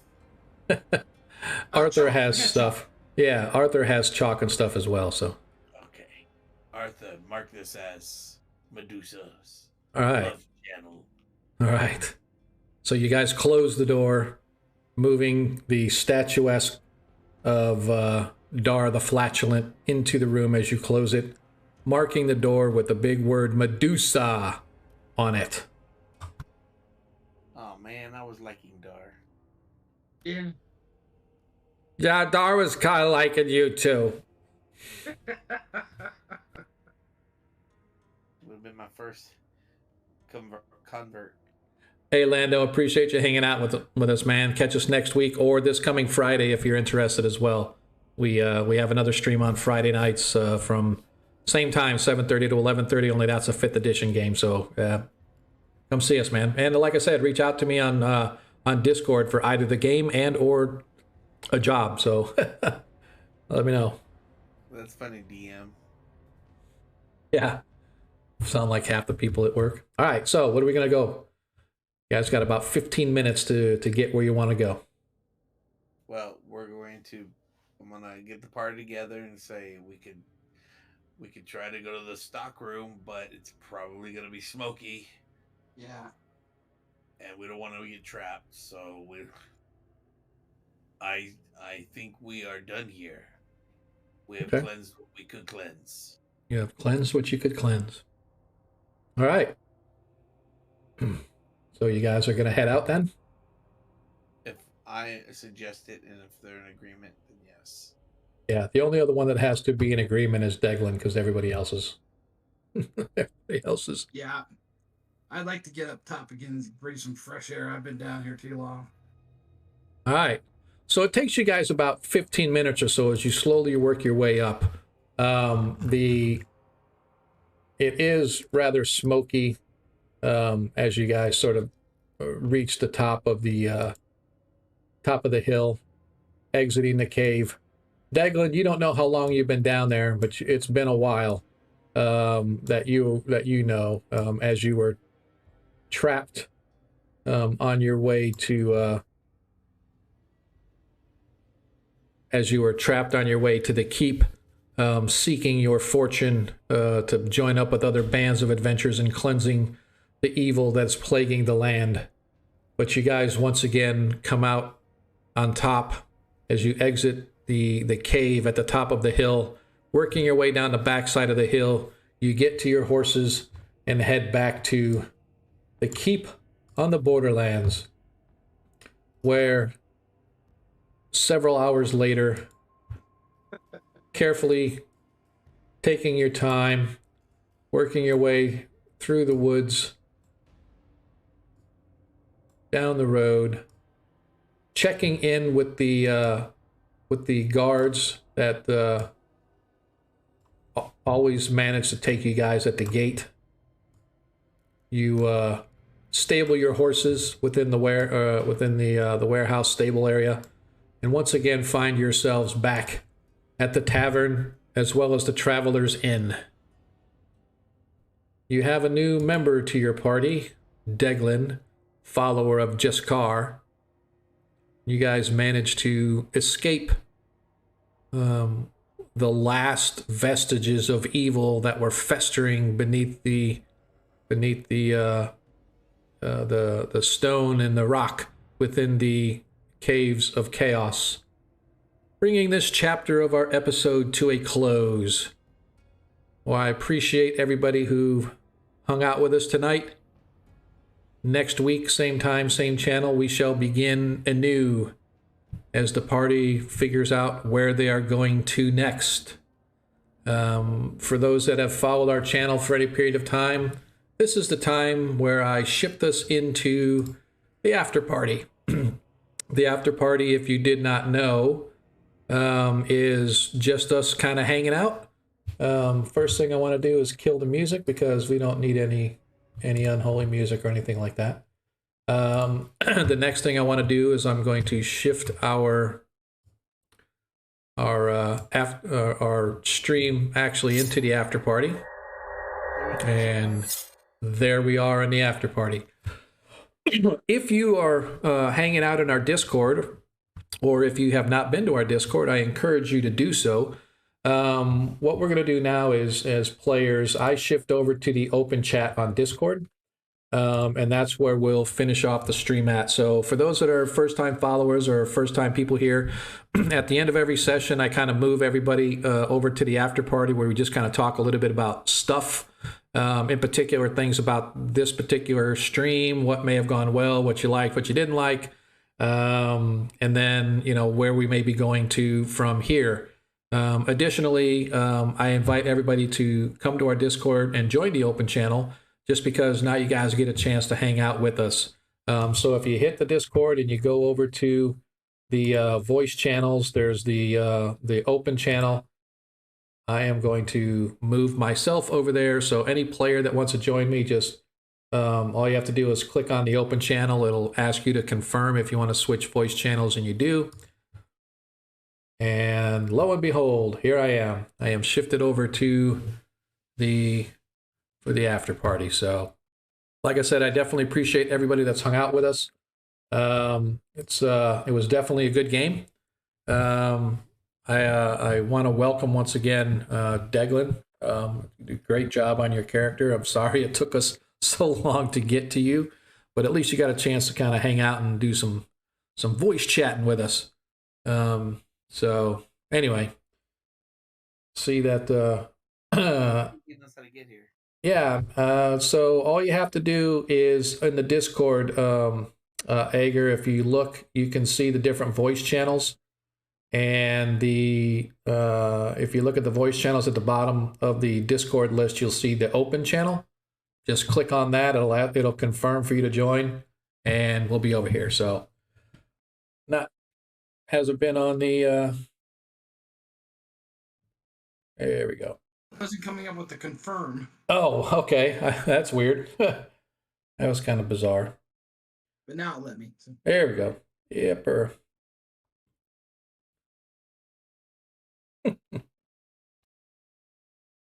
Ay. My Steelers are giving me a heart attack tonight. They were doing so good, and all of a sudden, I don't know what they did, but we'll see. So anyway, what do we think about? Good session for your first one, Deglin. I definitely appreciate it. It wasn't like a whole lot of action, but it was just enough to kind of keep things going. So that worked out fairly well. Sure. I think that that white could have been a bad thing. Yeah, because none of us have magic weapons. Yeah. Like, The only one that had them was the ranger, or not the our thief had 3 +1 arrows. He's only got 2 now because he lost one that shattered on the wall. We had 3 +1 arrows, and then our cleric has a staff of striking that had a few charges left, so he used a couple of charges there to try to take it. So yeah, that could have been a nasty, man. That was kind of like, uh-oh, guys going after the white. I was gonna break out the next vial of holy water. Hopefully, Right. This time. Oh, dude, man, that was a good thinking too. The holy water, that was real good thinking.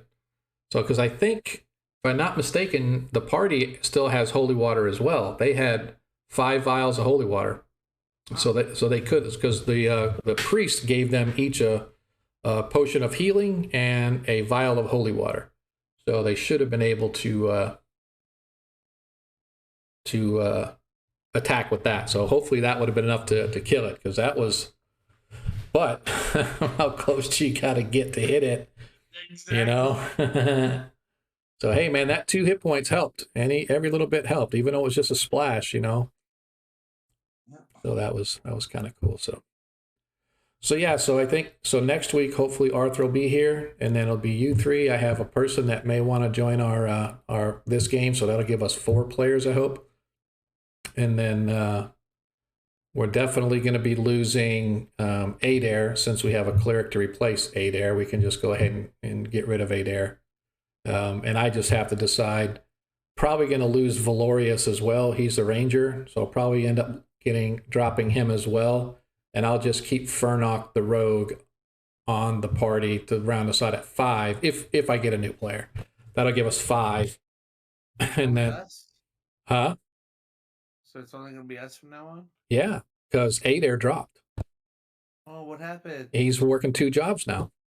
He says he can't play because he's working 2 jobs. And that's what I said. I'm going to drop him, but I'm going to keep him around, right? He won't be part of the party, but I'm going to keep him around. So if he ever comes back, he'll have his character back, and I could just drop him right in without having to set everything back up. But yeah, man, it kind of sucked, but you know, he left. Got one, lost one. I know, man. It's like, boom, we get people coming in, and then everybody drops. So it's kind of bumming me out. But that's all right, though. Like I said, I have a couple. Oops, that one guy in chat. Yeah.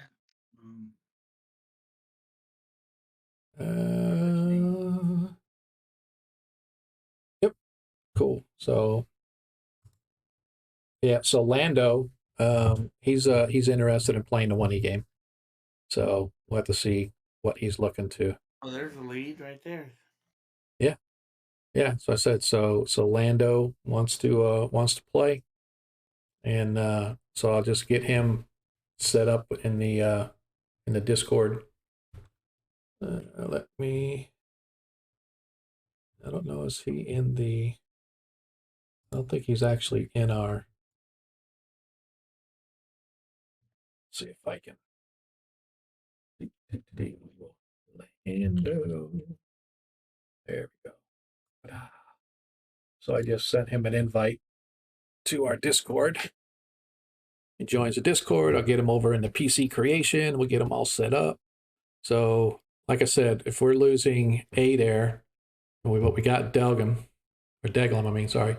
And then if he would like to be a rogue, that would be awesome, because then I can just drop Furnock and Valorius, and it'll be 4 characters, 3 NPCs, and we can have at least 4 players, and I'll try to work it up to 6 to where we have 6 players, and I think that'll be good. So slowly but surely, see how it goes.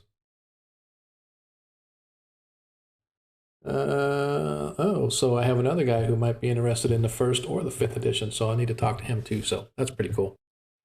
So yeah, so anything garbage that you didn't like about the game, or anything that we should change, or anything different that we need to do?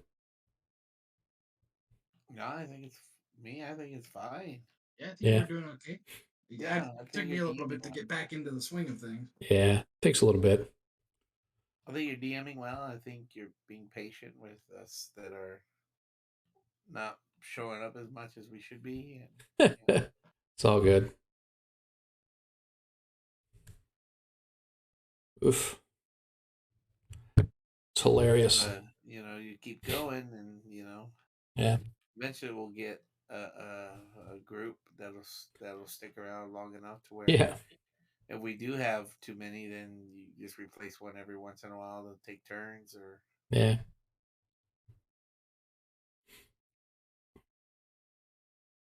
but yeah, I think it's I enjoyed the session.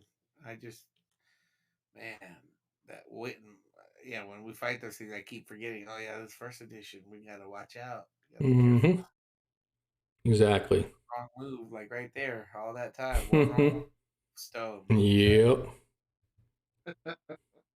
I thought that was kind of funny.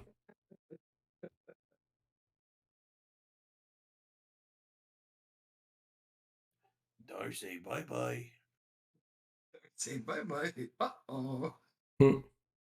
And he was turning to stone. I was gonna go.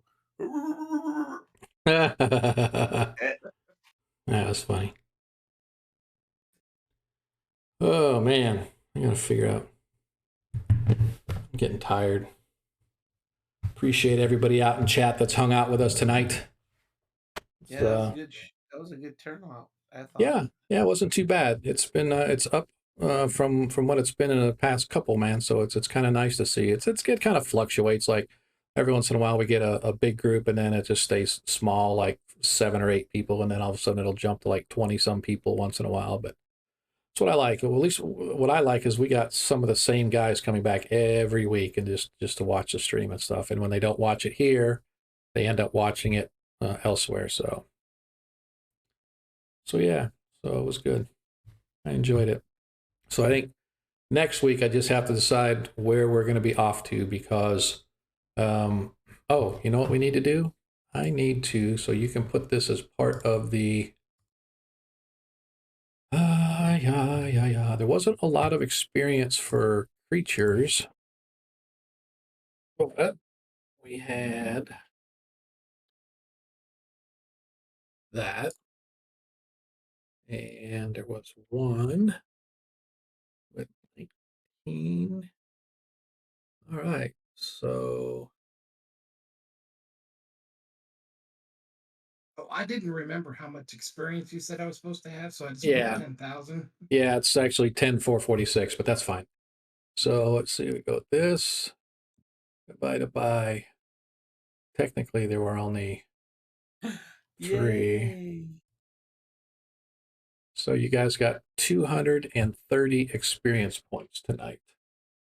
So I'm going to put that in the 1E1 shot loot. Yay. Now, that's just for monster experience. That's just for monster experience. So we have to figure out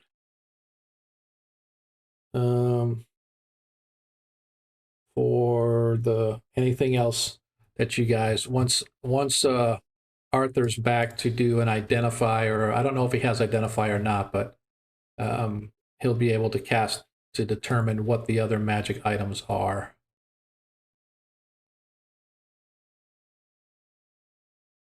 So we'll wait till next week or sometime during this week. We'll get it all figured out for the rest of the experience. But that 230 is just for the monster. So. Oh.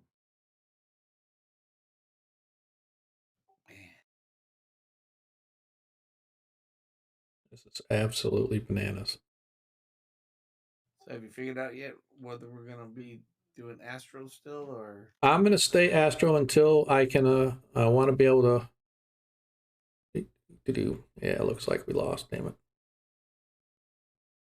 Cannot believe that we actually lost this. Lost what? I don't know. Well, maybe. I don't know if this is the end or not. So Pittsburgh was winning the whole game, and all of a sudden in the fourth quarter,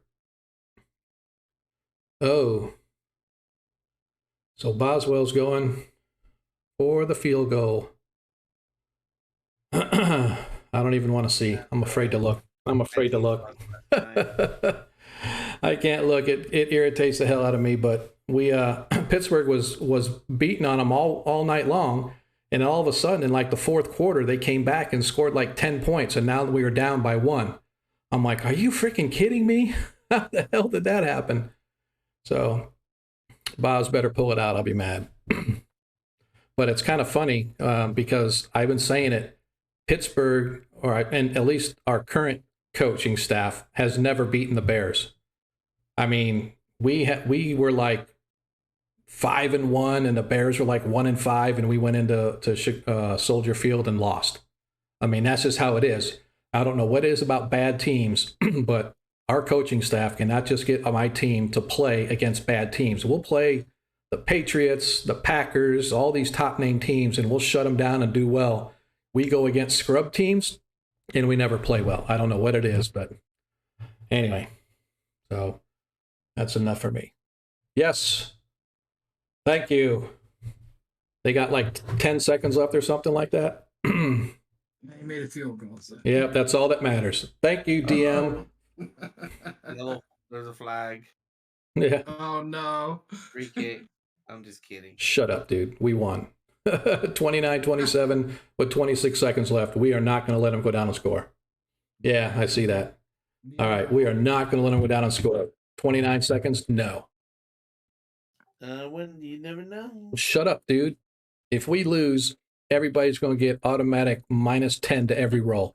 Oh You no. can be in the same thing that I'm feeling when my team lost last night. Who's that? Dallas, man. Oh, Lost. okay. Yeah, you know something? I was wondering. I mean, I thought even with Dak out that the Dallas had a decent shot because they got a running game and they got a decent defense. Man, I didn't realize it.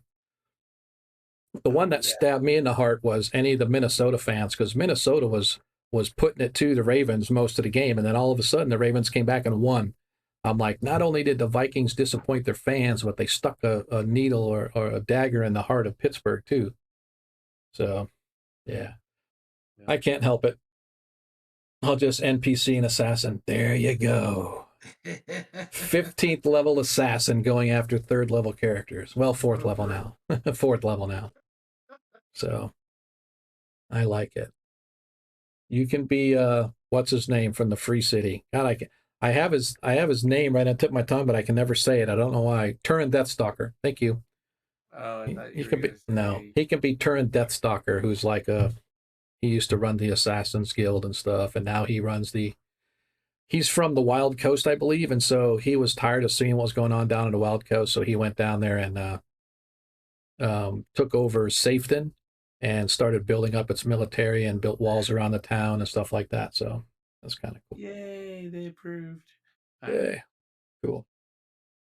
All right, so Lando joined so I need to go and make him a member. What's today? Monday?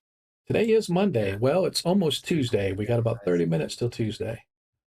So I let made me. a Maxi library yesterday. Did you? How'd it go? Yeah, well, they approved it today, so now I can sell it. Yay! Oh, I get you. So where are you selling it at? Roll 20. Oh, cool. All right. So I sell it on Roll 20, but I go to D&D channel and Discord and put it in the advertising spot there on Mondays and Fridays. I need to add him. Yeah. Him. I don't sell a lot, but it's just a little pocket change. And I hadn't made any new libraries in 3 months. Right. So sales were going down. So I was like, oh, I better make something. Well, it's because the app wasn't working well Yeah. on my stuff. So I got time, and it takes time. Yeah. Because I make tokens out of them, and Right. make 4 versions of it. So, but yeah, they turned out pretty good. Yep. Send a link in the Discord, man. Put it out in the general and let us know so we can go take a look at them. Because I know that Jacob, like I said, he's one of my players. He used to be my face-to-face game, and now he's in my 5th game on Friday. He plays a half orc. I don't know I think she's. Ooh, crap! Can't even remember now. But anyway, he likes like Tabaxi and stuff like that, so I think he would be interested in it. Moblin Free Agent Maker. There you go.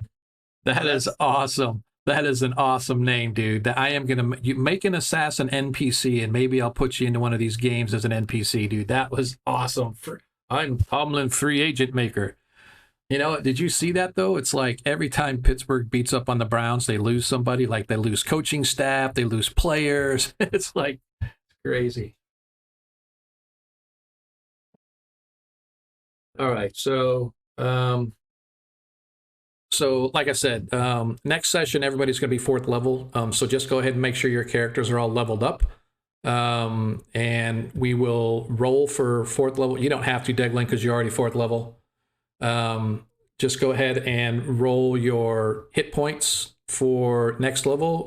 Re-roll any ones on hit point advancement. So go ahead and do that before next week, and then any other stat adjustments that are necessary at 4th level, or any other abilities, make sure you get those added to your character sheets, get them updated, get those character sheets to me. Or if you just want to go, you can update them in Astral yourself. If you don't know how, let me know and I'll kind of walk you through it. It's pretty easy. So go ahead and get all that done. I'm going to work with Lando about making a replacement character and how I'm going to fit him in. Based on the adventure I want to send you guys next, I think I have an idea. I think that'll be pretty cool. So anyway, I really do appreciate all of those folks that are out here hanging out with us. Shit, man, we still got 10 viewers and we're not even doing anything but shooting the breeze. I really, really, really appreciate everybody's love and attention to the game. Hopefully y'all enjoyed the stream tonight, as short as it was. Like I said, we had a couple of our players got unavoidably detained and we didn't get started for like an hour or so. So it was just me and Deglin shooting the breeze with those out in chat. But we will be here next Monday. For those that follow 5th edition, we're also here this coming Friday night. It's our on week, so we're every other Friday night. Again, if you have not done so, please click that follow button. I urge you. We're just trying to get ourselves up to 200. We're just over 100 now. So I think we're making a little progress. A couple people here, a couple people there. That all adds up. And if you haven't, what was I going to say? Oh, if you want to hit that subscribe button, we're feeling the love there as well. So like I said, I really appreciate everybody kind of coming out and hanging with us tonight. So until next week, I am going to move us into our stream ending. Players, Ager, Monkey, I definitely appreciate you guys hanging out with us tonight. Make sure we give Arthur a hard time when he comes back. Tell him if he does like me, if he just ignores his family, then you ain't got to worry about. So, but anyway, like I said, man, I appreciate all the love out there. You guys rock. Lord Kasumba, if you're still out there or still hosting us or lurking or whatever, man, love you, brother. I definitely appreciate you popping in and showing us a little bit of time and love. DM, Lando, New Jersey, if you're still out there, appreciate you. All those regulars that I know from the Cannon Fire Discord, I definitely appreciate you guys. So until that time comes around next week, just remember, in a world where you can be anything you want, the only thing we ask is that you be